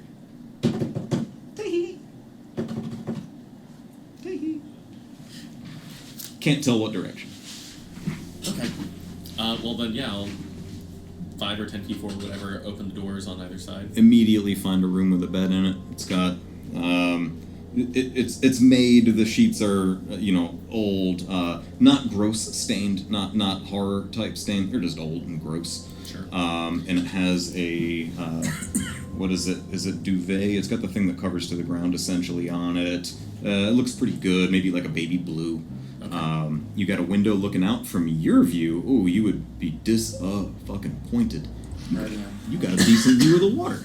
Hey. So from the second floor, you do see a little bit of wave crashing in. It's actually a pretty nice. If the house wasn't in such bad shape, you're kind of thinking, like, people would love to have this place cleared out and exercise this or Dehumanize it. Dehumanize I it? think this is a great place. Yeah, For this some is ghosts, for some. like you want to know where the realtor. I mean, Absolutely. Alec do I- Baldwin and Gina Davis would love this They place. would Yeah. absolutely adore this. They could fix it right up. Yep. Right? Check under the bed. Okay. Go ahead. And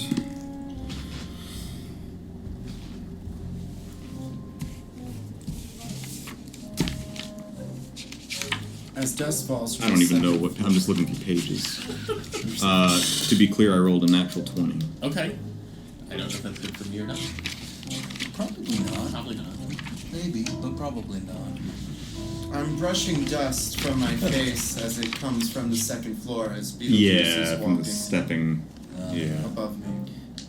The disappointment meter. It's at an 11. You're still very aware that there's a massive dog under your feet. Will you allow me the pleasure of saying that Frankenfurter knows who Cujo is?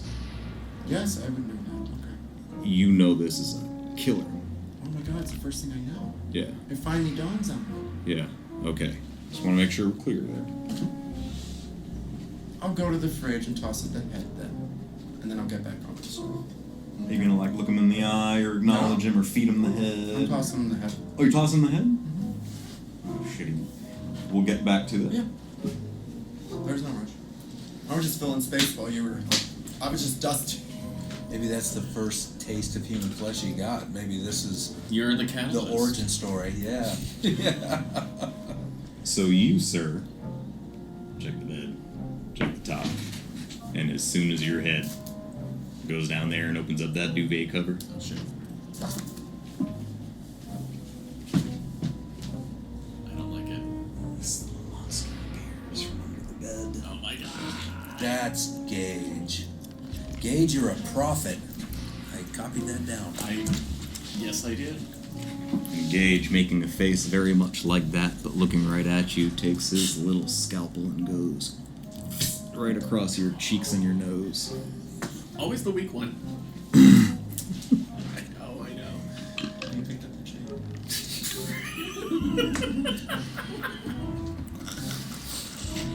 Excuse my rudeness, but it's a perfect time for me to add dramatic emphasis and quietness. This is where I die. At 20. Treated with a I know. A scalpel. toddler scalpel. I know. But he's a pretty effective little toddler. You fair. take 12, 14 points slashing. Okay. And Gage goes, Got you! Got you! And he takes the duvet cover and pulls it back down over himself. And you hear... But it sounds like he went further than you could have gone. Like, it sounded like it was going away from you. Playing tag. Hey, you little Chucky lookalike. Do you know the dude on the couch outside? Oh, that was a little Fozzie Bear, wasn't it? No, I liked it. Oh, it was great. Yeah. Waka waka! Yeah, I was still thinking Beetlejuice. Are you looking back under the bed or kicking or Backing out of the bed. Backing out of the bed. bedroom. I'm gonna glance inside the other room that you said was across, maybe. Mm-hmm. Yeah. Okay, your eyes are all... I'm Your now eyes getting are- near the ground. Your eyes are watered up. Yeah. The other room has nothing. Okay. But behind you, you sense it before you see it or hear it. It's kind of one of those. Shit. Yeah. So does a 5 beat your armor class? No. Okay. Remind me what you were wearing for pants. Did we determine? We didn't. Would but, you like to tell me what you envision you're wearing? I don't know that there's anything that Beetlejuice would really have a problem with, but I imagined it was probably like a Hawaiian shirt and probably Bermuda shorts or something. You have to hate it, by the way. Remember. I don't know what he would hate, because, I mean, he's been in a prison uniform. Yeah. Okay. Yeah. So it really doesn't matter, does it? Yeah. I Okay. don't know. So Something like really suburban, like aggressively boring. Would he hate that? But, like, he also impersonates. yeah, I don't think he'd care. You're right. Yeah. You know what I mean? I think he wears whatever is needed to fit the character. He probably is also comfortable naked, too. 'Cause, Wilson, I think you got it on first try. I think you're right.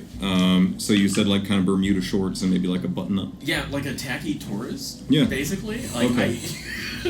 So the cat jumps up. It has dirt and blood caked claws. If you could be infected, would absolutely infect you. I don't think you'd give a shit. But that thing comes and takes a swipe, and you do it, and it gets your shorts and does perfect Freddy Krueger lines down the back, tears the shit out of the shorts. But it just takes the one swipe, gets out of range of you, and does the whole cat with the eyes are reflecting light in a way that can't be possible from the light that's coming in. Do you remember in Pet Sematary? I was gonna say, oh, church. yeah. You know, you obviously know church. Yeah. Do you know what church is short for? No, I don't remember. Anyone? Churchill. Yes. Winston Churchill. Winston Churchill. So you know this cat. You know Gage. You know exactly what's going on. You know that he is in cahoots with Negan. And you would know that this isn't necessarily your enemy. This is a child. Does that make... I hear that. I hear what I'm reading back when I'm reading. Right? I hear what you're saying, I DM. hear that, My but- 14-point slashing damage across the face says Yeah. otherwise. Yeah. Well, this might be... This I is hope the I last don't... test. Sorry, my interpretation. I hope I don't overstep my bounds, but I think we have discussed this. You have been in situations with... There could be children that are dangerous to you, and you wish they weren't. I think this is a good example, without making light of the reality of that stuff, is this is a very dangerous child. It's still a child. You guys would get that, you still don't know it's there. Luckily, you hear... Tee-hee! Upstairs? No, you can't tell where the hell it's coming from. Cujo... Cujo has accepted your gift, is frankly thrilled about it, and he's chewing on it in the way the paws are over the side so it doesn't roll away from him. And he's chewing on it, and he's looking up to make sure nobody's going to take it. Not that anybody's getting any closer, but you know the motion. The closer somebody gets, the more the claws come in. This is mine. This is mine now. But he knows that you gave it to him. Question. Yeah. Query. Mm-hmm. Is Cujo's rump, its bottom, out from under the table? No, it would be against the wall. He would be here eating, back to the wall, table directly over him. And he must have also heard the running of the and the hee, and he had no reaction. Nah. Oh, well then I shrug and I continue waiting. Okay. Around the corner, I think I might actually lay down fully on the counter with my head on the other side, staring back at the fridge. Okay, all right, that Seeing makes if sense. Blood rushes to my head. As soon as you lay down, and turn, you get this effect. Oh.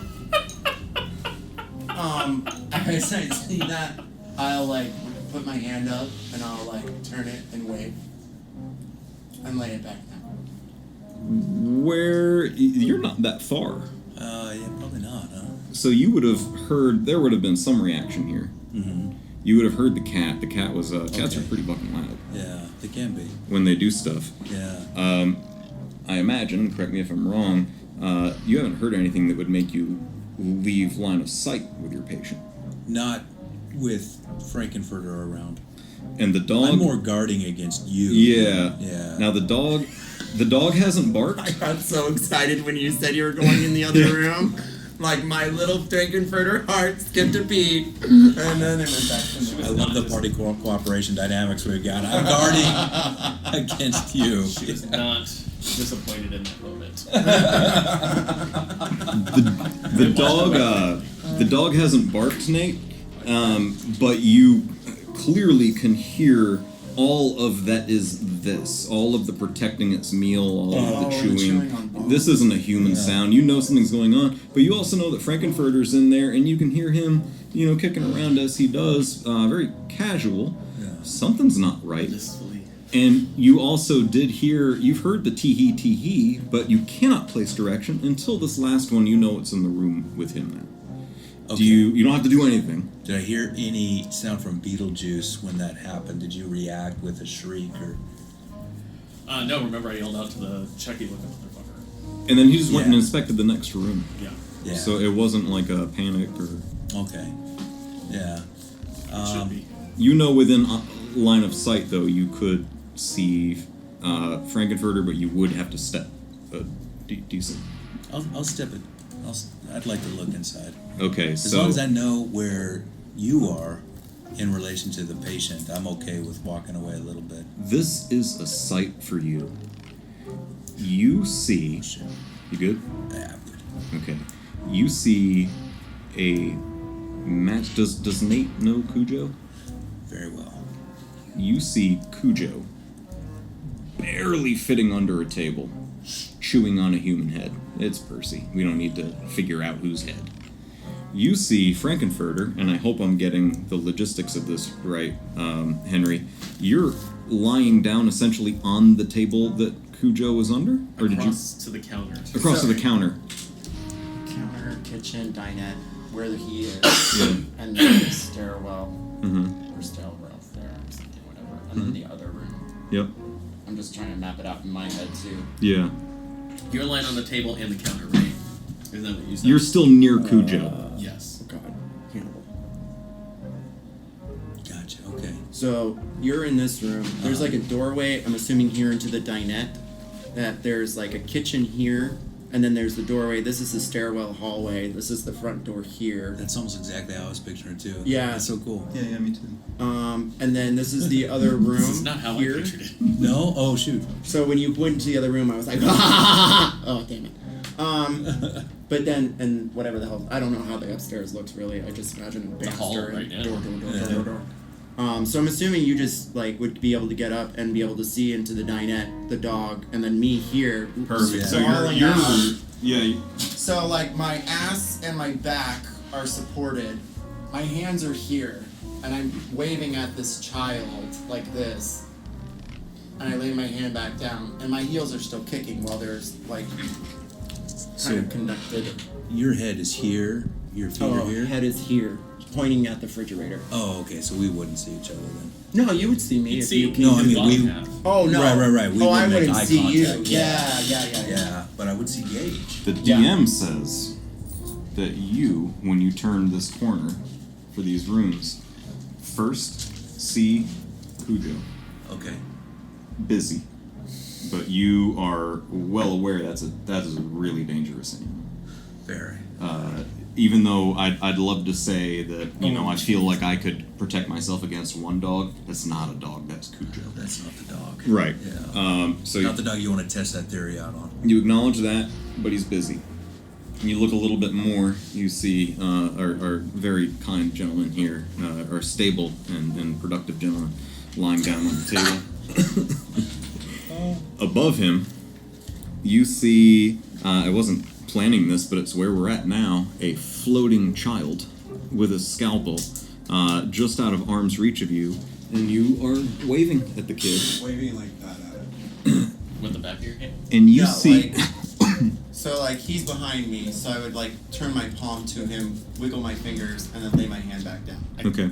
I thought it was... Okay. He's like above you, floating like poltergeist. Oh, like right Yeah. above my head. Yeah, Yeah. he's Oh, right well, above you. Vertically I would above still you. do that. Yeah, I want you to. That's what I Yeah. want. You wave at him.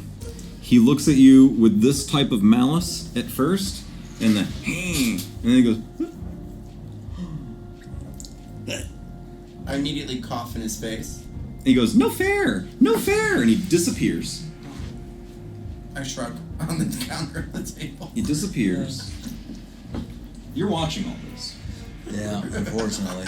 You're just watching all this like, what the fuck is going on? Bearing witness to insanity. Now you don't know where the hell he went. You just hear another set of...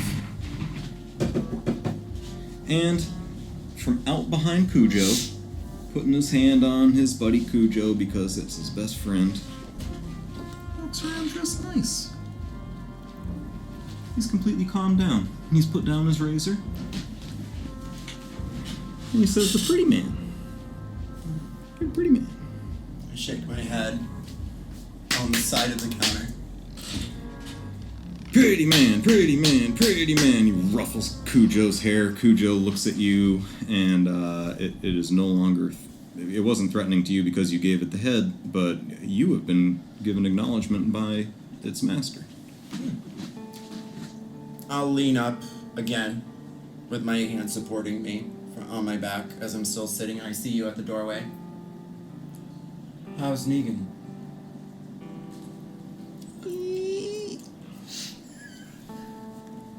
Broken man, broken man, broken man. Clap, clap, clap. He skitters past you and runs upstairs. I hate kids. Doesn't attack you, doesn't do anything to you. He just runs right by you like you're a family friend. Beetlejuice? Don't say it. Don't say it anymore. Beetlejuice. Oh. Beetlejuice. Does he pop into existence here? That's a very good question. I think he's already in proximity to you where he wouldn't pop into existence any closer. I'm gonna remember that for later, though. Yeah, we will. Thank you for putting something into the game which I wasn't prepared to deal with. I was gonna tell you guys. Just call me BJ. You see Gage now dressed like this, coming up the stairs using his little kid cane, and he's got his hand outstretched to you.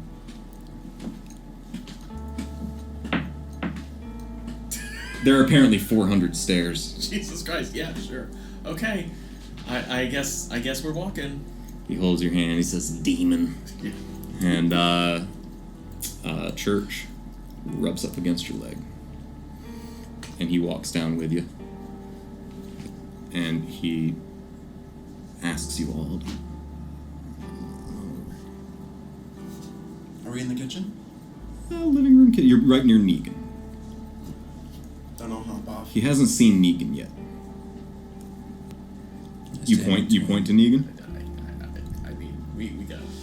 He I gently tap the back of Cujo's head, Mhm. like with just my fingertips, Mhm. and then walk into the room. Cujo comes with you.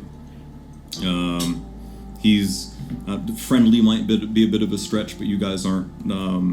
He's not a threat to you until Gage says otherwise. You got Gage's attention to Negan. Yeah, I think I do. It's I think I do. It's a heartbreaking moment. The kid goes from happy to see what he thinks essentially are friends to a close and personal friend to him being dead. on the couch, and he reacts in turn. This is like watching his cat get hit by a car or something. Clearly there was something there, and he is nearly unconsolable, which I can't roleplay. I don't even know where to go with that. But ultimately, this is a kid that's trying to hold on to this man where he probably needs to be pulled off, or someone needs to let him know. How do you explain? How do you explain to this kid that's barely verbally so young? Yeah. I'd let someone more. I like a cigarette. I would let someone more eloquent speak. Does Hannibal if I know it's Gage. If does you Hannibal- know it, then okay, you know just all of checking. this. Yeah. Yep. Gage, young man. Death is an inevitable part of life, as I'm sure you are well aware. No fair. It is not fair. No. No, young sir, it is not. However, Negan is not completely dead. Is there anything that you know of? Any ointments, medicine, magic in this strange place that could help I'm save gonna him? let you keep going. As soon as he hears this, to that point in the sentence, he is grabbing Negan by his leather jacket and trying to yank him. Careful, Gage. You can't tell where he's trying to get him, but as soon as he heard you say, "Is there somewhere we can get him?" He is going. He is trying to get there. I'll help.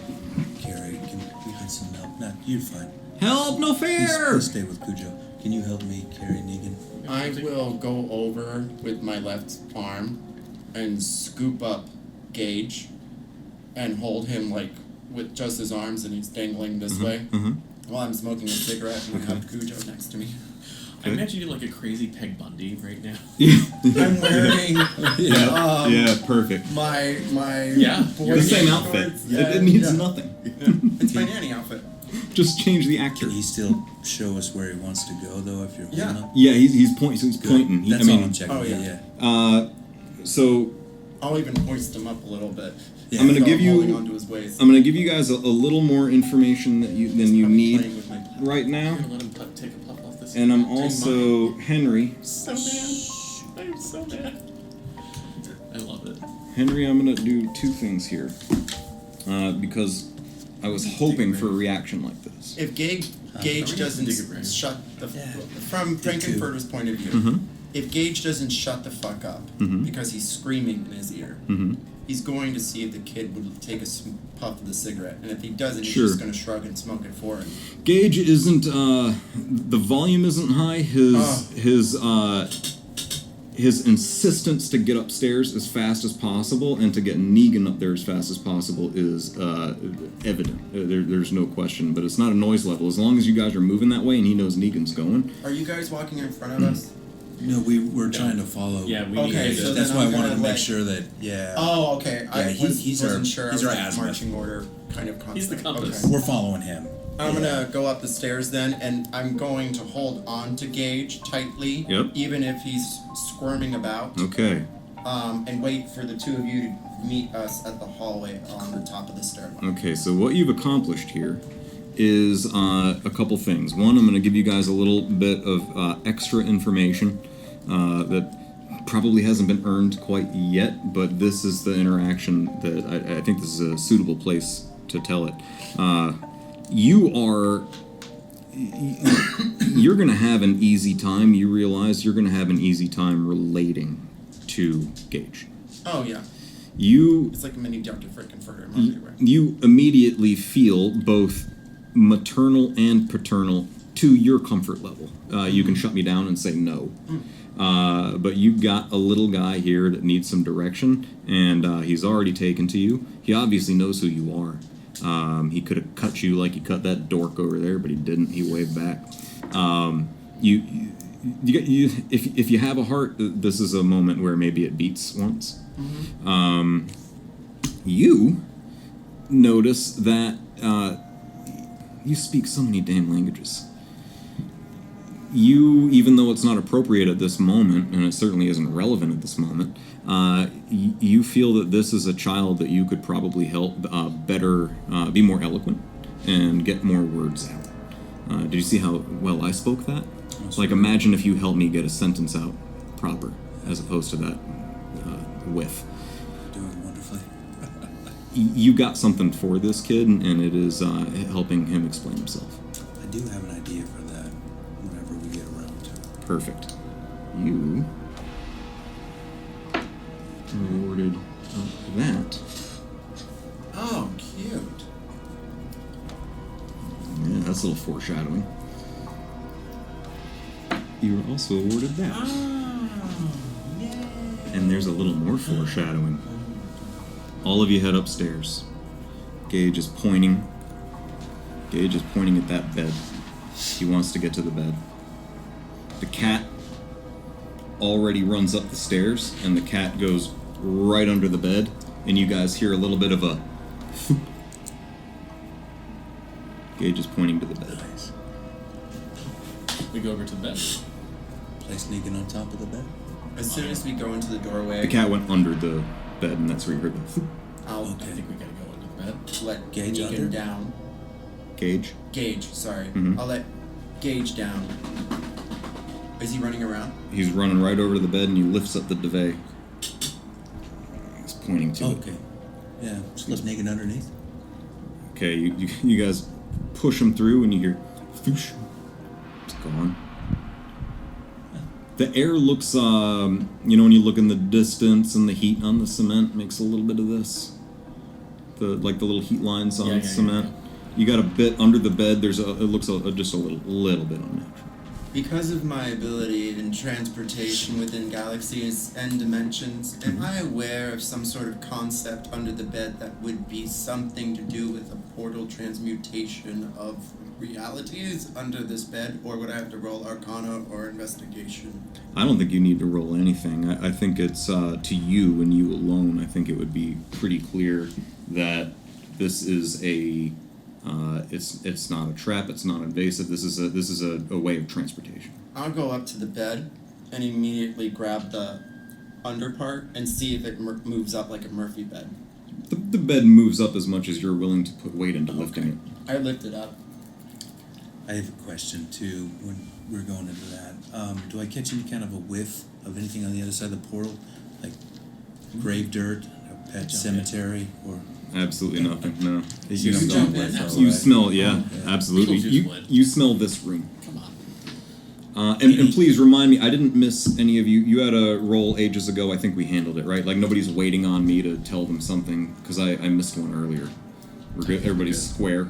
any decay off of Gage or Church? Oh, boy.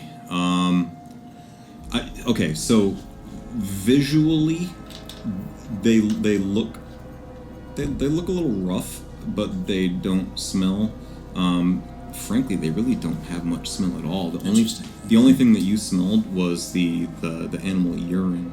Yeah. And now that you've seen the pets there, it makes sense that the reason you really couldn't place it was because it was both dog and cat. Yeah. No, I'm just trying to get a sense of where they are on their journey. Cujo. Formaldehyde, or you know what I mean? Cujo's gone. Cujo goes went under under the I bed. jumped. You went in? Absolutely. Thoosh. Yeah. Did Gage go in? Gage went in. Okay. Because you pushed Negan in.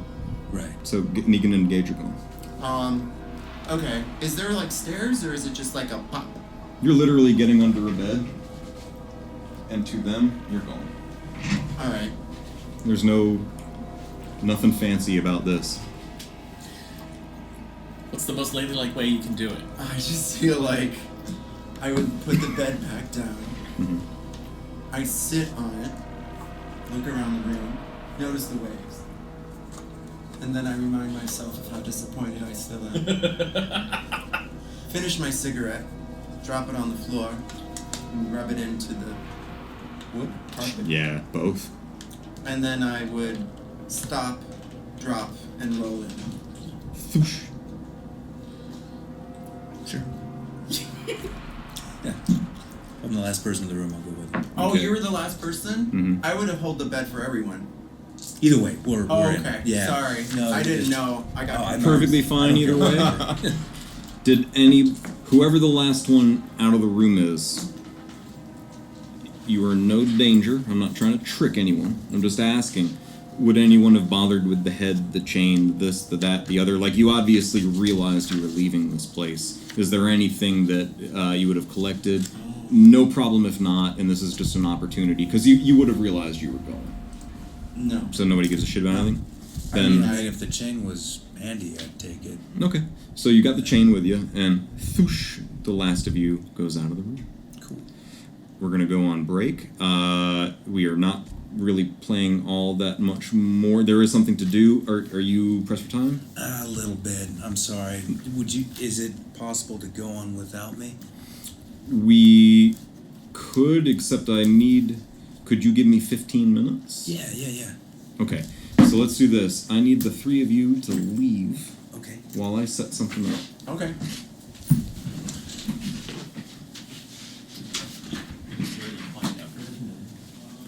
And I'm gonna be rude and I'm gonna touch people's stuff a little bit. It's kind of a mess now, huh?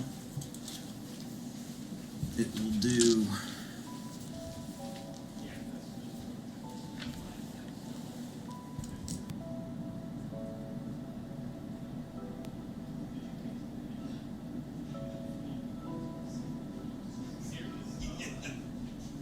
I ordered one of the hero for. Oh shit! I don't like that. It's fine. If Gage is in here, he'll slice you first and we'll all know. If he slices me again, I will die. Oh my god! Oh, cool. Yay! I like how the fire was going. Here's the hand with the chainsaw. Oh, that's amazing. Alright. Nate, Sorry. Sir. if you're on a time crunch, it would be tough to get through about 30 minutes of stuff, so we can call it short of that. I don't want to stop you guys though. No, Oh. we need you here for it, so Yeah. we're gonna give a super abridged version, and then we'll pick up. So what happens is you guys go through the door. This is like when the anti-heroes get to the HQ. You guys appear right here. You want a mini or something? You can get get your minis in there if you like. I need to put Oh, it's on right my there. face. Let's see. Nate, I think your mini's right there. That's the other guy. You have a new mini? Ew. You got one. I hero forged it. Oh, that's great. It looks just like I it. think they're the same, man. I wish you could I think yours just manipulate has a the base. face a little Yeah. bit. So you want to take this one too? Or no, yours is way better. Thank you. Well, I don't know that it's better. No, but- that's awesome. I You, think I you have can probably some. lean him against Skeletor. I have bases. I'll bring one next time. Oh, perfect. It's like they're hugging. Oh, that is. Wow. You painted that? I painted that. That's fucking great. Very That hurriedly is- today.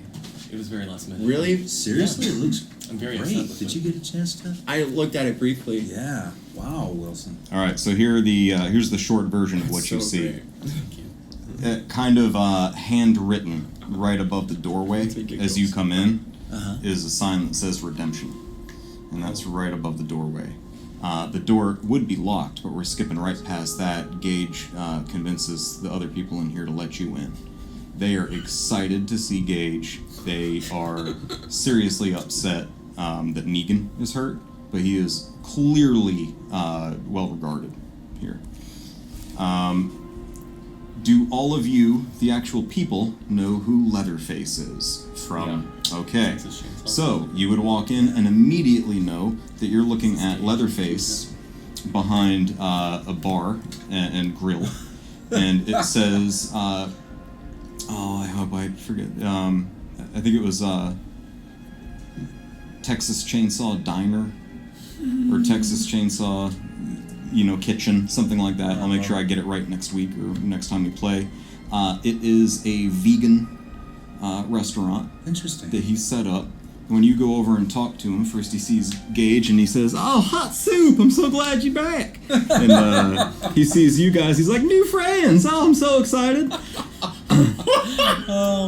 Gage has been talking about you guys, but nobody knew his speech isn't quite there. So he knew there was a pretty man coming, and he knew there was a demon coming, and they knew there was somebody broken coming, and he described you a bit, but nobody really got what was going on. When you walk through the door, people are like, "Oh, They all know who you guys are. Some of them better than others.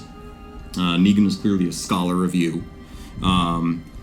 Behind this bar, that one, with the homemade sombrero, there is a sign above him that says El Guapo's plethora of sweaters.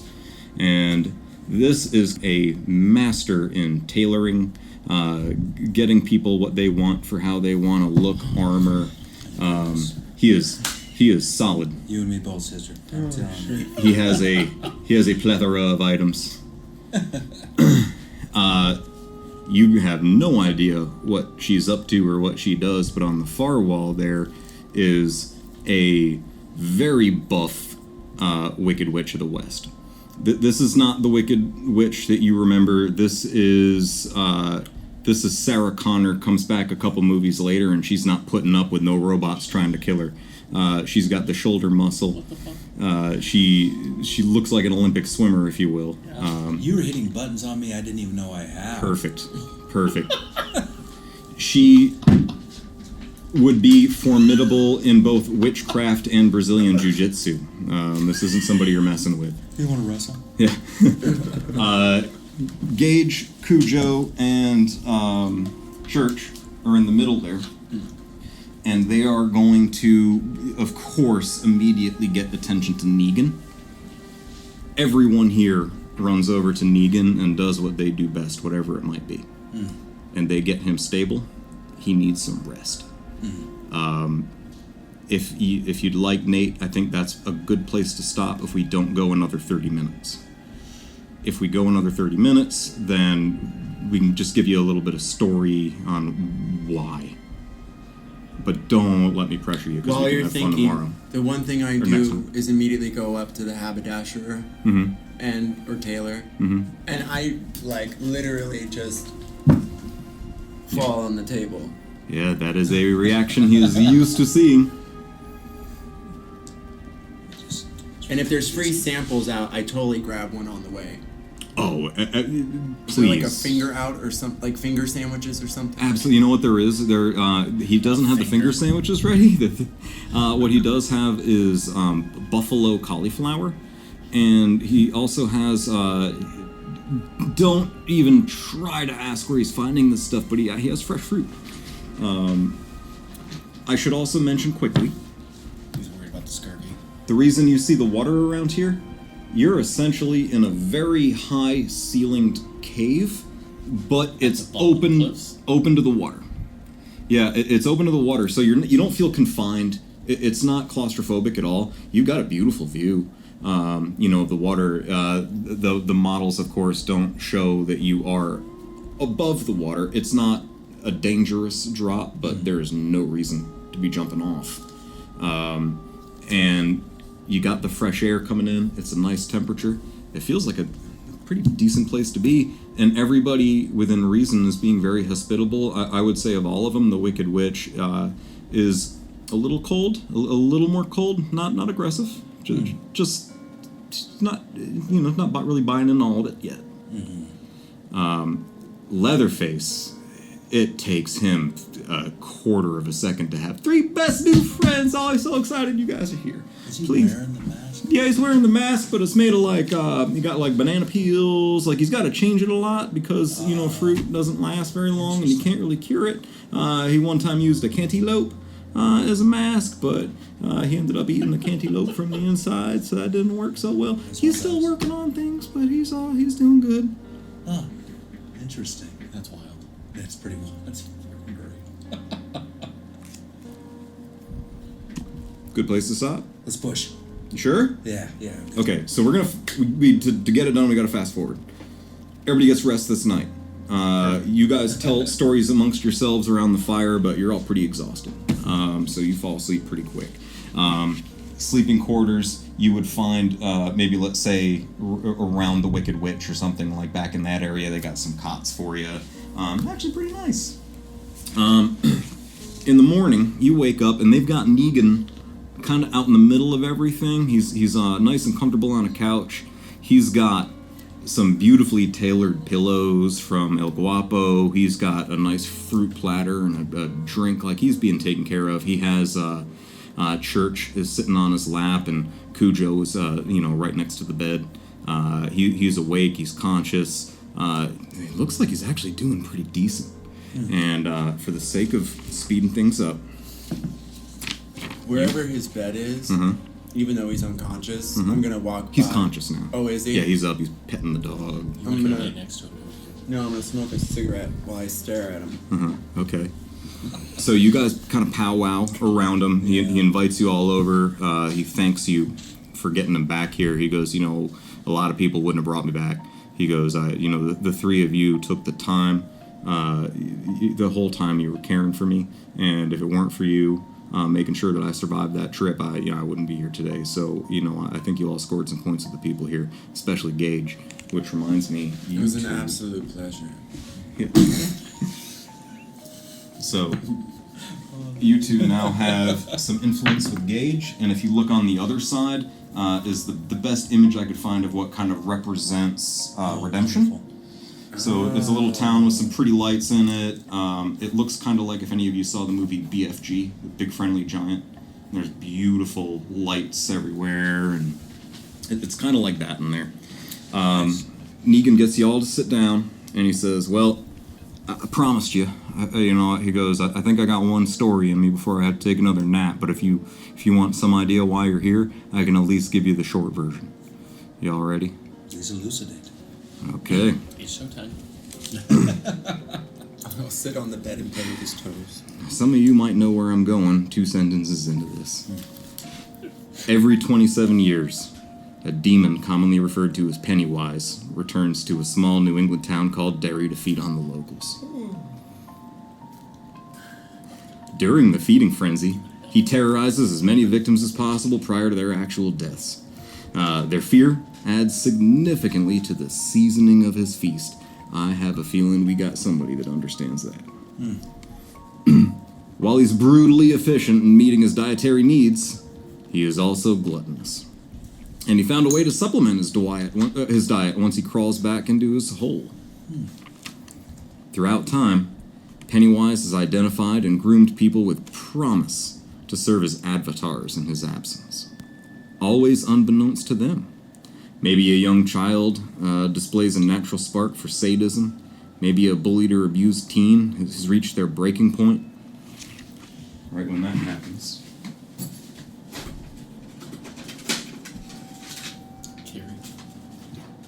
Oh, I considered that one too. I love that one. Great. This model doesn't do it justice. I ordered a larger size and it didn't come big enough. You all see Jason from Friday the 13th walk through that door. He is holding his hatchet. And here's the scary thing. His hatchet is not clear like everybody else's gear. Leatherface has his chainsaw, but it's crystal clear. The Wicked Witch has whatever a Wicked Witch has, crystal clear. El Guapo has his 6-shooters, clear. Jason walks in. Not only is he unnaturally large, but his outfit, while it looked familiar to you, has been completely armored up.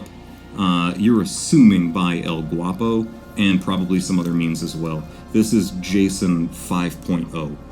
He's a foot taller. His jumpsuit is, covered in, for the sake of, speed, call it chainmail, leather mail, this, that, the other. This is a thick son of a bitch. He is covered.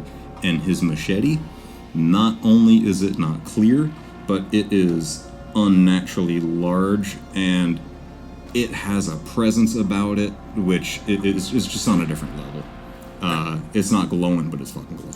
As he comes in, vibrant. what's that? Yeah. Preternaturally vibrant. As he comes in and I see him, I stop playing with Negan's toes, stand up, cross my arms, and say, I can make a man. You looked at the back of your chip, right? Yeah. All right.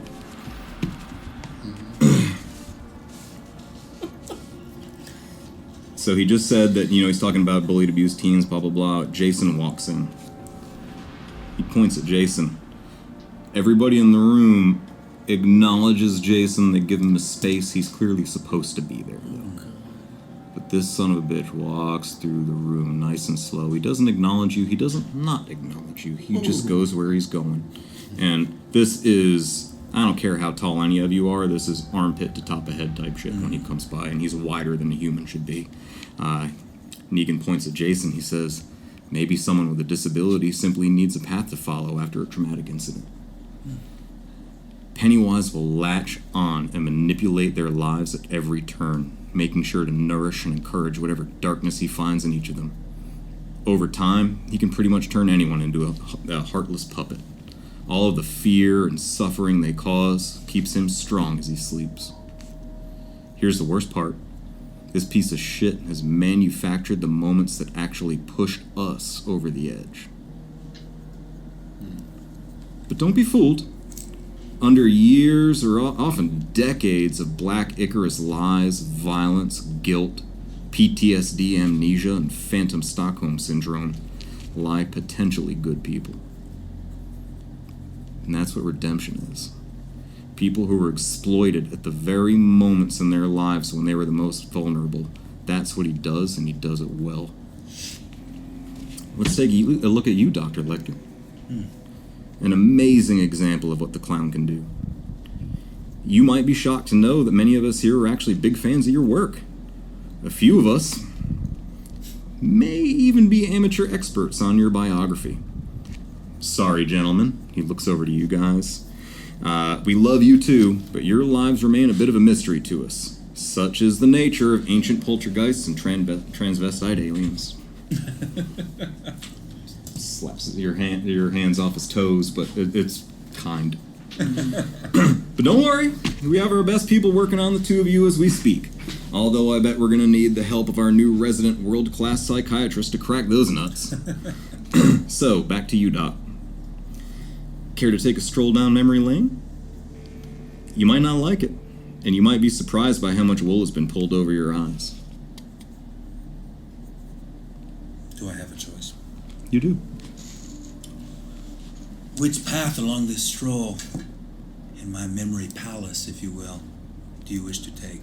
There Sir? are some, before you answer, there are some doors that I would prefer to stay closed. Do you want to know why you're here, why all of us are here, and why you are who you are in so many ways? We might just have to rip off the Band-Aid. Let us proceed.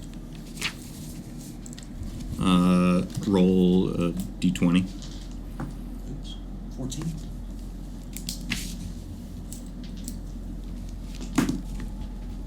How well do you remember your childhood? Do you remember your parents? This is one of those doors I told you about, Negan. What would you like to know? I sit down on probably a dresser and angle myself in such a way where I'm like leaning against the wall and enticely staring at you. So, you've seen the Not show, smoking a cigarette. right? No facial expression. It's very rare. I'm imagining like a small tick, like the first sign of discomfort and irritation, and struggling mightily to keep the human mask on. Hannibal, I don't expect you to believe me, and I don't expect you to trust me. We're all killers here. You're around some nasty folk, but we're here to help. We're here to crack the outside of this shell and let you be who you really are. You gotta understand, and you gotta put a little trust in me that this pain it's gonna be worth it. I went through it too. I still hurt, but I needed it. Did you have a happy childhood? Early childhood? Early childhood. Early childhood. There were moments. Do you remember your home? I do. Tell me a little bit about it. He's speaking to you guys too. This is for you as well. That's why I'm like leaning in and Yeah. I'm like, This is an example. He closes his notebook. as I'm sure you understand, I'm sure you're aware, I grew up in Lithuania, minor nobility. As you've already pointed out, my father was a count. We grew up in Castle Lecter. I had one sibling. She was 6 years younger than I at the time. Was choking up a little bit. And we had happy moments. I think I was probably much closer to my mother and to my sister. I felt very honored to be a big brother. I took that very seriously. I did not want her to be hurt in any way. That is all I would like to say on that subject. Crosses his arms. Do you know how that castle was built that you lived in?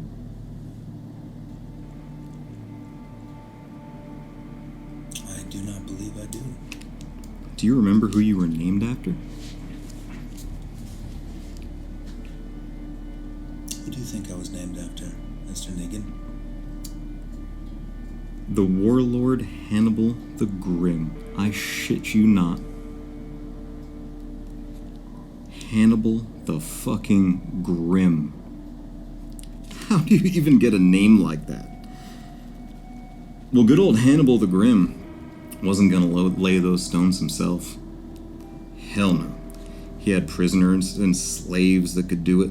A lot of men suffered and died building that castle. But Mom's side was probably a little bit better, right? Those were rumors that the peasants spread about my family, Mr. Negan. I am not disappointed, but a little surprised that you fell prey to peasant rumors. Please proceed. Hannibal, you're allowed to be skeptical. Absolutely. You are allowed to hate me. At the end of the day, you and I are going to have a very common goal, and I have a very strong feeling that you and I are going to be shoulder to shoulder on Armageddon, on D-Day.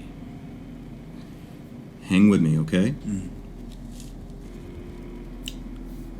She was a descendant of Giuliano Bevisson. I'm probably pronouncing it wrong. It's not my part of the world.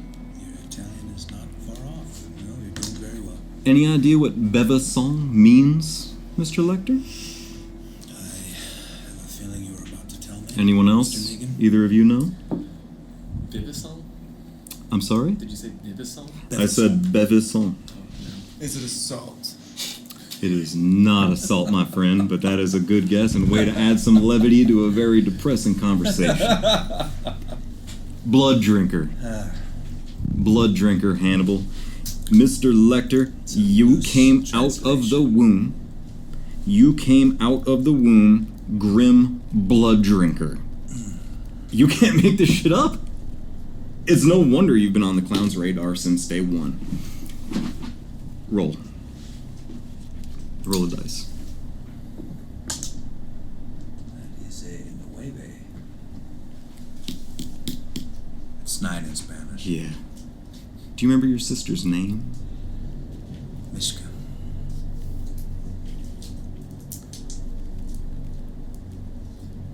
You already told me she was 6 years younger.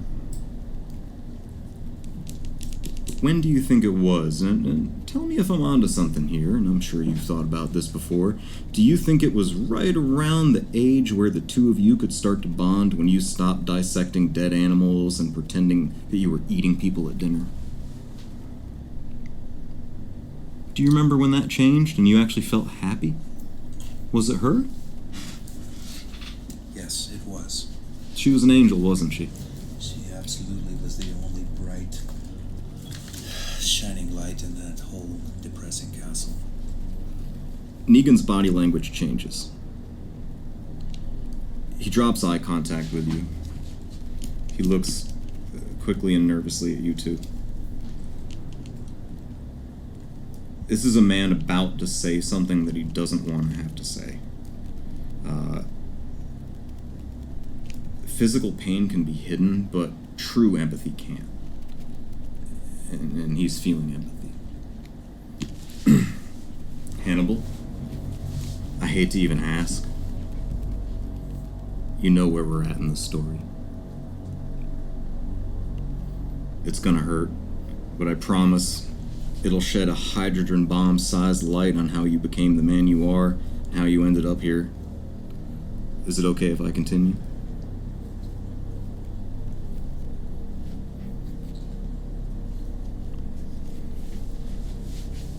Roll a dice. 15. Okay. Nothing's expected of the 15. That's right in the middle. Okay. So nothing changes.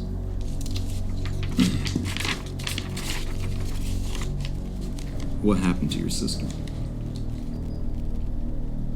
I don't remember.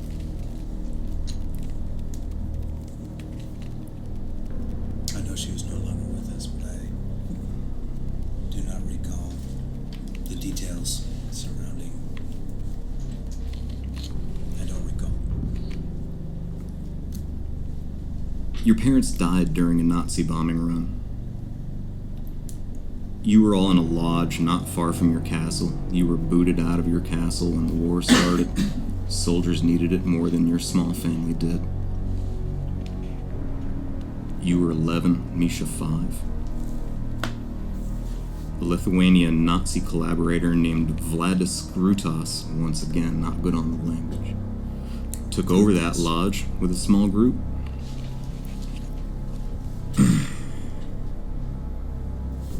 Hannibal, Grutas murdered your healthy, beautiful, happy 5-year-old sister, and there was nothing you could do about it. You didn't know at the time, but he then prepared a meal out of her. He fed everyone in the lodge, including you. Grutas isn't a man, he's a demon. Grutas. And it is rude of me to interrupt, and it's not just the pronunciation. Past tense. Grutas was a demon, and I cannot be more emphatic about he is no longer with us, and as such he no longer has to be discussed. The story is over.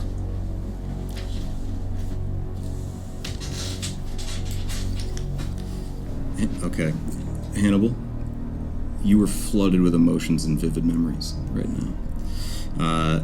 You've even forgotten or blocked out a lot of these for decades. While you always thought of your sister Misha fondly, you now feel, legitimately feel how much you loved her. You feel your heart being torn out when you discovered she was murdered. Those memories are exact, as if they'd been preserved perfectly, just waiting to be uncovered. But one memory and its resulting emotion has changed. You no longer feel the unbearable weight of guilt for her death, or the unspeakable act that followed. It's lifted off your shoulders. That has been replaced. Those once unbreakable chains and smothering weight on your subconscious have reformed into a scalpel-like focus that grants total freedom instead of restraint. Freedom to do whatever is necessary to avenge your sister. Negan asks you one last thing. Hannibal, who was Grutas really?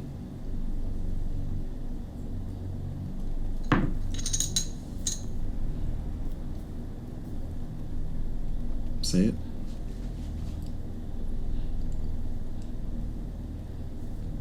Just doing the math. 27 minus 27 minus 27. Are you telling me, Grutas, when you used the term a demon, you weren't speaking figuratively? Absolutely not, sir. You were trying to tell me literally that Grutas. Do you have papers? Do you have newspapers? Do you have any records that can verify? We don't have records here, but what we do know, that wasn't Derry. We don't know where Pennywise is at all times, but what we do know is he has worked his way into your life, my life, your life, everyone's life here. Jason, Hannibal, Percy, who is no longer with us. The 27 years doesn't matter much for any of us except they're from Derry.